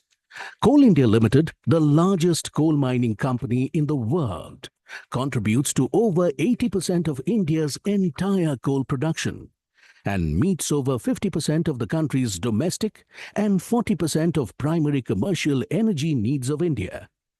It is also one of the largest corporate employers, formed in November 1975. Coal India Limited is a Maharatna company, a privileged status conferred by the Government of India to only 10 select state-owned enterprises out of more than 300 central public sector enterprises in the country. Coal India Limited functions through 10 fully owned subsidiary companies spread over 8 states and a foreign subsidiary named Coal India Africana Limitada in Mozambique, Africa. Coal India is also focused on environment, social and governance initiatives. The company has a well-documented CSR policy and it is one of the largest CSR spenders in the country. The CSR activities broadly include segments like healthcare and hygiene, education and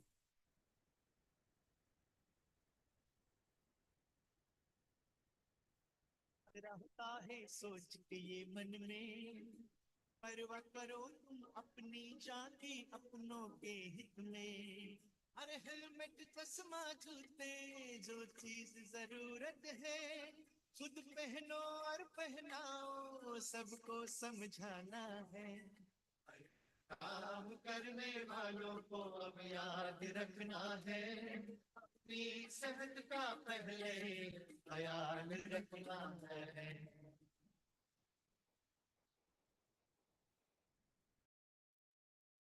जीवन है अनमोल उसे कभी खतरों में मत डालो खुद पर चोट न आए कैसे बातें सोच लो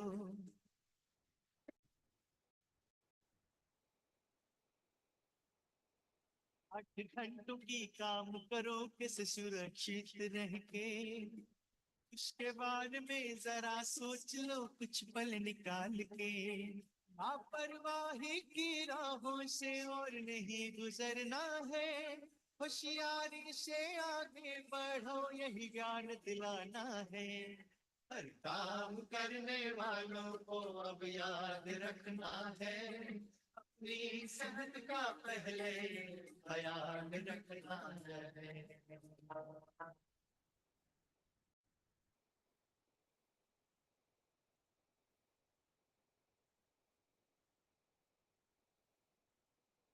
जाए कभी जान किसी का किसी भी हादसे में यही बताने हम आए हैं जहाँ तो जहान है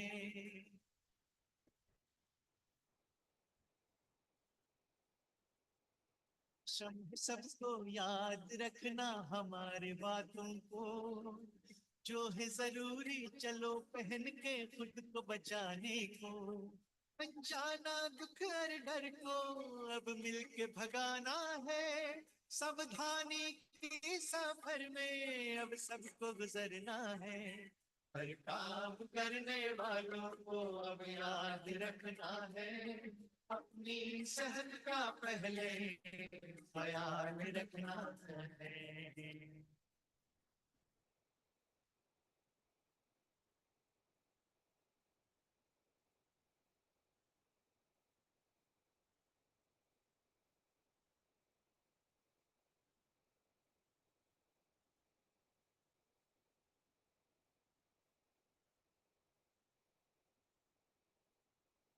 काम करने वालों को अब याद रखना है अपनी सेहत का पहले ख्याल रखना है हर काम करने वालों को अब याद रखना है अपनी सेहत का पहले ख्याल रखना है तुम्हें देश को संभल कर आगे ले जाना है नहुं को पानी बनाकर धरती को सजाना है।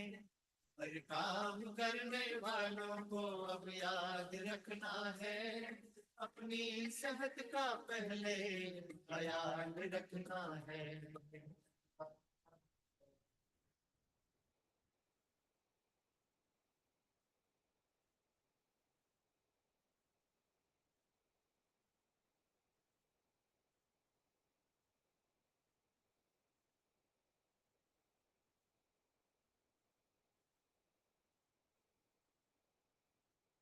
खानों में काम करो या खेत और खदान में, आग से काम करो या फिर तुम महल बनाने में।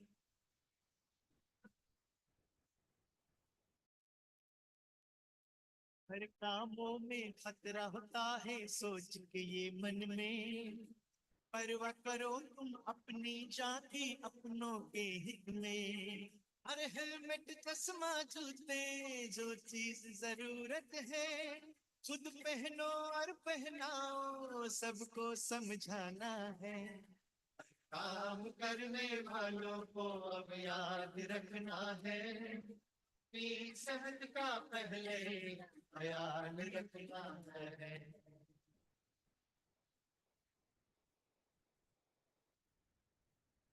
जीवन है अनमोल, उसे कभी खतरों में मत डालो, खुद पर चोट न आए कैसे बातें सोच लो।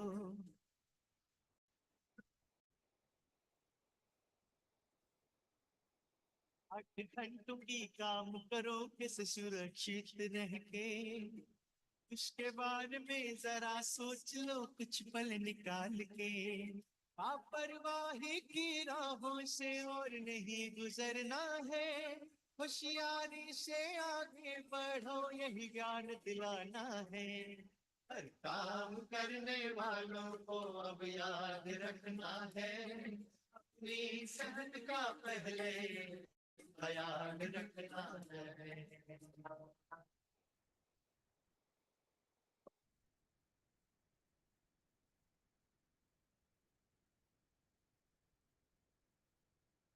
जाए कभी जान किसी का किसी भी हद से में, यही बताने हम आए हैं जहाँ तो जहान है।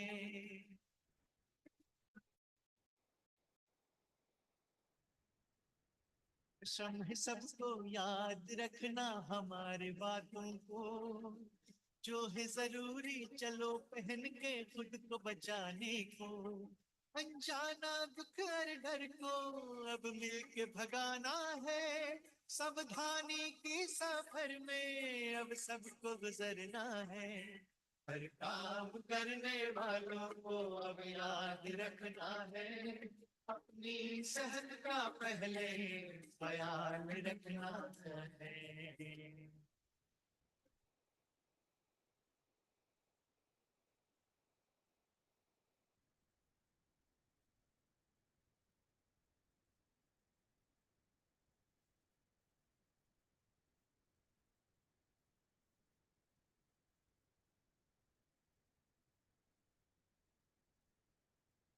काम करने वालों को अब याद रखना है, अपनी सेहत का पहले ख्याल रखना है। हर काम करने वालों को अब याद रखना है, अपनी सेहत का पहले ख्याल रखना है। तुम्हें देश को संभल कर आगे ले जाना है। A privileged status conferred by the Government of India to only 10 select state-owned enterprises out of more than 300 central public sector enterprises in the country. Coal India Limited functions through 10 fully owned subsidiary companies spread over 8 states and a foreign subsidiary, named Coal India Africana Limitada in Mozambique, Africa. Coal India is also focused on environment, social and governance initiatives. The company has a well-documented CSR policy and it is one of the largest CSR spenders in the country. The CSR activities broadly include segments like healthcare and hygiene, education and livelihood, rural development, women empowerment, skill development, and sports. In line with India's pledge to reduce its carbon footprint, Coal India aims to achieve a net zero carbon emissions target by fulfilling biodiversity commitments, emission reduction, generating renewable energy, maximizing mine water utilization, and adopting cleaner coal production processes. Coal India has also planned to invest substantial amounts in diversification projects like setting up thermal power plants, reviving fertilizer plants, surface coal gasification, and coal bed methane. Coal India Limited, strengthening the energy security of India.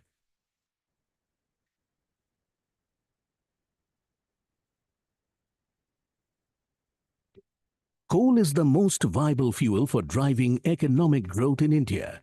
Coal meets almost half of the country's primary commercial energy needs and helps generate around 70% electricity in India. It also fuels many non-power industries. Coal India Limited, the largest coal mining company in the world, contributes to over 80% of India's entire coal production and meets over 50% of the country's domestic and 40% of primary commercial energy needs of India. It is also one of the largest corporate employers, formed in November 1975. Coal India Limited is a Maharatna company, a privileged status conferred by the Government of India to only 10 select state-owned enterprises out of more than 300 central public sector enterprises in the country. Coal India Limited functions through 10 fully owned subsidiary companies spread over 8 states and a foreign subsidiary, named Coal India Africana Limitada in Mozambique, Africa. Coal India is also focused on environment, social, and governance initiatives. The company has a well-documented CSR policy, and it is one of the largest CSR spenders in the country. The CSR activities broadly include segments like healthcare and hygiene, education and livelihood, rural development, women empowerment, skill development, and sports. In line with India's pledge to reduce its carbon footprint, Coal India aims to achieve a net zero carbon emissions target by fulfilling biodiversity commitments, emission reduction, generating renewable energy, maximizing mine water utilization, and adopting cleaner coal production processes. Coal India has also planned to invest substantial amounts in diversification projects like setting up thermal power plants, reviving fertilizer plants, surface coal gasification, and coal bed methane. Coal India Limited, strengthening the energy security of India.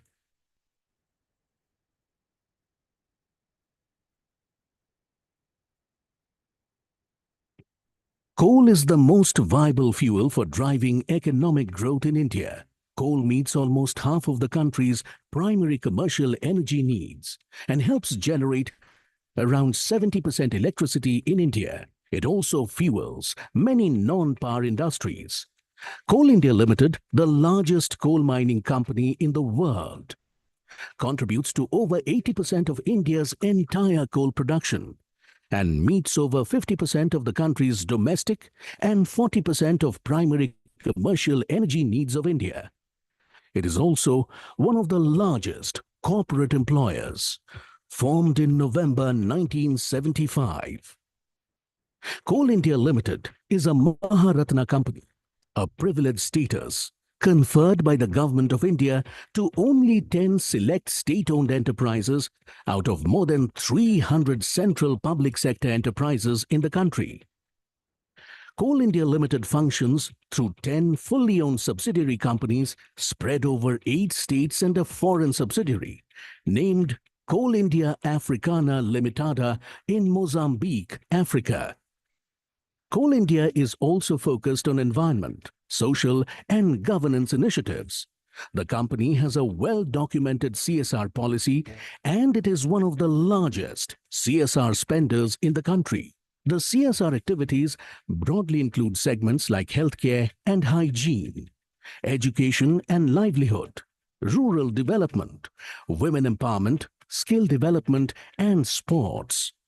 In line with India's pledge to reduce its carbon footprint, Coal India aims to achieve a net zero carbon emissions target by fulfilling biodiversity commitments, emission reduction, generating renewable energy, maximizing mine water utilization, and adopting cleaner coal production processes.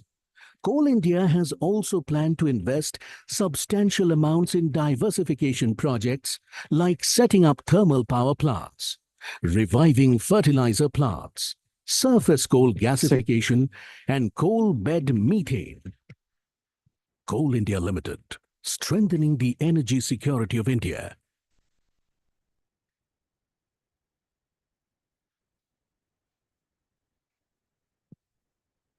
Coal is the most viable fuel for driving economic growth in India. Coal meets almost half of the country's primary commercial energy needs and helps generate around 70% electricity in India. It also fuels many non-power industries. Coal India Limited, the largest coal mining company in the world, contributes to over 80% of India's entire coal production and meets over 50% of the country's domestic and 40% of primary commercial energy needs of India. It is also one of the largest corporate employers, formed in November 1975. Coal India Limited is a Maharatna company, a privileged status conferred by the Government of India to only 10 select state-owned enterprises out of more than 300 central public sector enterprises in the country. Coal India Limited functions through 10 fully owned subsidiary companies spread over 8 states and a foreign subsidiary, named Coal India Africana Limitada in Mozambique, Africa. Coal India is also focused on environment, social, and governance initiatives. The company has a well-documented CSR policy, and it is one of the largest CSR spenders in the country. The CSR activities broadly include segments like healthcare and hygiene, education and livelihood, rural development, women empowerment, skill development, and sports. In line with India's pledge to reduce its carbon footprint, Coal India aims to achieve a net zero carbon emissions target by fulfilling biodiversity commitments, emission reduction, generating renewable energy, maximizing mine water utilization, and adopting cleaner coal production processes. Coal India has also planned to invest substantial amounts in diversification projects like setting up thermal power plants, reviving fertilizer plants, surface coal gasification, and coal bed methane. Coal India Limited, strengthening the energy security of India.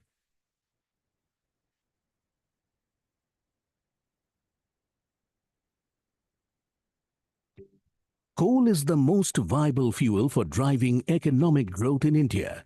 Coal meets almost half of the country's primary commercial energy needs and helps generate around 70% electricity in India. It also fuels many non-power industries. Coal India Limited, the largest coal mining company in the world, contributes to over 80% of India's entire coal production and meets over 50% of the country's domestic and 40% of primary commercial energy needs of India.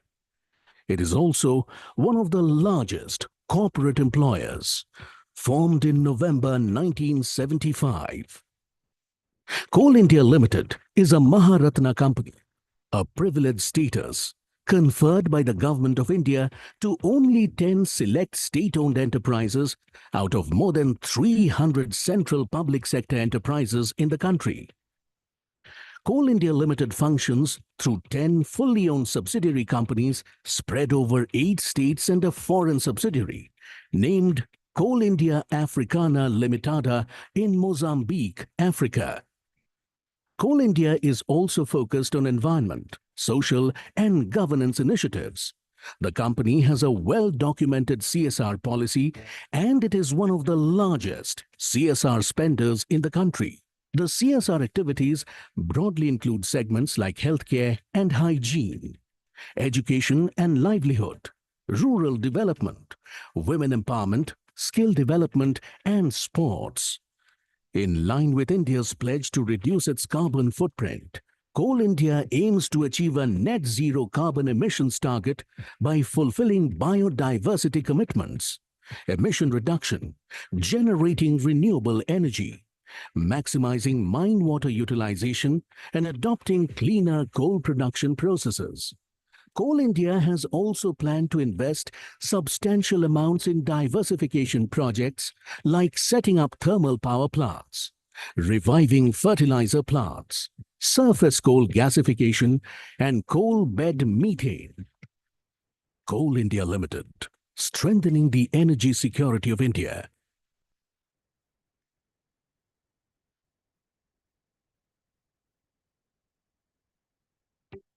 Coal is the most viable fuel for driving economic growth in India. Coal meets almost half of the country's primary commercial energy needs and helps generate around 70% electricity in India. It also fuels many non-power industries. Coal India Limited, the largest coal mining company in the world, contributes to over 80% of India's entire coal production and meets over 50% of the country's domestic and 40% of primary commercial energy needs of India. It is also one of the largest corporate employers, formed in November 1975.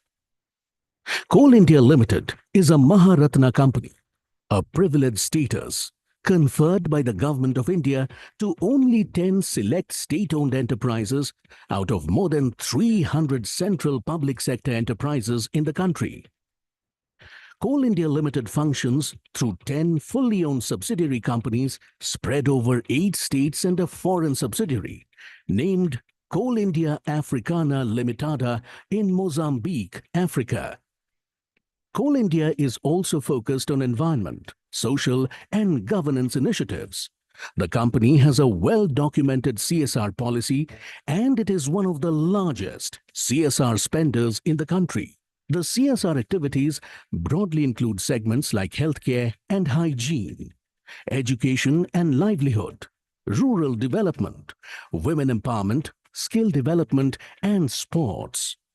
In line with India's pledge to reduce its carbon footprint, Coal India aims to achieve a net zero carbon emissions target by fulfilling biodiversity commitments, emission reduction, generating renewable energy, maximizing mine water utilization, and adopting cleaner coal production processes. Coal India has also planned to invest substantial amounts in diversification projects like setting up thermal power plants, reviving fertilizer plants, surface coal gasification, and coal bed methane.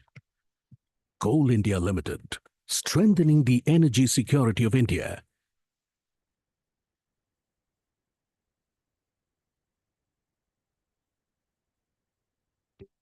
Coal is the most viable fuel for driving economic growth in India.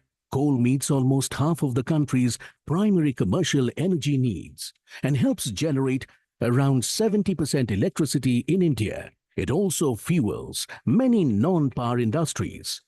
Coal India Limited, the largest coal mining company in the world, contributes to over 80% of India's entire coal production and meets over 50% of the country's domestic and 40% of primary commercial energy needs of India. It is also one of the largest corporate employers, formed in November 1975.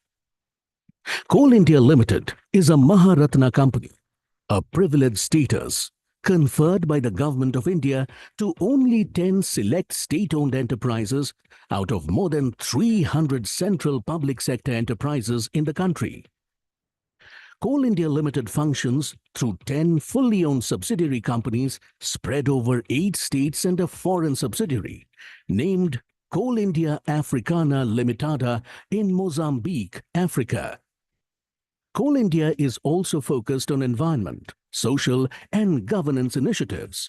The company has a well-documented CSR policy and it is one of the largest CSR spenders in the country. The CSR activities broadly include segments like healthcare and hygiene, education and livelihood, rural development, women empowerment, skill development and sports.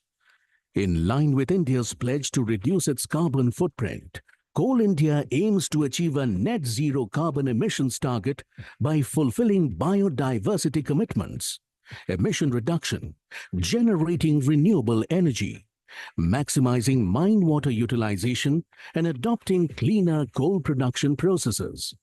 Coal India has also planned to invest substantial amounts in diversification projects like setting up thermal power plants, reviving fertilizer plants, surface coal gasification, and coal bed methane.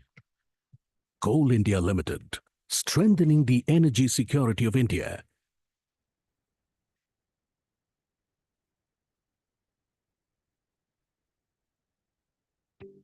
Coal is the most viable fuel for driving economic growth in India. Coal meets almost half of the country's primary commercial energy needs and helps generate around 70% electricity in India. It also fuels many non-power industries. Coal India Limited, the largest coal mining company in the world, contributes to over 80% of India's entire coal production and meets over 50% of the country's domestic and 40% of primary commercial energy needs of India. It is also one of the largest corporate employers, formed in November 1975.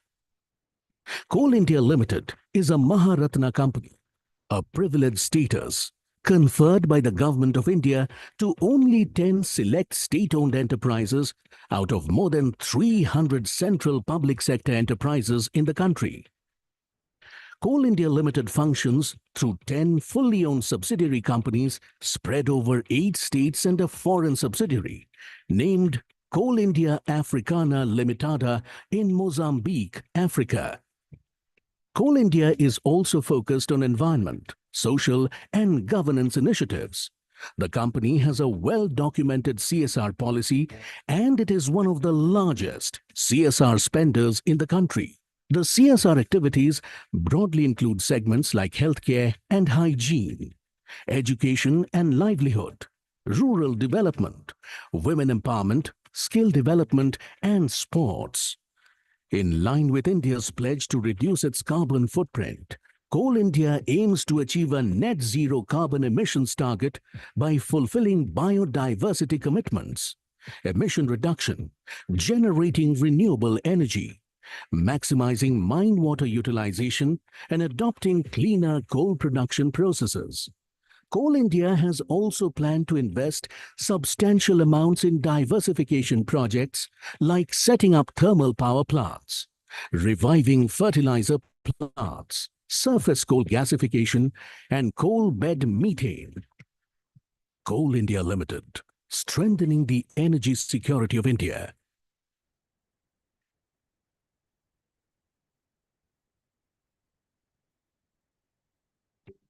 Coal is the most viable fuel for driving economic growth in India. Coal meets almost half of the country's primary commercial energy needs and helps generate around 70% electricity in India. It also fuels many non-power industries. Coal India Limited, the largest coal mining company in the world, contributes to over 80% of India's entire coal production and meets over 50% of the country's domestic and 40% of primary commercial energy needs of India. It is also one of the largest corporate employers, formed in November 1975. Coal India Limited is a Maharatna company, a privileged status conferred by the Government of India to only 10 select state-owned enterprises out of more than 300 central public sector enterprises in the country. Coal India Limited functions through 10 fully owned subsidiary companies spread over 8 states and a foreign subsidiary named Coal India Africana Limitada in Mozambique, Africa. Coal India is also focused on environment, social, and governance initiatives. The company has a well-documented CSR policy, and it is one of the largest CSR spenders in the country. The CSR activities broadly include segments like healthcare and hygiene, education and livelihood, rural development, women empowerment, skill development, and sports. In line with India's pledge to reduce its carbon footprint, Coal India aims to achieve a net zero carbon emissions target by fulfilling biodiversity commitments, emission reduction, generating renewable energy, maximizing mine water utilization, and adopting cleaner coal production processes. Coal India has also planned to invest substantial amounts in diversification projects like setting up thermal power plants, reviving fertilizer plants, surface coal gasification, and coal bed methane. Coal India Limited, strengthening the energy security of India.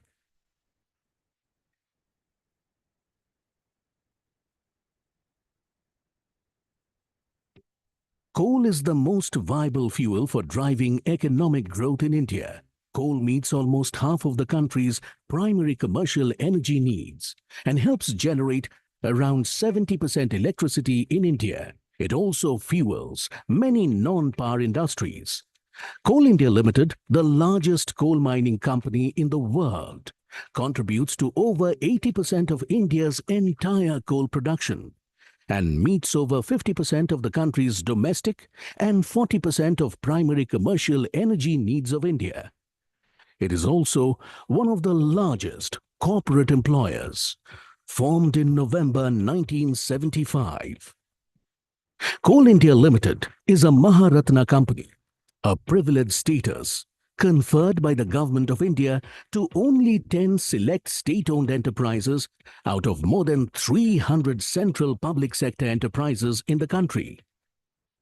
Coal India Limited functions through 10 fully owned subsidiary companies spread over 8 states and a foreign subsidiary named Coal India Africana Limitada in Mozambique, Africa. Coal India is also focused on environment, social, and governance initiatives. The company has a well-documented CSR policy, and it is one of the largest CSR spenders in the country. The CSR activities broadly include segments like healthcare and hygiene, education and livelihood, rural development, women empowerment, skill development, and sports. In line with India's pledge to reduce its carbon footprint, Coal India aims to achieve a net zero carbon emissions target by fulfilling biodiversity commitments, emission reduction, generating renewable energy, maximizing mine water utilization, and adopting cleaner coal production processes. Coal India has also planned to invest substantial amounts in diversification projects like setting up thermal power plants, reviving fertilizer plants, surface coal gasification, and coal bed methane. Coal India Limited, strengthening the energy security of India.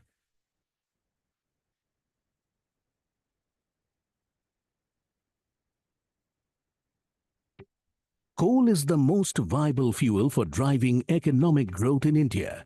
Coal meets almost half of the country's primary commercial energy needs and helps generate around 70% electricity in India. It also fuels many non-power industries. Coal India Limited, the largest coal mining company in the world, contributes to over 80% of India's entire coal production and meets over 50% of the country's domestic and 40% of primary commercial energy needs of India. It is also one of the largest corporate employers, formed in November 1975. Coal India Limited is a Maharatna company, a privileged status conferred by the Government of India to only 10 select state-owned enterprises out of more than 300 central public sector enterprises in the country. Coal India Limited functions through 10 fully owned subsidiary companies spread over 8 states and a foreign subsidiary named Coal India Africana Limitada in Mozambique, Africa. Coal India is also focused on environment, social and governance initiatives. The company has a well-documented CSR policy and it is one of the largest CSR spenders in the country. The CSR activities broadly include segments like healthcare and hygiene, education and livelihood, rural development, women empowerment, skill development and sports. In line with India's pledge to reduce its carbon footprint, Coal India aims to achieve a net zero carbon emissions target by fulfilling biodiversity commitments, emission reduction, generating renewable energy, maximizing mine water utilization, and adopting cleaner coal production processes. Coal India has also planned to invest substantial amounts in diversification projects like setting up thermal power plants, reviving fertilizer plants, surface coal gasification, and coal bed methane. Coal India Limited, strengthening the energy security of India.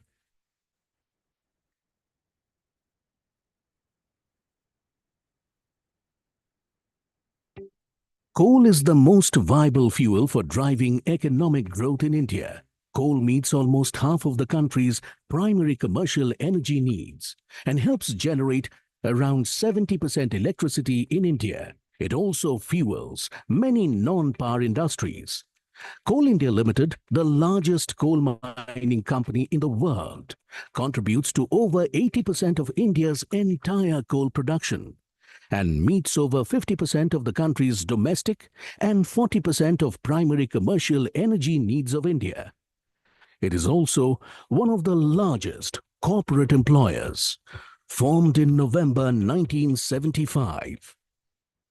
Coal India Limited is a Maharatna company, a privileged status conferred by the Government of India to only 10 select state-owned enterprises out of more than 300 central public sector enterprises in the country. Coal India Limited functions through 10 fully owned subsidiary companies spread over 8 states and a foreign subsidiary named Coal India Africana Limitada in Mozambique, Africa. Coal India is also focused on environment, social and governance initiatives. The company has a well-documented CSR policy and it is one of the largest CSR spenders in the country.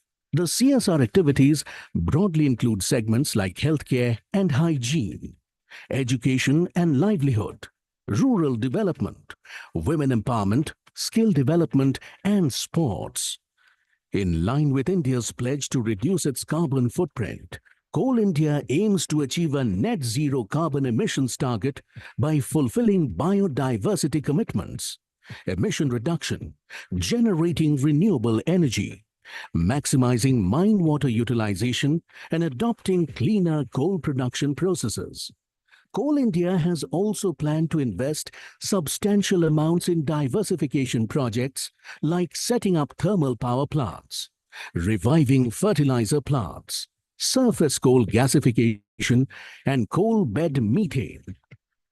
Coal India Limited, strengthening the energy security of India.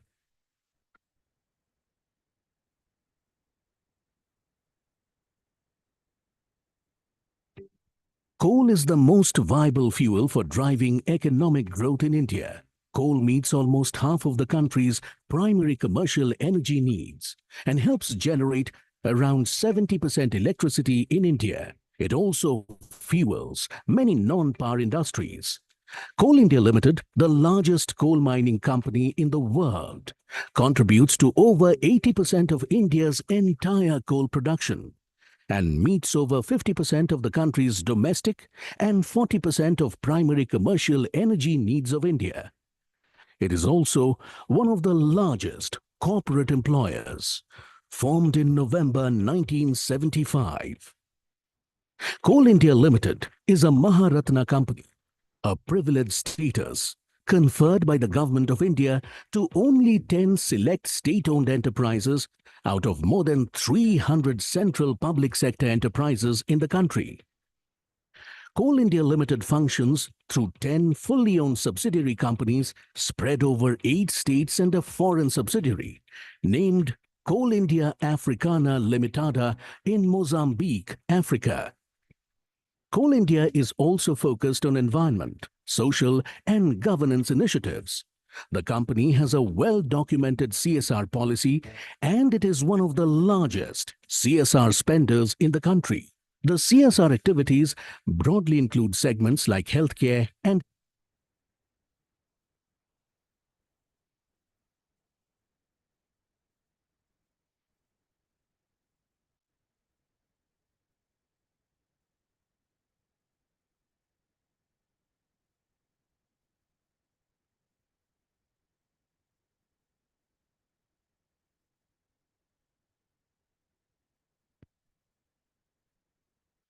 Ladies and gentlemen, may I please have your attention? We will start the thematic session shortly in another minute or two. So I would request all the participants to please come inside.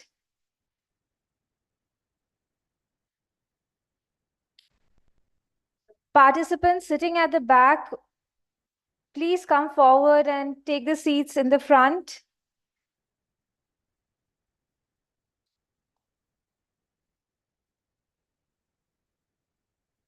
Participants at the back, please come and take the seats in the front. I would now request our speakers for this thematic session on ensuring safety, occupational safety, and health prevention in manufacturing industries to please kindly come up and take their seats on the dais, please. I would request Mr. Partho Mitra, IES, retired, former Principal Labor and Employment Advisor, Ministry of Labor and Employment, Government of India, to kindly take his seat. Mr. Mitra will be moderating this thematic session. I would now request Dr. Jens Hewling, Head of Prevention Department, BGETEM, and Chairman, ESA Special Commission on Prevention, to kindly take a seat. He will be addressing on Vision Zero and OSH challenges in the electricity sector. I would now request Madam Sigrid Roth, Secretary General, ESA Trade and Senior Consultant, Prevention and International Cooperation. Madam Roth will be addressing on improving safety, health, and well-being in workplaces along global supply chains by Vision Zero. I would now like to request Mr. Harun Bakar, who is the head Unit for Prevention Social Security Organization, Pakezo, Malaysia, to please come up and take his seat. He will be addressing on Vision Zero, Golden Rule 3, define targets, training and awareness programs for Vision Zero. I would request Dr. Sham Pingle, Senior Occupational Health Specialist and Vice President, International Commission on Occupational Health, ICOH, to please come up. Take a seat, please. He will be addressing on Vision Zero, Golden Rule 4, ensure a safe and healthy system, strategies for occupational diseases prevention in manufacturing, India.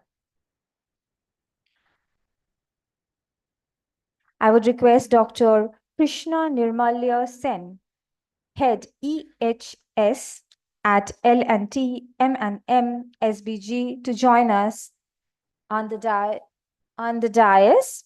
Okay, we are expecting him to join us shortly.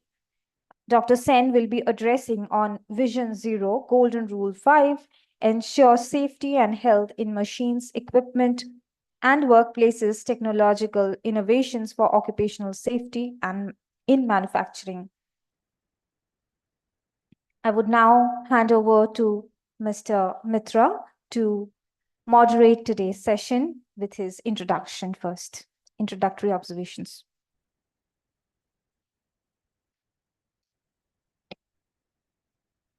Good afternoon, friends. We begin the first technical session.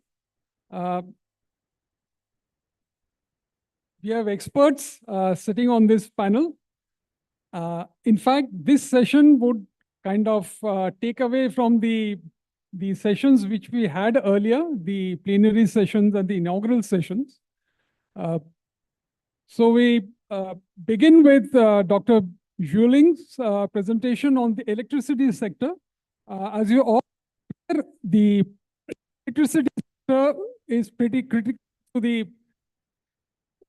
not only to Vision Zero, but to the green transition.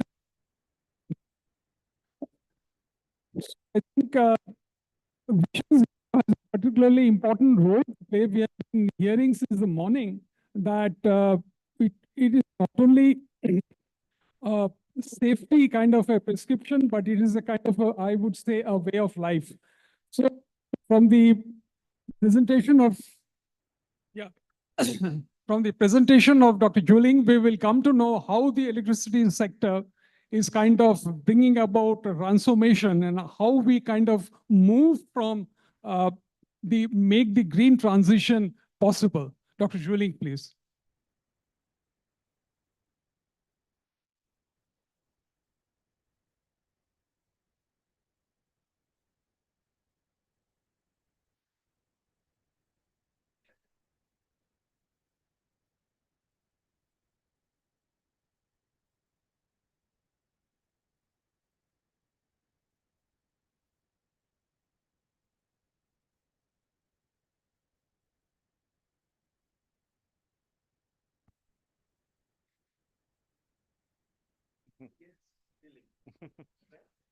Good afternoon, ladies and gentlemen.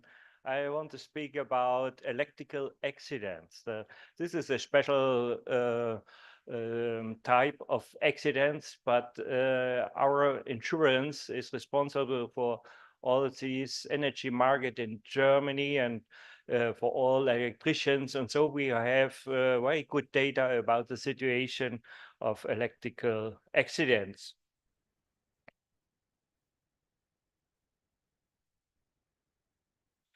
Here you have an overview about electrical accident and generally in Germany, all fatality accidents. And if you look to the last 20 years, from 2000 to this year's 2024, you can see that we came from 100 fatalities to like 25. This is a quarter of all these, this amount of accident that we had 20 years before. And especially in the frame of the responsibility of our insurance, you can see the accidents that occur during work in our enterprises, in utilities, and also for electrical works in Germany. So, and in that case, you can see from 2000 to this year's, we could reduce from around 12, 10 accidents per year now to only 2 or 3 accidents. It is very good that we could reduce these fatalities. And here you can see with the red text all these the changes in the last 3 years from 22 and 23. And you can see that on the left-hand side, that's the age of the people which are died due electrical contact that are more than 50 years. Normally, these people are experts of these works, but nevertheless, we have these fatal accidents with them. And also, Most of them are for skilled person. You can see it on the right-hand side. 26 was the number and totally, and in the last 2 years, 22 and 23, 4 more. Yeah? So what are the trends actually for current? We have in Germany, I think over the world also, a very big change to protect our climate, to protect our world. And so we have an energy transition all over the world. You can see here in Germany, we had so many open cast lignite mine and lignite power plants. And now we are in a process of building more and more wind energy plants, photovoltaic installation. And so it was of interest for us which changes we have in the amount of accidents at these workplaces. If you see the public net electricity generation, you can see that we have in Germany now more renewable energies. Most of them is by wind. We have 140 terawatt hours, and then coming solar with 53, biomass and hydropower. And on the other side, we have in the last year non-renewable energy. Still we have brown coal, gas, hard coal and nuclear. But now all nuclear power plants are stopped in Germany. So what is the current development? Electrical accidents in wind energy plants. You can see we had in the year 2019 most of accidents, electrical accidents, there were 20, and now it is decreasing. But we have more and more installation of photovoltaic systems, and so you can see with the accident it is increasing, very strong increasing. You can see in 2016 only 8, and in 2002 we had 71, and it is comparable with increased installed capacity of photovoltaic system in Germany. You know?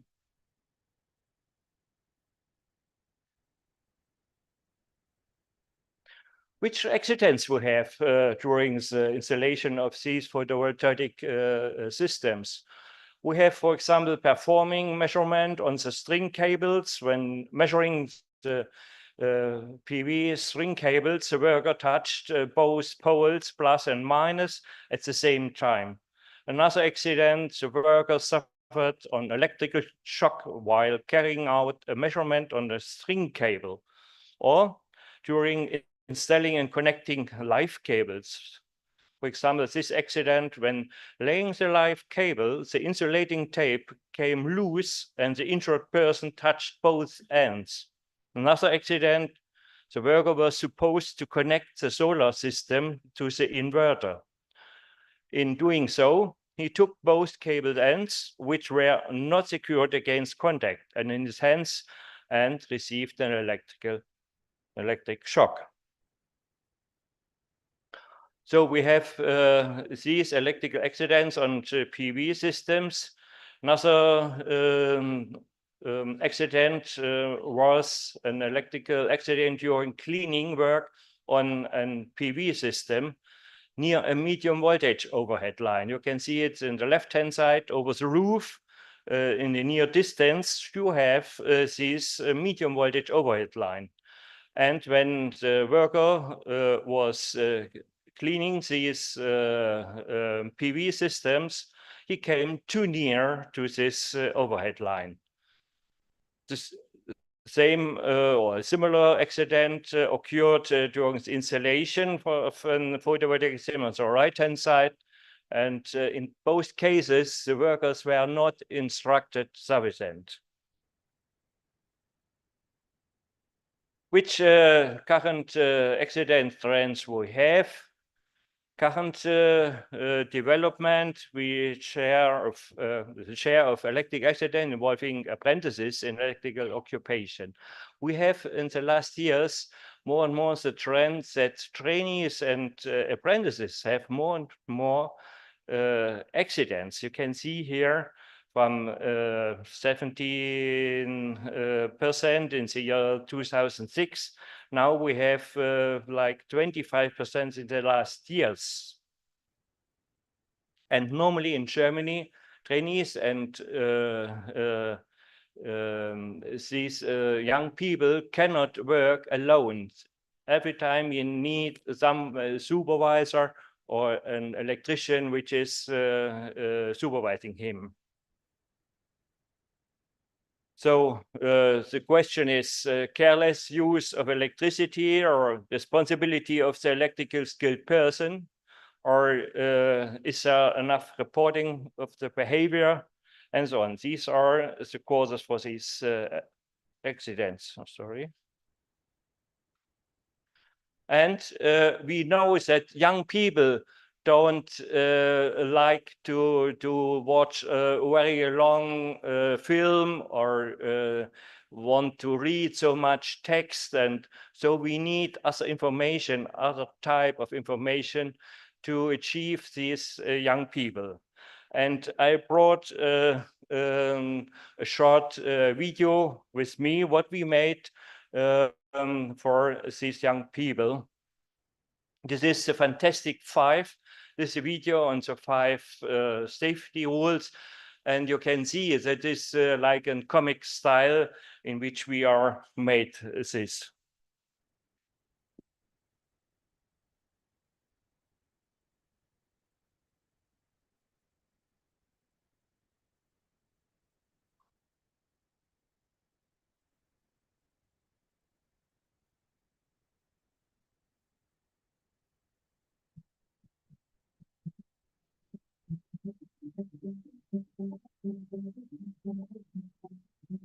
Everyone knows the 5 safety heroes. Lady safety. She is aware of the situation and always knows the correct switch to de-energize the installation. Lock and tag. They make reconnection impossible. Dr. Voltmeter. He invented the voltage tester. Using this tester allows checking the flow of electrical current anytime and anywhere. Earth. When the situation becomes critical, he is able to transform his tentacles into an earthing and short-circuiting device. Cape.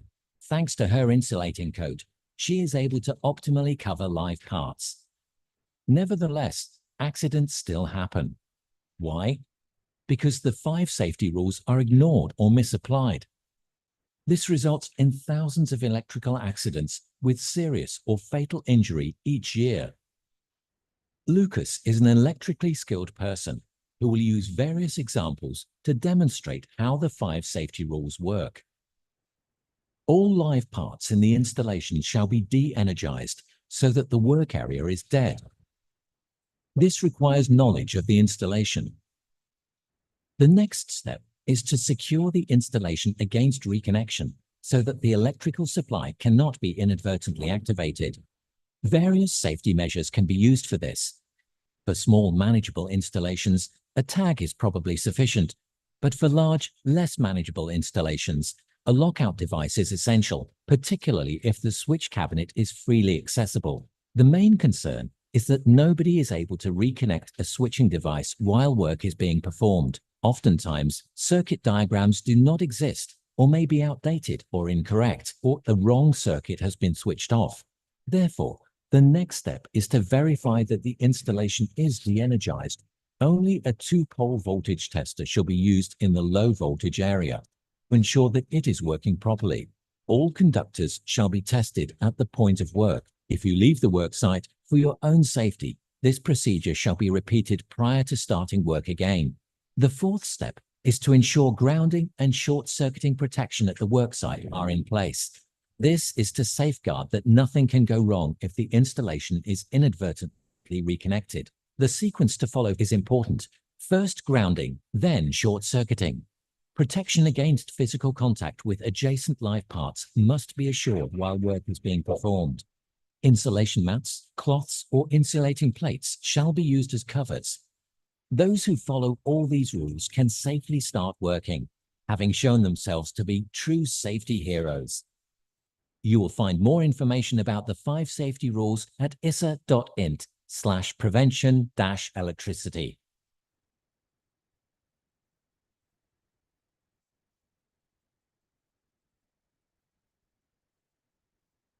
If you sometimes heard from the 5 golden rules for electricians, these are the 5 golden rules. If you follow these rules, no accident, no electrical accident will occur. Thank you very much for your attention. Oh, yeah. Yeah, thank you. Thank you, Dr. Yuling, for that very interesting presentation of yours. There are a few questions. Maybe at the end of the panel, we will ask you those questions. I would now request Dr. Roth to make her presentation on the supply chains and the impact which the occupational safety and health has on the supply lines, which have played such an important role post-pandemic. Yeah, Dr. Roth. Thank you.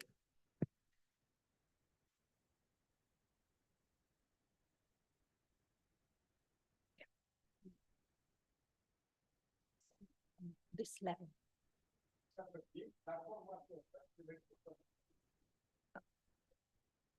I think this.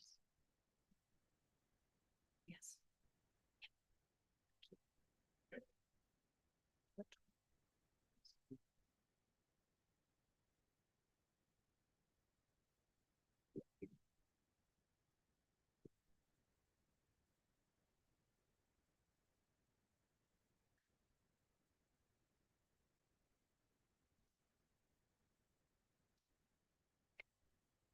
Thank you.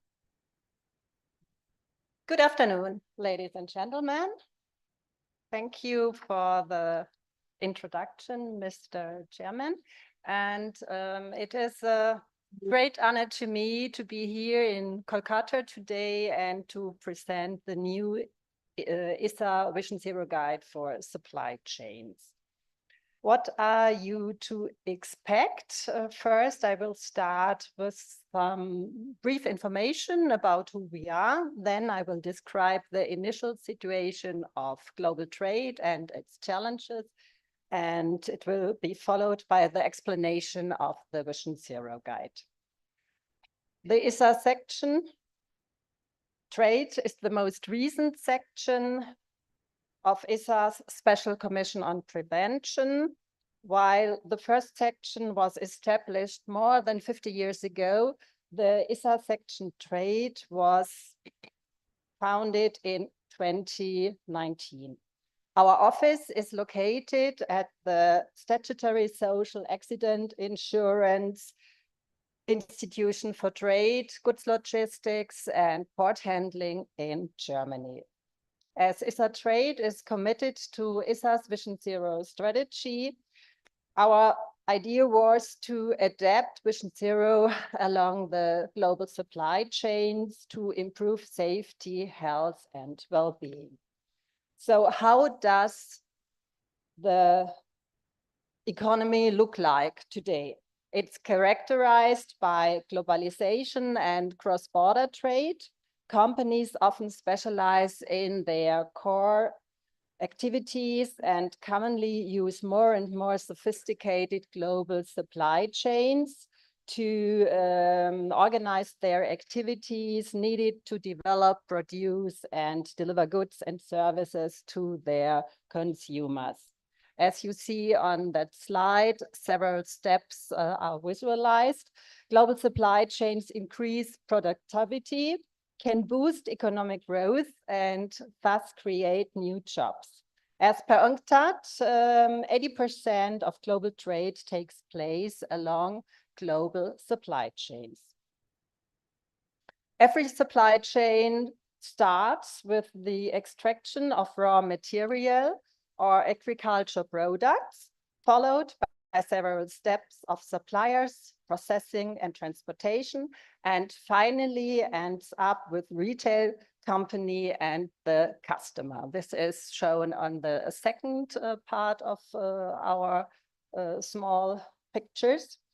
And due to internationalization, increasing flow rates and changes in global consumer behavior, supply chains have become extremely complex. There are no chains anymore, but build a set of interlinked networks. Each company along the supply chain has to pay attention to many different tasks and legal obligations. Therefore, indeed, safety, health, and well-being is one vitally important aspect, but one among several others. The image of the cogwheel perfectly illustrates this complexity and interdependence. We all know that supply chains do not automatically lead to better working conditions. On this slide, I try to give you an impression about the current challenges.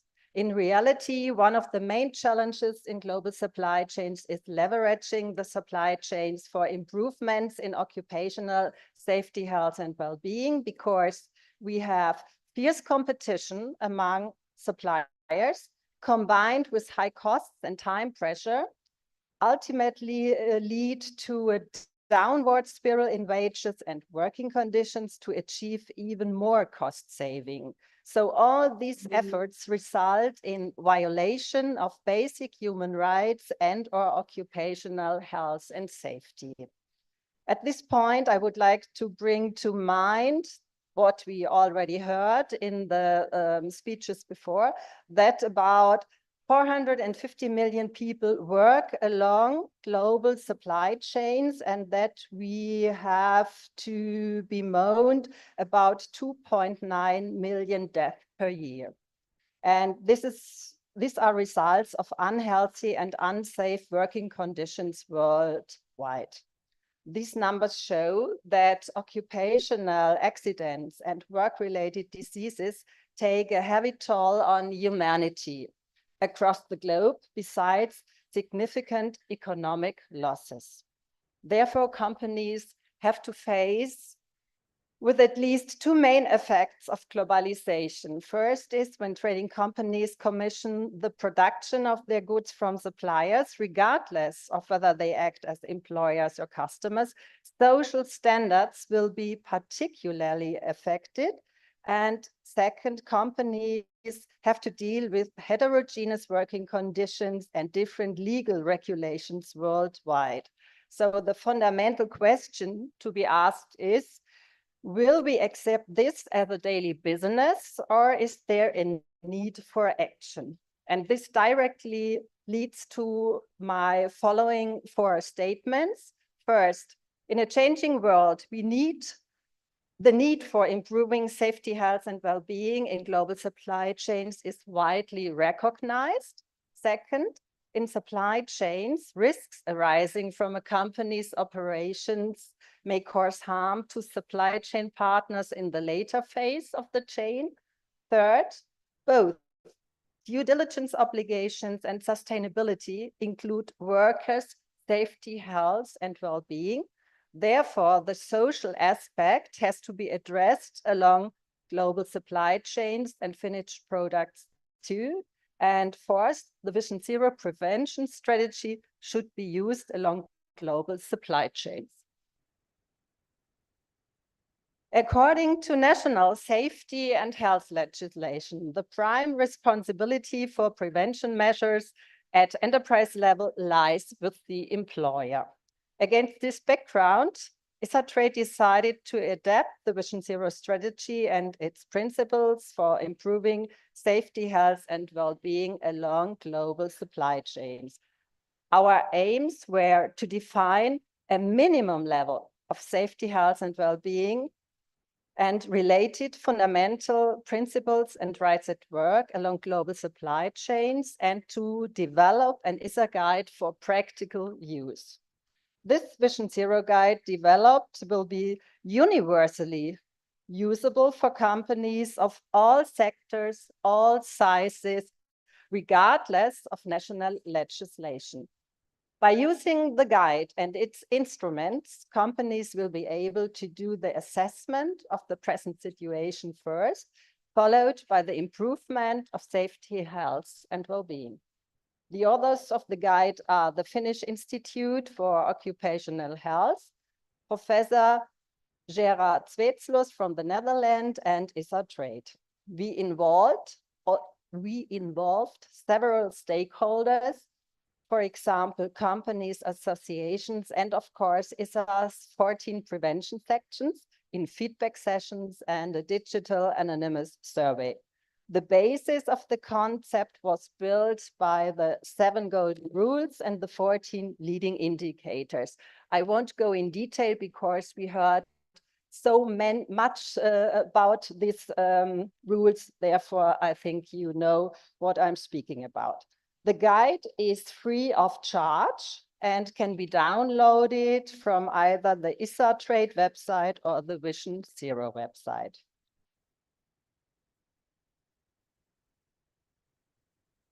Next, I will explain the structure and give an overview of the guide. It consists of 2 complementary parts. One part is the concept and the other part are the instruments. The concept describes the underlying concept of Vision Zero, and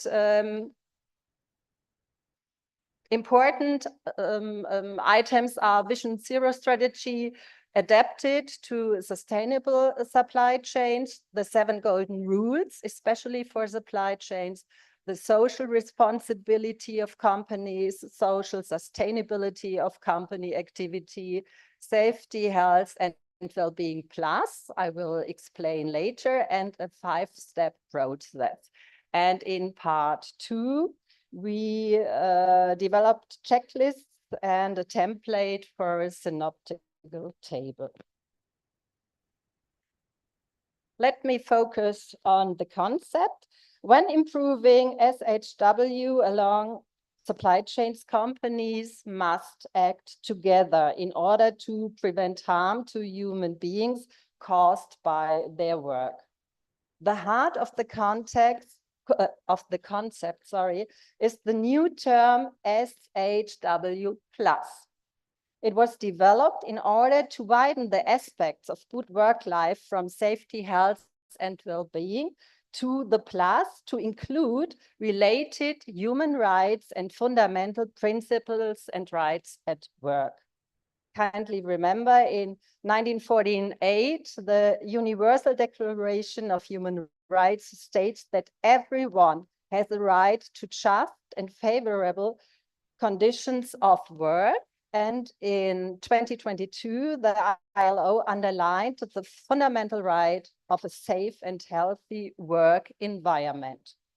In concrete terms, these fundamental principles and rights at work are, you see it on the right side of the slide, the abolition of child labor, the entitlement of adequate living wages, elimination of discrimination, freedom of association, avoidance of long working hours, and elimination of forced or compulsory labor. To give an idea of how to do the improvement of SHW+ in practice, the model lays out a 5-step SHW+ improvement process.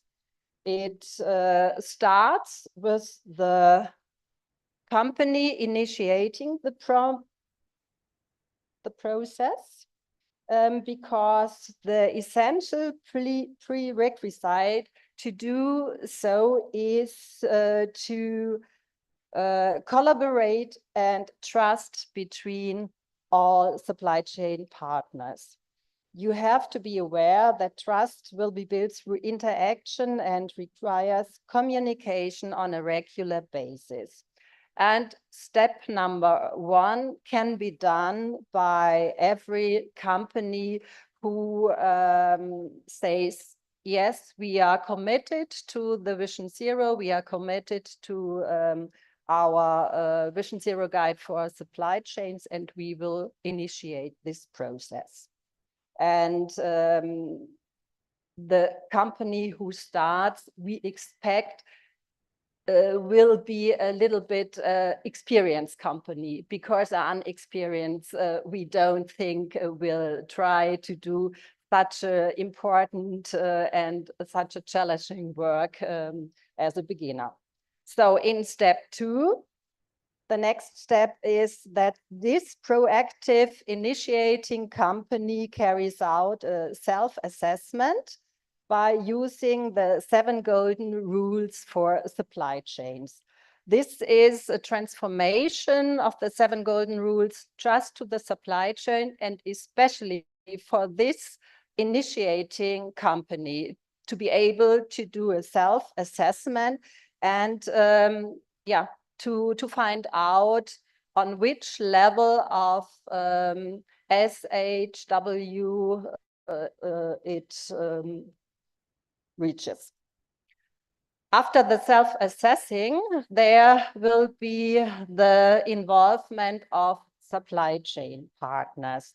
This means the initiating company needs to contact and interact with its supply chain partners to gather information, to reflect and discuss the results with regard to related SHW plus aspects, and to create the basis for developing a long-term cooperation.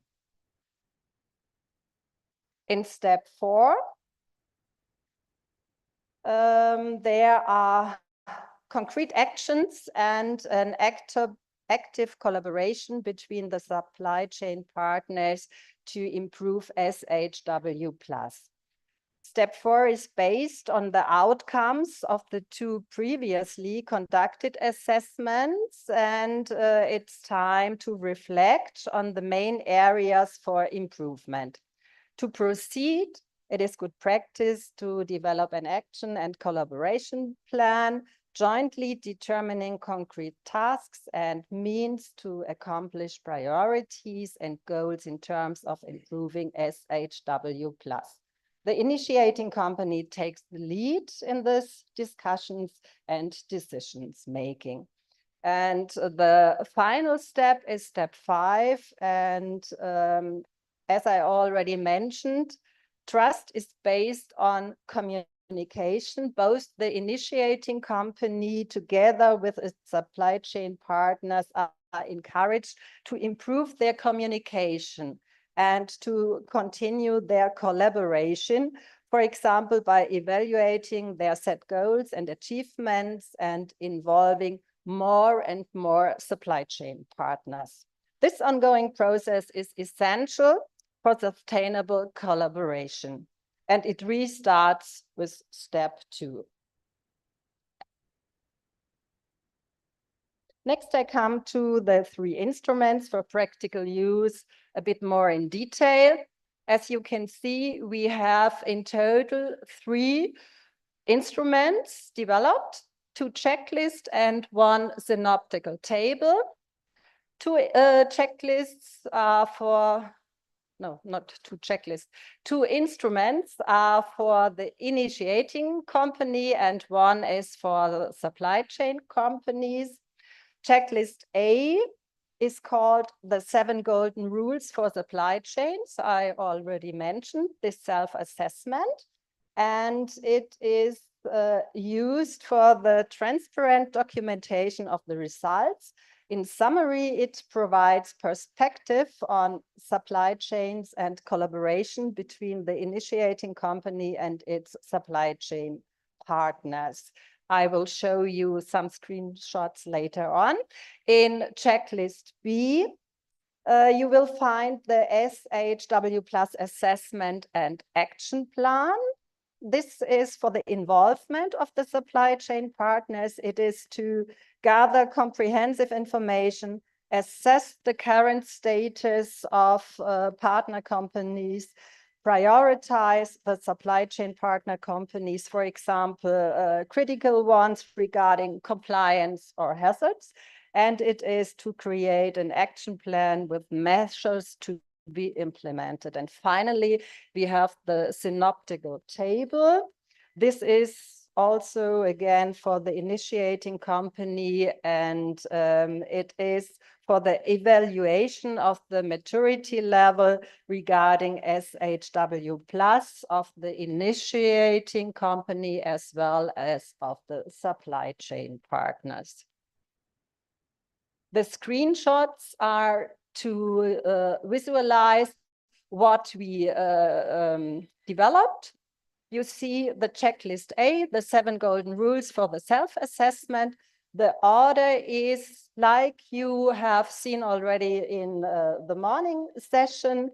It is about 7 forms in total, 1-page form for each of the golden rules with 4 questions regarding the 7 golden rules, especially for the initiating company, and it documents its own maturity level, and it is also to be used for existing good practices as well as challenges to be dealt with to become visible.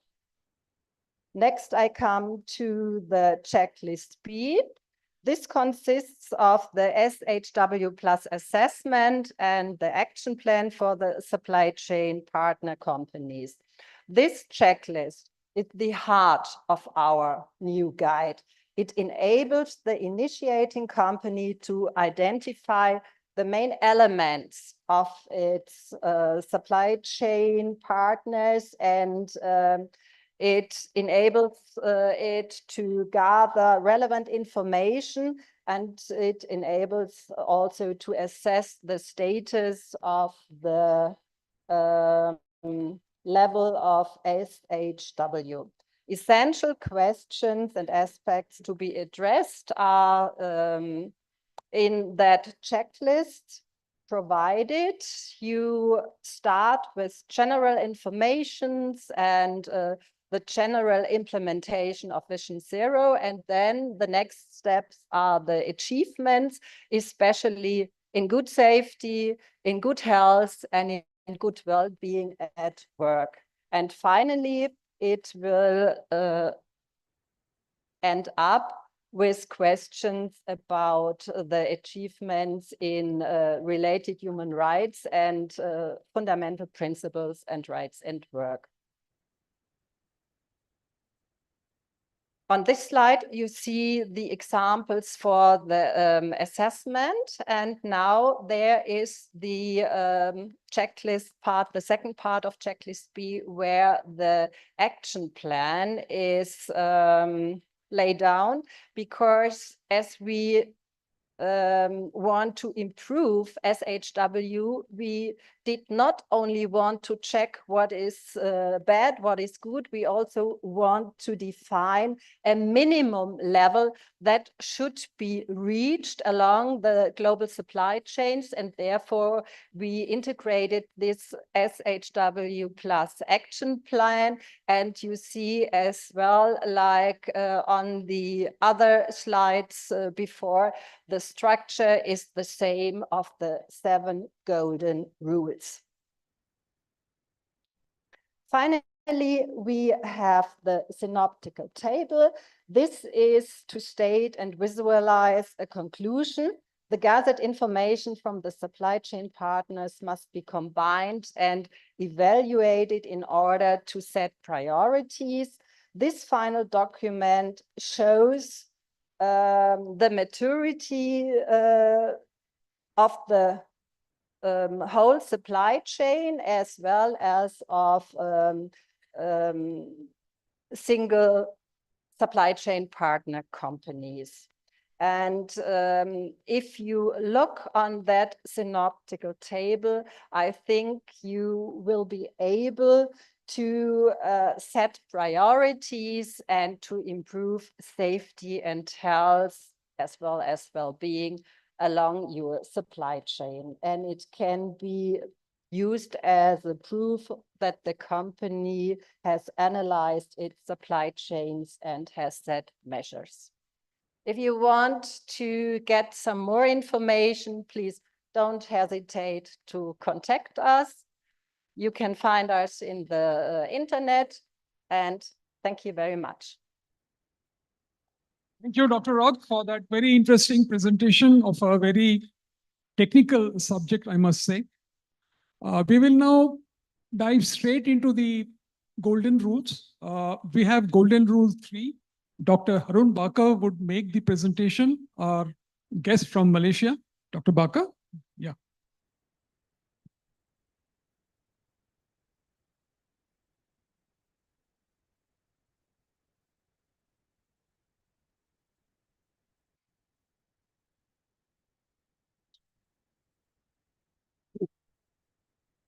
Let me get my slides.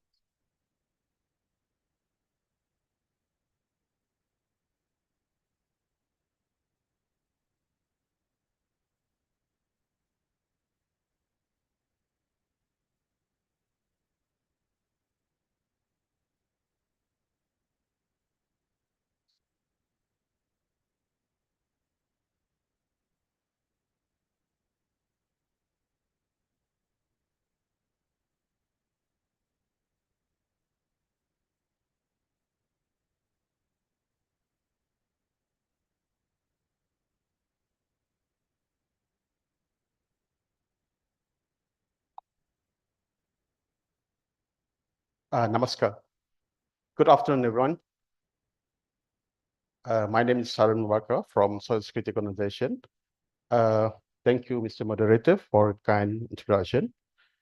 For your information, in Malaysia, we have launched Vision Zero strategies way back in 2019, and we have developed or categorized based on 3 strategies. The first one is on awareness, second one is on the resources, and the third one on field implementation. So for today, I'd like to share with you Vision Zero Support Program, one of the implementation under field implementation program that we have done in Malaysia. And this is an intervention program specifically for SMEs or small and medium enterprises in Malaysia.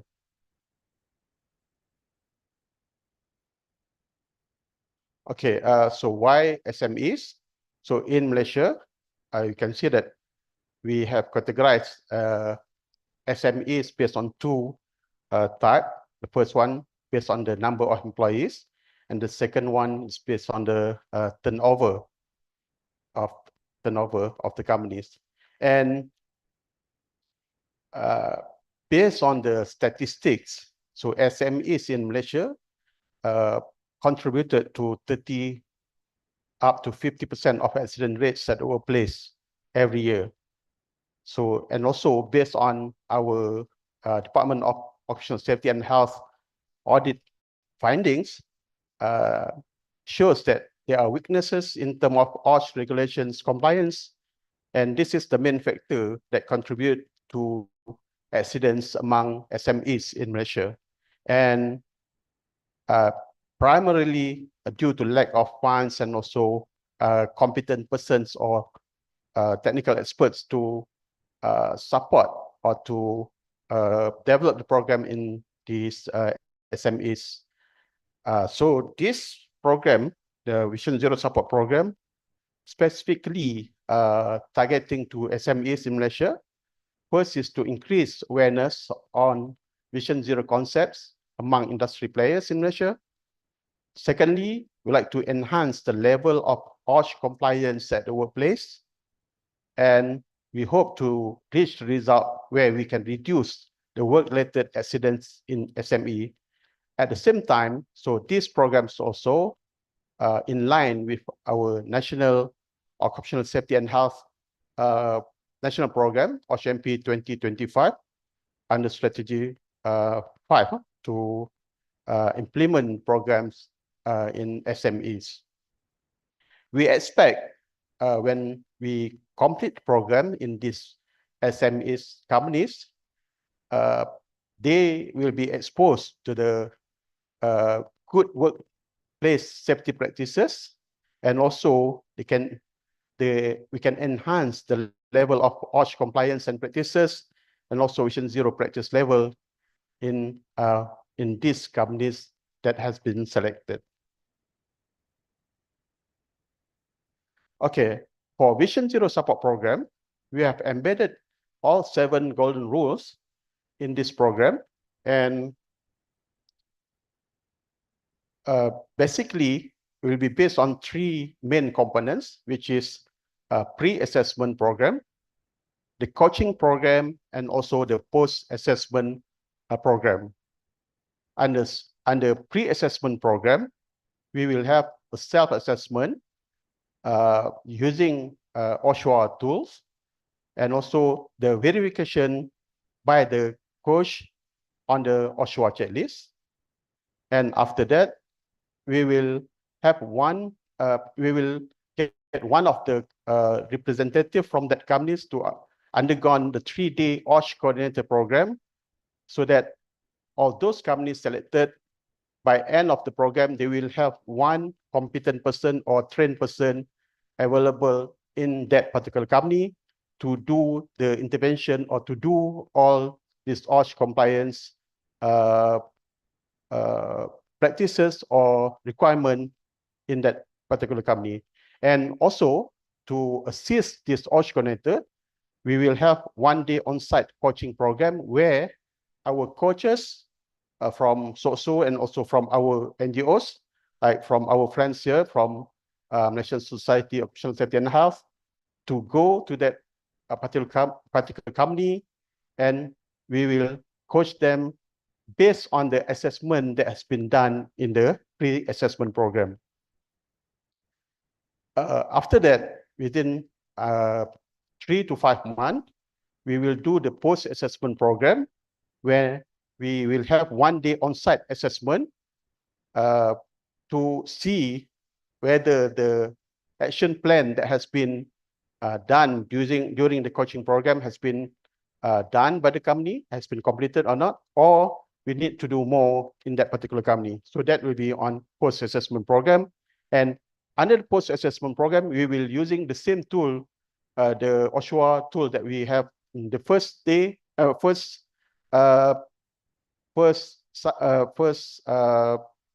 activity, and we will have the post-assessment based on the same tools. We have completed a pilot. We have done a pilot program in 2022, where we have 20 companies from manufacturing company undergone the program, and the result has shown that around 75% of that 20 companies have improved in terms of level of compliance in their workplace. And we follow up with another 39 manufacturing companies from 2022 up to 2023. And for the time being, in 2024, we hope we can complete all 95 companies undergone this program. So for self-assessment program, we were using this OSHWA checklist. OSHWA checklist is Occupational Safety Health Workplace Assessment, which is provided by Department of Occupational Safety and Health in Malaysia.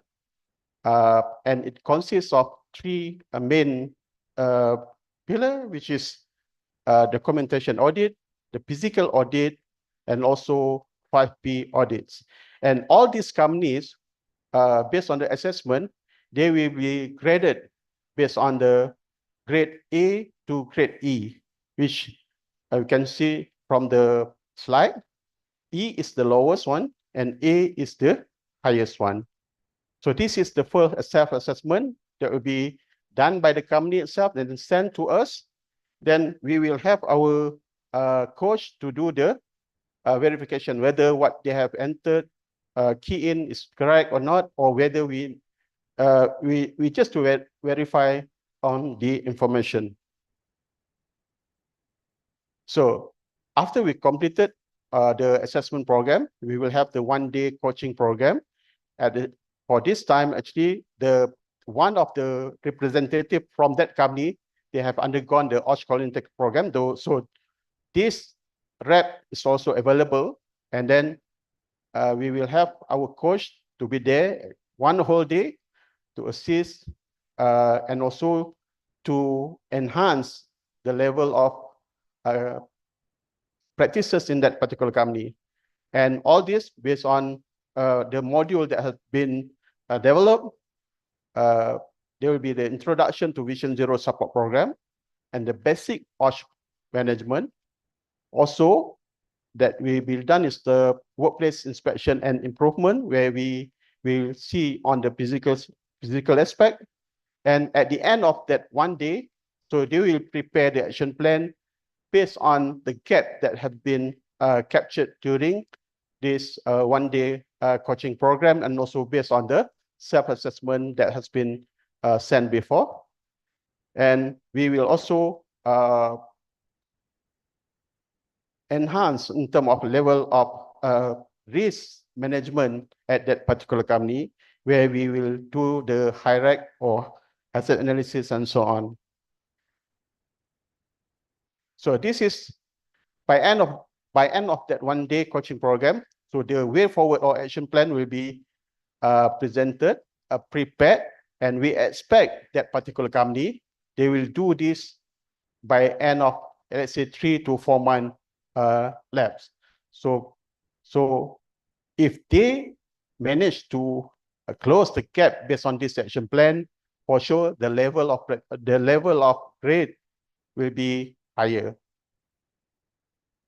And from our programs and also from our involvement with these companies, we can see there are common identified gaps that or the room for improvement, specifically in terms of awareness or understanding on OSH policy, the lack of competent person or trained person on OSH in that particular SME companies, the safety and health committee, normally they will say that they have the safety and health committee, but the implementation or the meetings not being done and so on. So that kind of gaps that we have seen that need a lot of improvement.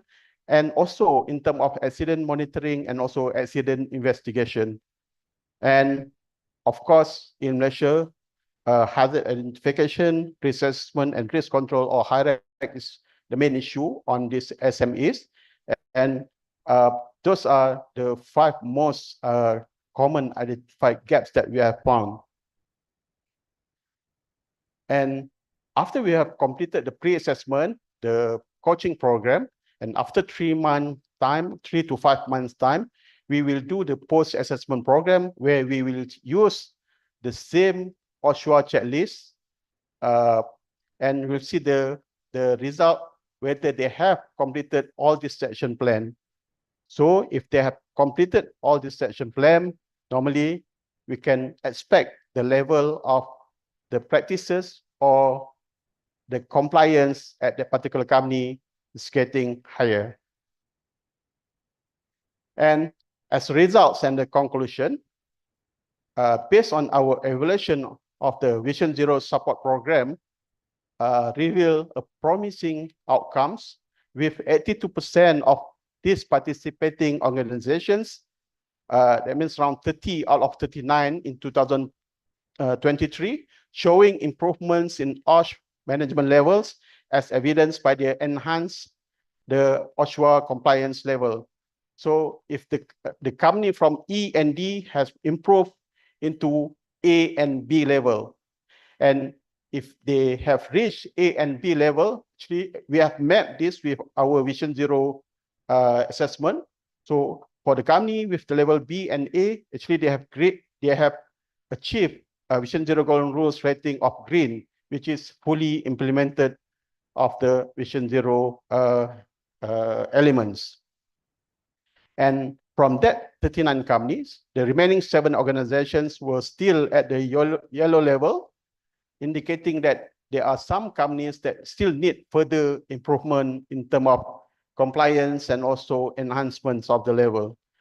And this data obtained through a comparative analysis of pre-assessment and post-assessment results showed the effectiveness or positive change in the level of enhancement of practices in SMEs in the companies that have undergone the program. And from our experience also, it has been shown that if the top management commitments there and guidance by the qualified assessors or the trained or from in our case it's the coach, the pilot program has shown that the program it has shown that the level of OSH management practices among the selected companies can be improved. So it is recommended for this program. So for this program in Malaysia, when we first started, it's around 20 companies, and then we increased to another up to 39. And for this year, we hope that to complete around 95 companies. And we have expanded this. Last time it's only in Klang Valley in Malaysia. Now it's expanded all over the country. Last time it was done only with one NGOs. Now we have expanded this to other NGOs. And we believe that this kind of program, the specific program targeted to the SMEs, can be replicated in other countries based on their situation. All right, so that is the end of my presentation. So for your information, in Malaysia, we are really concerned about the safety and health, not only for the people at work, but also for the people committing to work. So I would like to invite all participants here to join us in 2nd and 3rd September 2024 in PICC in Putrajaya, Malaysia. We have a conference on Asia Road Safety CAS 2024 for safer journey and sustainable future. So with that, thank you very much.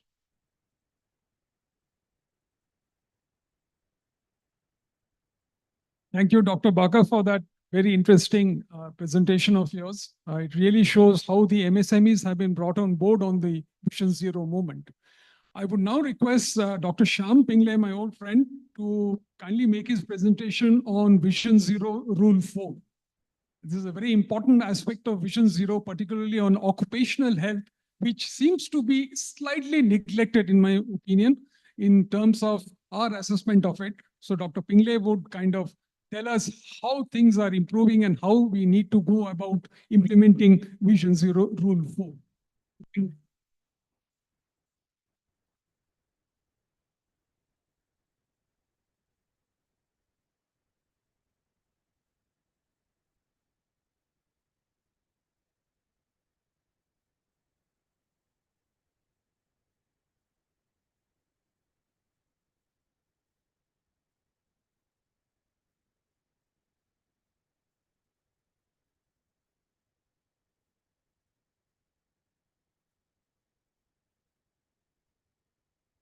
Yes.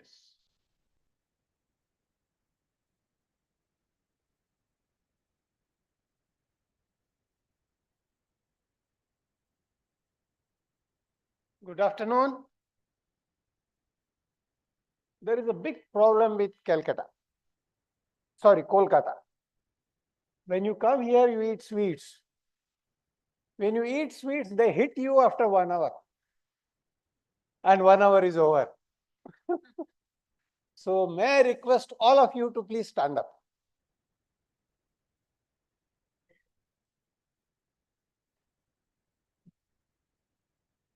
Please stand up wherever you are. Clap.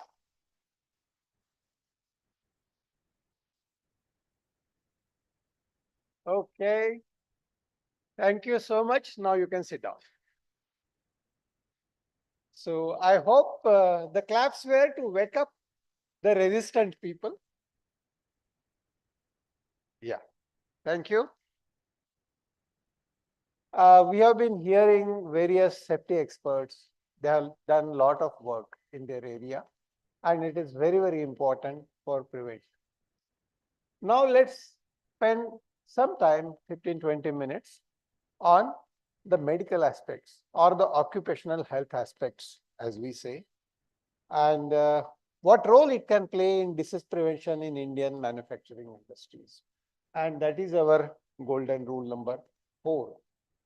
So these are the 7 golden rules, and we are going to look at the rule number 4 and things related to that.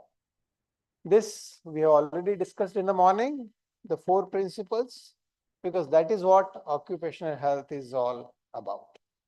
It's physical, mental, and social well-being in relation to the work and work environment. So remember, there are 2 things. One is work, the work that is done, and the work environment in which the work is done. Wherever we are, there is an environment. Some of my friends complained to me during lunch and before also that it's very cold here. Isn't it? So that is the environment. So when temperature is lowered down and outside it is very humid, your productivity will go up. But if you are not used to that, like whenever I travel by air, I find the temperatures to be very low, especially in the international sector. I don't know, 16, 17 degrees and I am always shivering. So that work environment is also very important. And of course, work means work practices and the individuals who are doing the work. So there are these 3 aspects of occupational health, occupational hygiene, occupational well-being. And combined with occupational safety, they make the total. Why do we are really interested so much in occupational and industrial health and safety?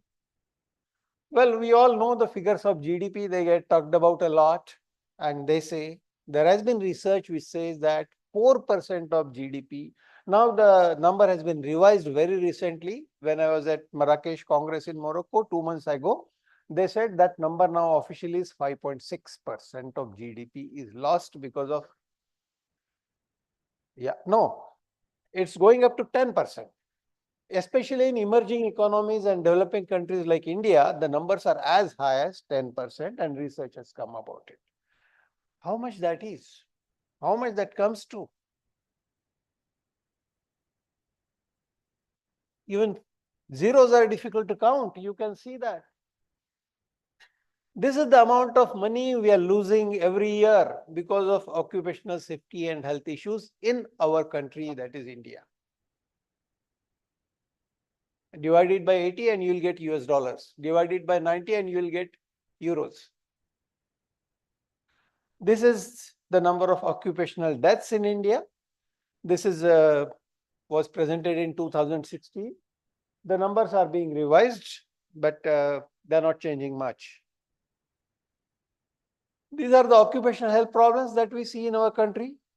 Occupational lung diseases, silicosis and other pneumoconiosis, then musculoskeletal disorders, repetitive strain injuries, pesticide exposures, stress and psychosocial problems, they are becoming very important nowadays, and chemical poisoning, chemical exposures, noise-induced hearing loss, heat stress, especially with climate change, it is becoming more important. Exposure to inadequate ventilation, poisonous gases, and then dermatosis, infections, and so many other things.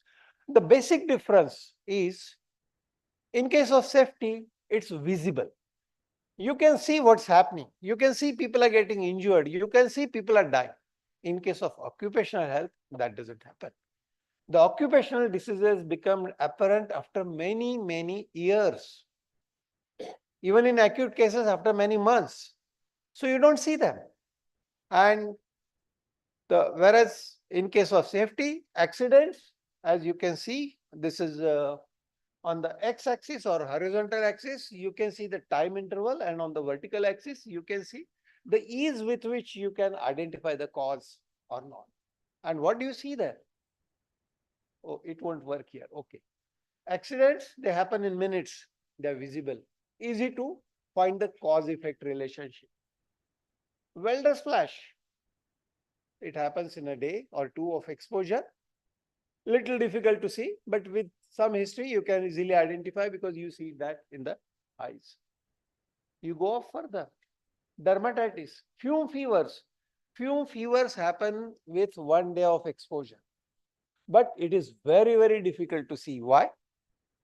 Because you get fever for various reasons. You get fever because of COVID-19, you get fever because of malaria, you get fever because of viral infection, flu, influenza, so many reasons.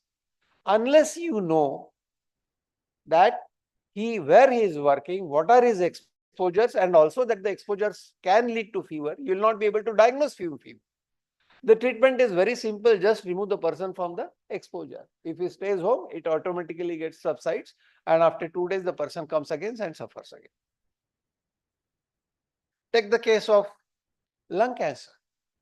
It takes a very long time, and it's also very difficult to diagnose because to find the cause-effect relationship, because there are so many things, there are so many reasons, so many contributing factors because of which you can get lung cancer. In case of mesothelioma, it takes many years, 15, 20, 30 years, but mesothelioma is very specific to asbestos exposure, so it's easier to diagnose. But that's not the case with other things. So where does it take us? Noise-induced hearing loss, again it takes a long time. But by the time it happens, you do not know whether it is happening because of workplace exposure or it is happening because the person is aging. So unless you have a specific history, it's impossible to diagnose. And that is where it brings us that where the mind does not know, the eyes do not see. And WHO has always said that early detection of health impairment is very important. It also formed an expert committee, and it detected and it defined that the detection of disturbances of homeostatic and compensatory mechanisms, while the biochemical, morphological, and functional changes are still reversible. I'll make it easy for you. You have a liver problem, your liver function test come abnormal. You have a kidney problem, your kidney function test come abnormal. Talking of kidney, you would know some cases who have undergone kidney transplant operation, right? In your family, or in your neighborhood, or in your friend circle, or in your organization, you would know such cases. Where does he get kidney from? It doesn't come from cadaver. Cadaver cases are very few in India. It comes from a donor, another healthy donor. He gives one kidney. How does a doctor take that kidney? Because the person can survive on one healthy kidney. That means if 50% of your kidney is damaged, you will be still very healthy. There will be no signs, no symptoms. Even after examination, you will not find the disease. Because all parameters are normal. That much is the redundancy or extra capacity in our body which God has given us. In case of liver, it is 75 to 80%. In case of kidney, it is more than 50%. So therefore, early diagnosis is very, very important. At the same time, it is very difficult. Now, this is a very small clip. Yes, you can see that. There's no sound, but it doesn't matter.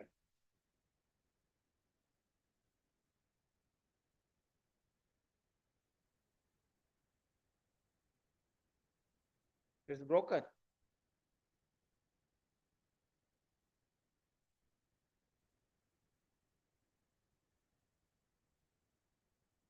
He gets a new one.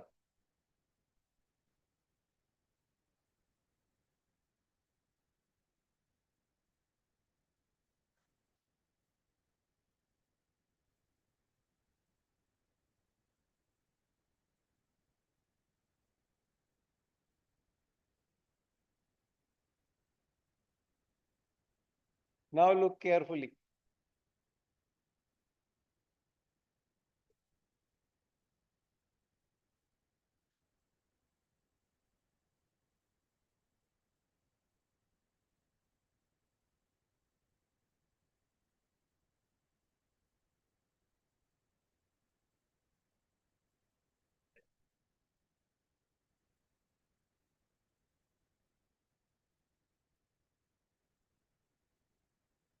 Yes, once you lose your hearing, you cannot get it back.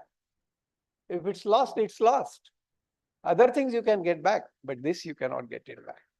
And that is the sad reality. There are various occupational hazards. I will not go into the details of it, which happen in manufacturing or at workplace. Well, the patterns of disease change as nations develop. India is developing. As we are developing, the infectious diseases will reduce, the life expectancy will increase, and along with that, the non-communicable or chronic diseases will also increase. So we have workplace related diseases, plus we have chronic diseases, and they affect our workability, they affect our performance and productivity, therefore they are important for us. There are different health challenges that we are having, and we also have various occupational safety challenges, which you know very well. And these are the evolving pattern of occupational diseases in the country. We have existing diseases like lung diseases, poisoning, noise-induced hearing loss, etc. Now, emerging diseases, which we are seeing more and more in the current decade, are lifestyle diseases like diabetes, hypertension, cancer, and others. Psychosocial diseases like burnout, depression, anxiety. We are going to have a session tomorrow on it, therefore I am not going into the details. And ergonomic problems, especially post COVID-19, because we are going in for more and more work from home. So there are different problems. And these are the trends that we see in occupational safety and health in our country. We are an aging population. We have achieved the population growth stability. Now our population growth has slowed down. We have already reached the balance, or 2.2 as we say, the nation has reached. Now our population is not going to increase exponentially as it was increasing so far. So we are going to be in short supply of manpower in future. Therefore, it is very important for us to prevent the diseases so that people are able to work longer. What has happened in Europe and developed countries decades ago is now going to happen in India. These are the business drivers. We always had this local legal requirements and compliance with policy, etc. But now there is a business need, there is a talent retention, there is employee morale, and most importantly, reputation, acceptability, and sustainability is very important. All of you know Bhopal gas disaster. All of you know Union Carbide. Will you ever go and work in a company, Union Carbide? When Dow Chemicals took over Union Carbide, the farmers in Pune did not allow them to even open their plant. The company has got so much of bad name. They said, you are taken over Union Carbide, you are the same company, we don't want you. They lose all their brand value. They can't retain people, nobody is going to join them. So that is a big business driver for them. And health and productivity linkage, if there is good health, there is going to be, whether it's myth and truth, there are many studies, I will not go into the details of it. I know I have to keep the time. Well, these are the 4 industrial revolutions, Industry 1.0, 2.0, 3.0, and 4.0. I am sure you have heard about it and you have heard the various aspects of it also. So we are now transitioning from Industry 3.0 to Industry 4.0. This is the way occupational health has evolved in our country. When it started, it was welfare and curative health. Then industrial relations become important because if there is an accident, the first thing that happens is stop the work. No organization wants the work to be stopped. Therefore, they kept a doctor so that the patient is referred immediately. But we have evolved from that with all the multinational companies coming up, Indian companies progressing. We know that productivity is important, workplace wellness is important. Globalization has brought world standard into India, and after COVID, OH or occupational health has become Own My Health, because you no more go to the workplace, you work from home. So you will have to be the owner of your occupational health. These are the various tools to prevent diseases in industry: medical surveillance, first and foremost, industrial hygiene, industrial safety, ergonomics, and workplace wellness. These are the 5 important tools to prevent diseases. Industrial hygiene is very important because that is here you have anticipation, recognition, evaluation, and control of the various workplace stresses which arise out of workplace environment and workplace processes. So noise, temperature, humidity, indoor air quality, illumination, all these things come into that. Ergonomics, again, I'll not go into the details because it's a very deep subject, but it is very, very important, and it is almost at every workplace, wherever you are working. Even with the way we are sitting now, the chairs that we are using, everything has an ergonomic aspect which is going to affect our health. Workplace well-being is the in thing. It's very important. We have to address health priorities and we have to improve the health of the people. Workplace promotion, workplace health promotion as we call it. The health also needs to be improved. Like the industry can become an island of good health by giving the knowledge to the people, by giving resources to the people. That's what WHO's healthy workplace is all about. You all know these levels, 5 levels and hierarchy of control as far as occupational safety and health is concerned, prevention of diseases is concerned. They have been explained in details by our Chief Inspector of Factories in the morning. Therefore, I did not go into the details of it. But elimination is the best, PP is the worst. Unfortunately, PP is the first and last thing that happens in 90% of the industries. We never progress beyond PPs. Once the employer gives PP, he thinks his job is done and he need not do anything further. That is far from truth. Engineering and administrative measures are also important, like enclosure, substitution. I mean, elimination is of course the first, but substitution, enclosure, isolation, dilution, ventilation, all these things are important, even housekeeping.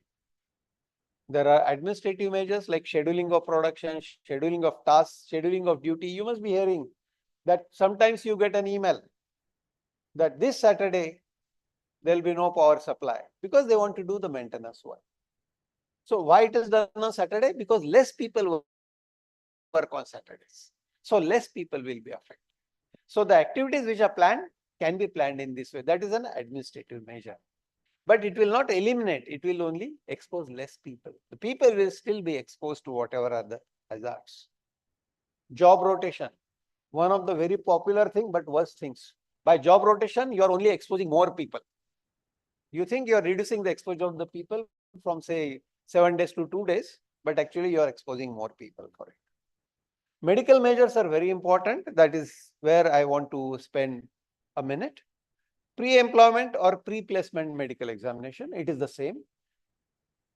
Pre-employment is before starting the employment, and pre-placement if the person is promoted, if his job changes, if he gets placed from one place to another place, transferred, then you again do the same medical examination. Herein you see what is the medical status of the individual, what is his health status, what are the factors where he is susceptible to. You can take a history properly and see where he is going to work. Are there any factors which is going to affect his health, and is he also likely to cause any problem?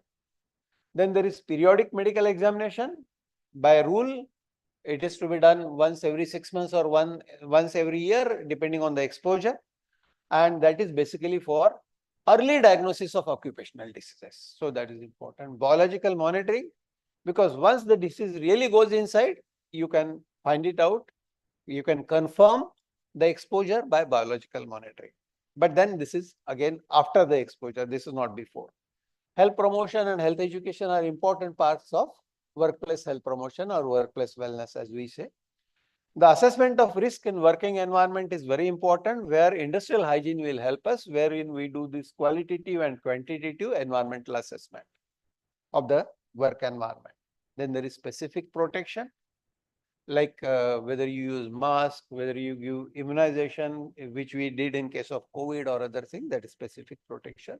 And if in spite of that people get diseases or accidents, you need to rehabilitate them. That is also an important medical measure. So occupational health physician has an important role to play in the industry: curative, preventive, welfare, coordinating with environment and safety, administrative and leadership. These are the 6 important roles, and there are many other activities which an occupational health physician can do in the industry and support the industry. These are the statutory requirements by law in the country for all hazardous manufacturing industries. First and foremost, they need an occupational health physician, a doctor who has minimum associate fellow in industrial health or AFIH qualification. He is trained in industrial health or a higher qualification. Then it is the responsibility of the site manager to implement the provisions of Factories Act in the industry. Then both qualitative environmental assessment and quantitative environmental assessment have to be done. It is mentioned in Schedule 2 of Factories Act. It is compulsory. Medical surveillance for all hazardous processes. Schedule 3 of Factories Act specifies it. There are special provisions in the state factories rules also. Then the occupational diseases, when they are detected, they need to be reported and they need to be investigated. That is where we are very weak currently. These are the ideal occupational health systems. ILO 1999 came out with the decent work, and there is also a United Nations Agenda for Sustainable Development, Goal 8. Both of them, they point to decent work. Decent work is the term which has been coined by ILO. It means there should be no exposure. It's not only about the wages and leave, but it is also about exposures. Healthy workplaces is the philosophy of WHO, World Health Organization. It is a global model for action which says the workplace should be healthy. And there should be physical environment, psychological environment, all those things should be taken care of. And NIOSH has come out with total worker health perspective. So you can read about all these things and get more information about them. All three are complementary, but these three organizations, global organizations, have come out with this, so they have their own things about it. Once again, a very short clip.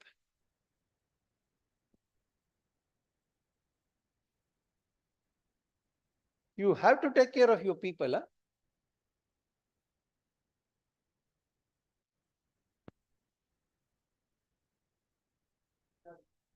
Yes.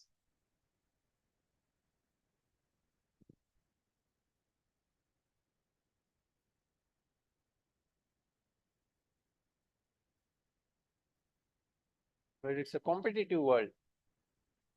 You want more profits, more money.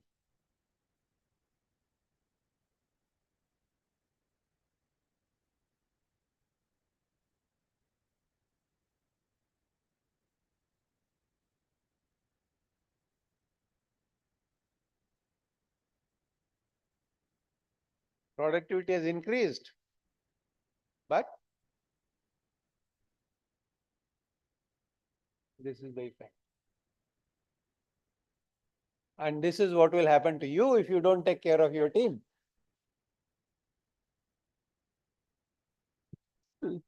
Anyway, jokes apart, this is my last slide. We are going to have the International Congress on Occupational Health, which is held once in 3 years. It was recently held at Marrakesh. So before that, it was in Seoul, in Ireland, and now it's coming to India in 2027 for the first time. So all those who have come from outside of India, please come again in 2027, and those who are in India, of course, you must attend. It's a golden opportunity. Thank you.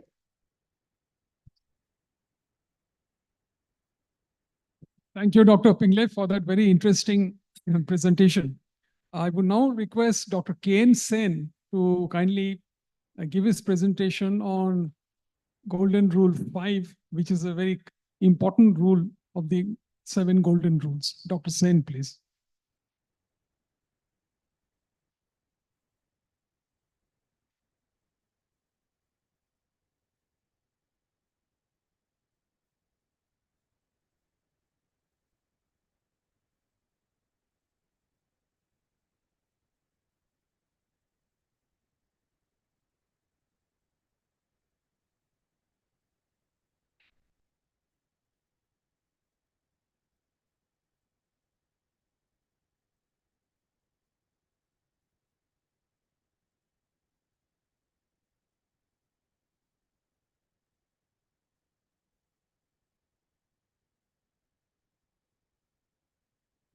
Doesn't have your profile. I speak for 1 minute. Because it's a customary. You should not.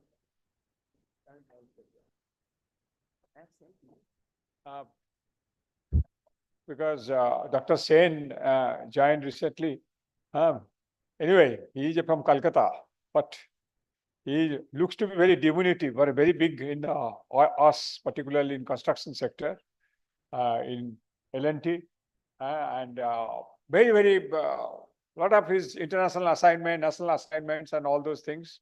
But one very good thing that he always looks for how the us improvement in construction. And why I came to speak here, because now we are working out a Innovaman focal point which is initiative, because we found lot of standalone, you see in India, lot of standalone construction workers, lot of standalone shopkeepers. So we didn't have any kind of a safety, health and social security. So we have started a scheme. We had already 2-3, Partha Mitra sir is also involved. We are trying, because your small things can do enough. If you can, in your locality, in your areas, you can bring them, do register them. And that will be a give, they will get some benefits. That is what my benchmark, and for which Dr. Sen, he will speak more also. Thank you very much. Thank you. Thank you. Thank you, Namaskar. Good afternoon to all of you. Chairman on the dais and the dignitaries and the delegates who are here. So thanks to BCC for inviting me. And of course, Mr. Sahu for nominating me. Now I am going to talk about little nuts and bolts. So I come from engineering background. So I'll be talking about the importance of safe machine and equipment. Is the if you see the Vision Zero golden rules, you have it in the almost in the middle. Use of safe and healthy machine and equipment is very, very important to take it forward. Now, if you see the whole gamut of safe equipment and safe machines, there are multiple aspects which is very, very important. I will come to the technology and innovations part a little later. But to set the platform, I think it is very important to have the right design, the right safety gadgets, safety devices, foolproof fail-safe systems, having a right quarantine method of inspection. That means no equipment arrives at the workplace without proper inspection and certification. Then right sort of installation and ensuring the stability, because in case of mobile equipment, the sighting of equipment, and in case of the permanent installed equipment, the right locations. Then it is also important to have the safe operation. That means the operator should be qualified, having the right competence, right fitness, right updation on the technology and things like that. And of course, the right maintenance, like upkeeping the equipment, having the right lifetime, limiting the age and things like that. So there are multiple aspects when we talk about safe system and then safety machines. And then we have to have the quarantine. Quarantine is very important in projects like ours, because multiple people and multiple organizations work together and they bring their own machines. And unless we have a quarantine system of putting them in a place, having right inspection, right certification, and right validation, they can lead up to a lot of problems. So now with the technology, it is also possible to have the utilization of technology like augmented reality and things like that. So breakdowns and other inspection can also be done with the augmented reality. And of course, with the IoT, we can enhance the quality of surveillance and the maintenance. If you see the safe operation, there is a multiple areas. As I have mentioned a bit little earlier, like qualification, right experience, the ergonomic aspect of the fitting the person or the fitting the equipment, then surveillance, the right training, and of course the maintenance. So if I little elaborate, if Dr. Pingle have also mentioned about the hierarchy of control, which is the crux of the matter for all of our understanding about how to control the risk. So we always look at the elimination part of it, elimination, substitution, engineering control, and things like that. So it's very important to have the right design of the equipment for the suitable for the purpose, so that it will have the minimum health and safety risk. Of course, also we have to consider the lifetime at the end of the product lifetime, how it gets to the system back. And so the intended purpose, the building of it, maintaining it, and things like that. And of course, the legislation of the country, the standards are also very important to be aligned, of course. And then if you see the aspects of the safeguarding, that is safeguarding the machine with the right safeguards, that we have to understand what are the hazards it can pose to the operator and the people who are using it. So we have to design it out, provide controls to ensure that we are talking about engineering control, having the warning signs ergonomically designed, and have the right records of how the equipment was designed and whether the hazards were eliminated in the course. And it has to also conform to the international standard if it has to be used in the international locations. Now the responsibility, who owns the responsibility? Yes, the manufacturer, and also if in case of it is imported, the supplier, distributor, importer, everybody is responsible for the safe. No, you cannot import or you cannot manufacture an unsafe machine and expect that people will perform it carefully. So you may find some of the machines do not have guards, and in fact, those are the machines which are not supposed to be marketed or sold, but it happens in some of the countries. And if you find a good design machine, it will be itself will have intrinsic safety built in. So that is why it's very important to have right inspection and ensure that legal requirements are met, because legal requirements are always covering those important requirements, important needs of the operation. Now, the machinery, whether it is assembled or it is coming as a fitment, the guards should be properly there. So the manufacturer and the supplier has to ensure those, and the language, the instructions, and if there is any update on the machine has to be also provided. Now I have mentioned a little bit about quarantine. You can see in the right side picture, those pictures are mostly of construction equipment, but it can also be related to manufacturing and other industries. So when the inspection has to happen, it has to happen multiple times, but then it has to happen after the first installation, and if it goes from one location to the other, and then if there is a separate guideline, like there's an earthquake or if there is a special event, then also it has to go for a separate inspection, or a flooding, and water table rising, and also there may be some of the equipments may get affected. I have mentioned a little bit about safe siting, because the location of the equipment, there could be overhead lines, there could be possibility of high wind. So in case it is in the seashore, if a high mast crane is being installed near so we have to also understand the location and also the operational safety connected to it, the wind velocity and things like that. And accordingly, the operation has to be controlled. So the more technically competent supervision, competent operation, and a competent management is very, very important. Now, if you see, there are two articles I have just wanted to highlight. If you, in summary, that for example, it has to have the right design, it has to follow the original equipment manufacturer guideline, a prior inspection before usage, operation as per the standard operating procedure, SOP, and when operation only when the safeguards are available.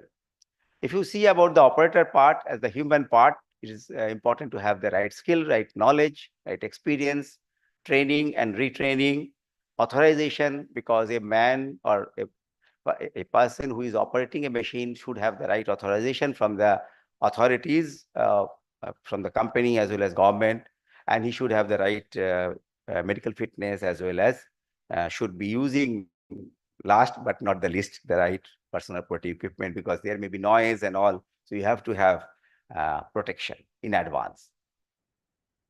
Now, safe maintenance, it has to be adequately maintained and have to have the in accordance to the level of use, 8-hour use, 12-hour usage, or 24-hour usage. Working environment, if the equipment in the dusty condition or in a certain, very cold or very hot situation, there will be maybe the maintenance regime may change. And of course, the preventive maintenance and things like that. I will not elaborate much on this.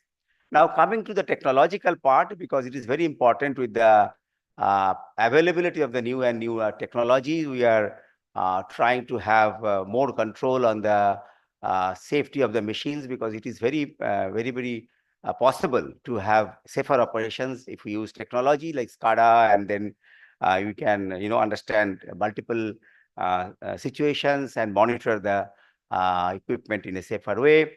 Internet of Things, which is everybody is talking about, and we know if we put those IoT devices in the equipment, we'll be able to monitor it from a remote location. We can have the history, we can have the every performance parameter, which we can figure it out, and accordingly, create sort of response regime, what is to be done in case certain parameter goes out of control, or if there is a history which, so it will be reducing the failure and sudden accident because of unexpected failures and things like that. So it's very important to use more and more and integrate more and more technology. And I think we are in the right direction. The world is moving, and of course, India is also quite aligned. So BIM, BIM, we are very much using the BIM in terms of particularly in construction, but it is very important in case of usage of equipment, because once we use the BIM, any equipment coming to the fora, we will be able to understand how it is going to affect the total scenario, and we will be able to foresee the possible risks and changes in the scenario, and able to understand what are the precautions to be taken. Now, coming to a little bit of specific technological applications, we are now using a couple of digital apps. Like one of the application is I-Before-You, which I thought of talking here, is monitoring equipments over the apps. Like you designate each equipment with a specific number or specific identification, and then you can monitor the frequency of those inspection over a period of time, like 7 days, 15 days, 1 month, 6 months, 1 year, whatever frequency, and we can get reminders, we can have the parameters checked, and you can assure what are the, so all the equipment can be easily monitored, and the safety of those machines can be pretty well understood over. And if in case you have thousands of equipment and thousands of tools and tackles which are required, such type of monitoring usage of technology is the only way, and to ensure that all the equipment on your location or on your site is safe. Now, AI-based surveillance, we all are aware about the artificial intelligence. Now, the smart cameras and things like that can help us to ensure that the people and the operators who are operating machines, and in case there is a fire or things like that, the quick response, and in case of any violation, removal of guards or things like that, or bypassing a safety system, can be monitored through AI-enabled processes, so that then the response can be made faster, non-usage of PPE, and also unauthorized entry. So I think as we move forward, technology is going to help us to take the Vision Zero further in more success. And of course, virtual reality training, I have talked about AR in case of inspection, but virtual reality can be very much useful. Now, of course, we have seen the NAPO, which is very, very popular now. We have been using it for a long time. But the virtual reality is, coming, and it is very immersive.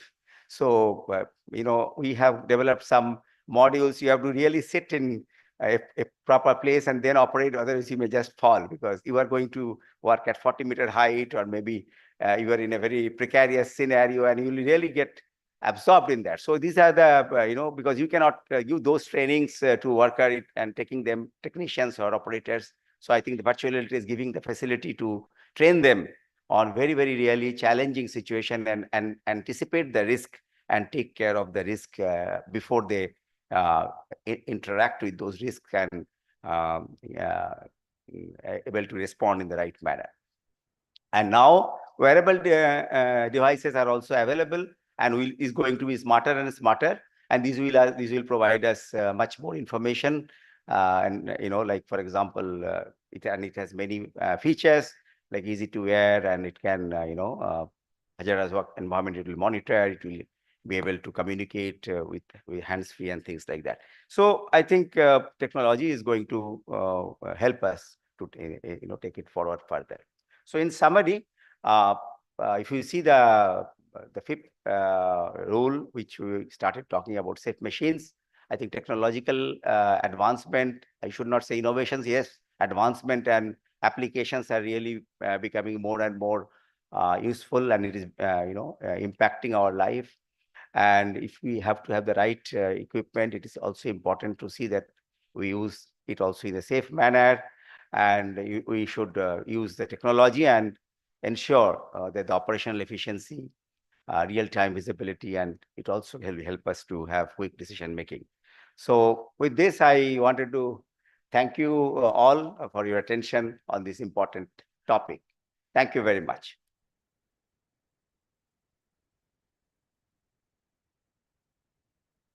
Thank you, Dr. Sen.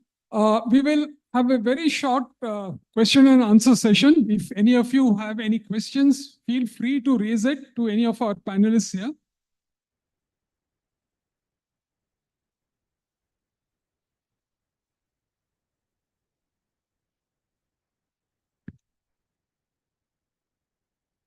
Okay, I think everybody seems to have been satisfied with the presentation so far made. So with this, we come to the end of today's session, a very interesting session, and followed by the forenoon session. Earlier, we had the forenoon session. Basically, the 5 panelists who have addressed in this first technical session emphasized various aspects of their specialization. The first was on the electricity industry, but what struck me was the rise in accidents with the anvil of the photovoltaic technology. I think, Dr. Yulin, I wanted to ask that question as to why the accident rates have gone up. You said that, as far as I understood, the accident rates had gone up. The number of accidents had gone up with the photovoltaic technologies. That is my understanding, if it is correct. Is there any special reason for that? Yeah, maybe you can address the house if you want. Yeah. Because with new technology, I thought it should come down, and with so much of emphasis on energy transition. So I thought, let me ask you that question. Many people which are working now in this field for photovoltaic installation are not qualified for that. No, they are working in the heat and they are falling down. We have many fatal accidents that they falling down during the installation, or after then when they have to clean these photovoltaic. So these are other conditions, other ambient for many people. And I hope that in India, when you are installing more and more of these photovoltaic accidents, you will not have this increased number of accidents. Yeah. Okay. So as such, there's nothing wrong with the technology. I think our skill levels probably have to go up.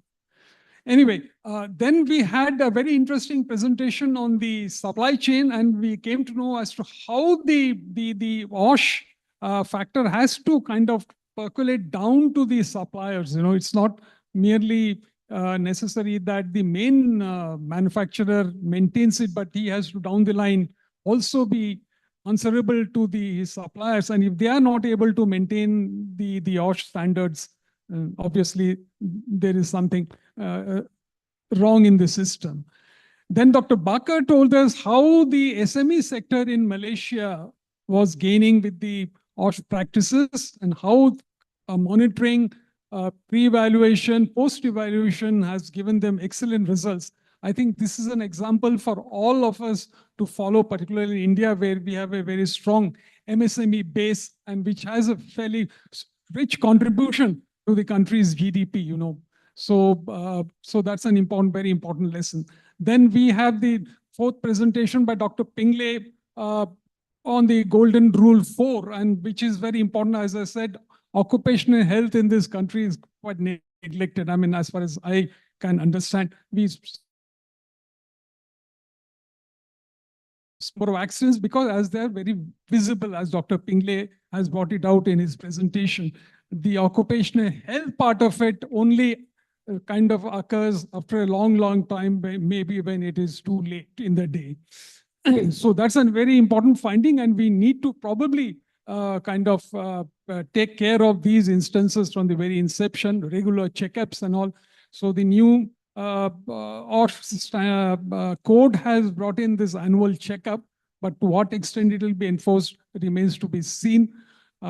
Then we had Dr. Sen's presentation, where I think the technology, the safe technology, plays a very integral part in any industrialization process.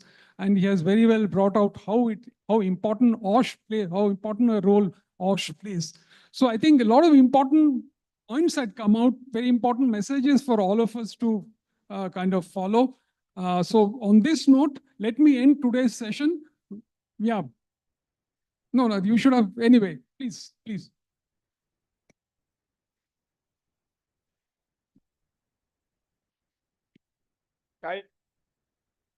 Because both the panelists are here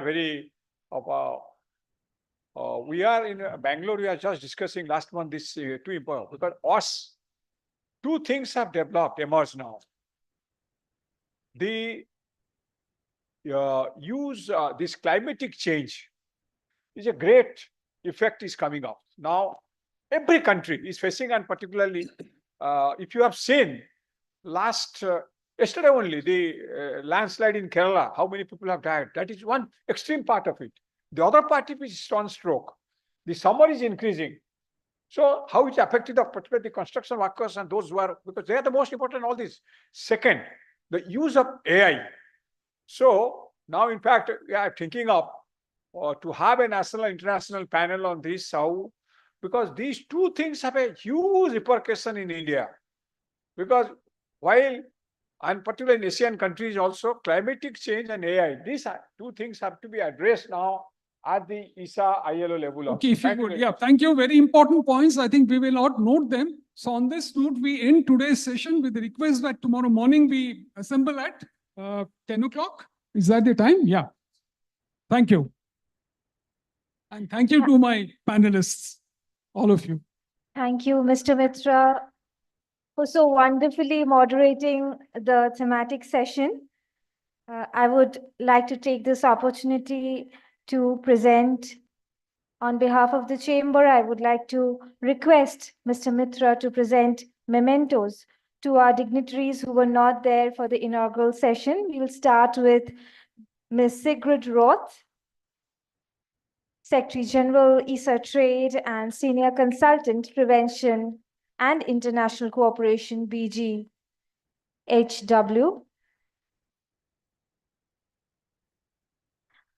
Mr. Mitra, sir, please kindly present the memento to Mr. Harun Bakar, Head Unit for Prevention, Social Security Organization, Pakezo, Malaysia. And last but not the least, Dr. Krishna Nirmalya Sen, Head EHS at L&T, M&M SBG. Thank you so much, Dr. Sen, for your presence today. With this, we wrap up today's thematic session and conclude the program. Tomorrow, kindly join us at 10 a.m. at the same venue for the day 2 of the International Conference on Vision Zero, India and Malaysia. Thank you, ladies and gentlemen, for sparing your time. Thank you so much.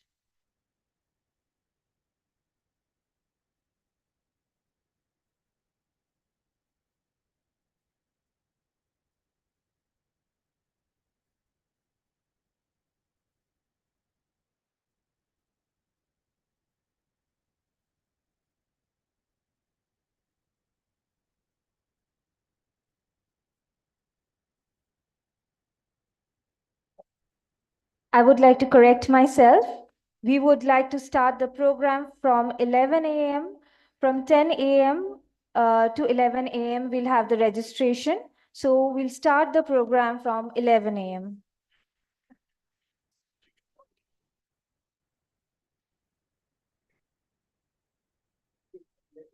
For participants,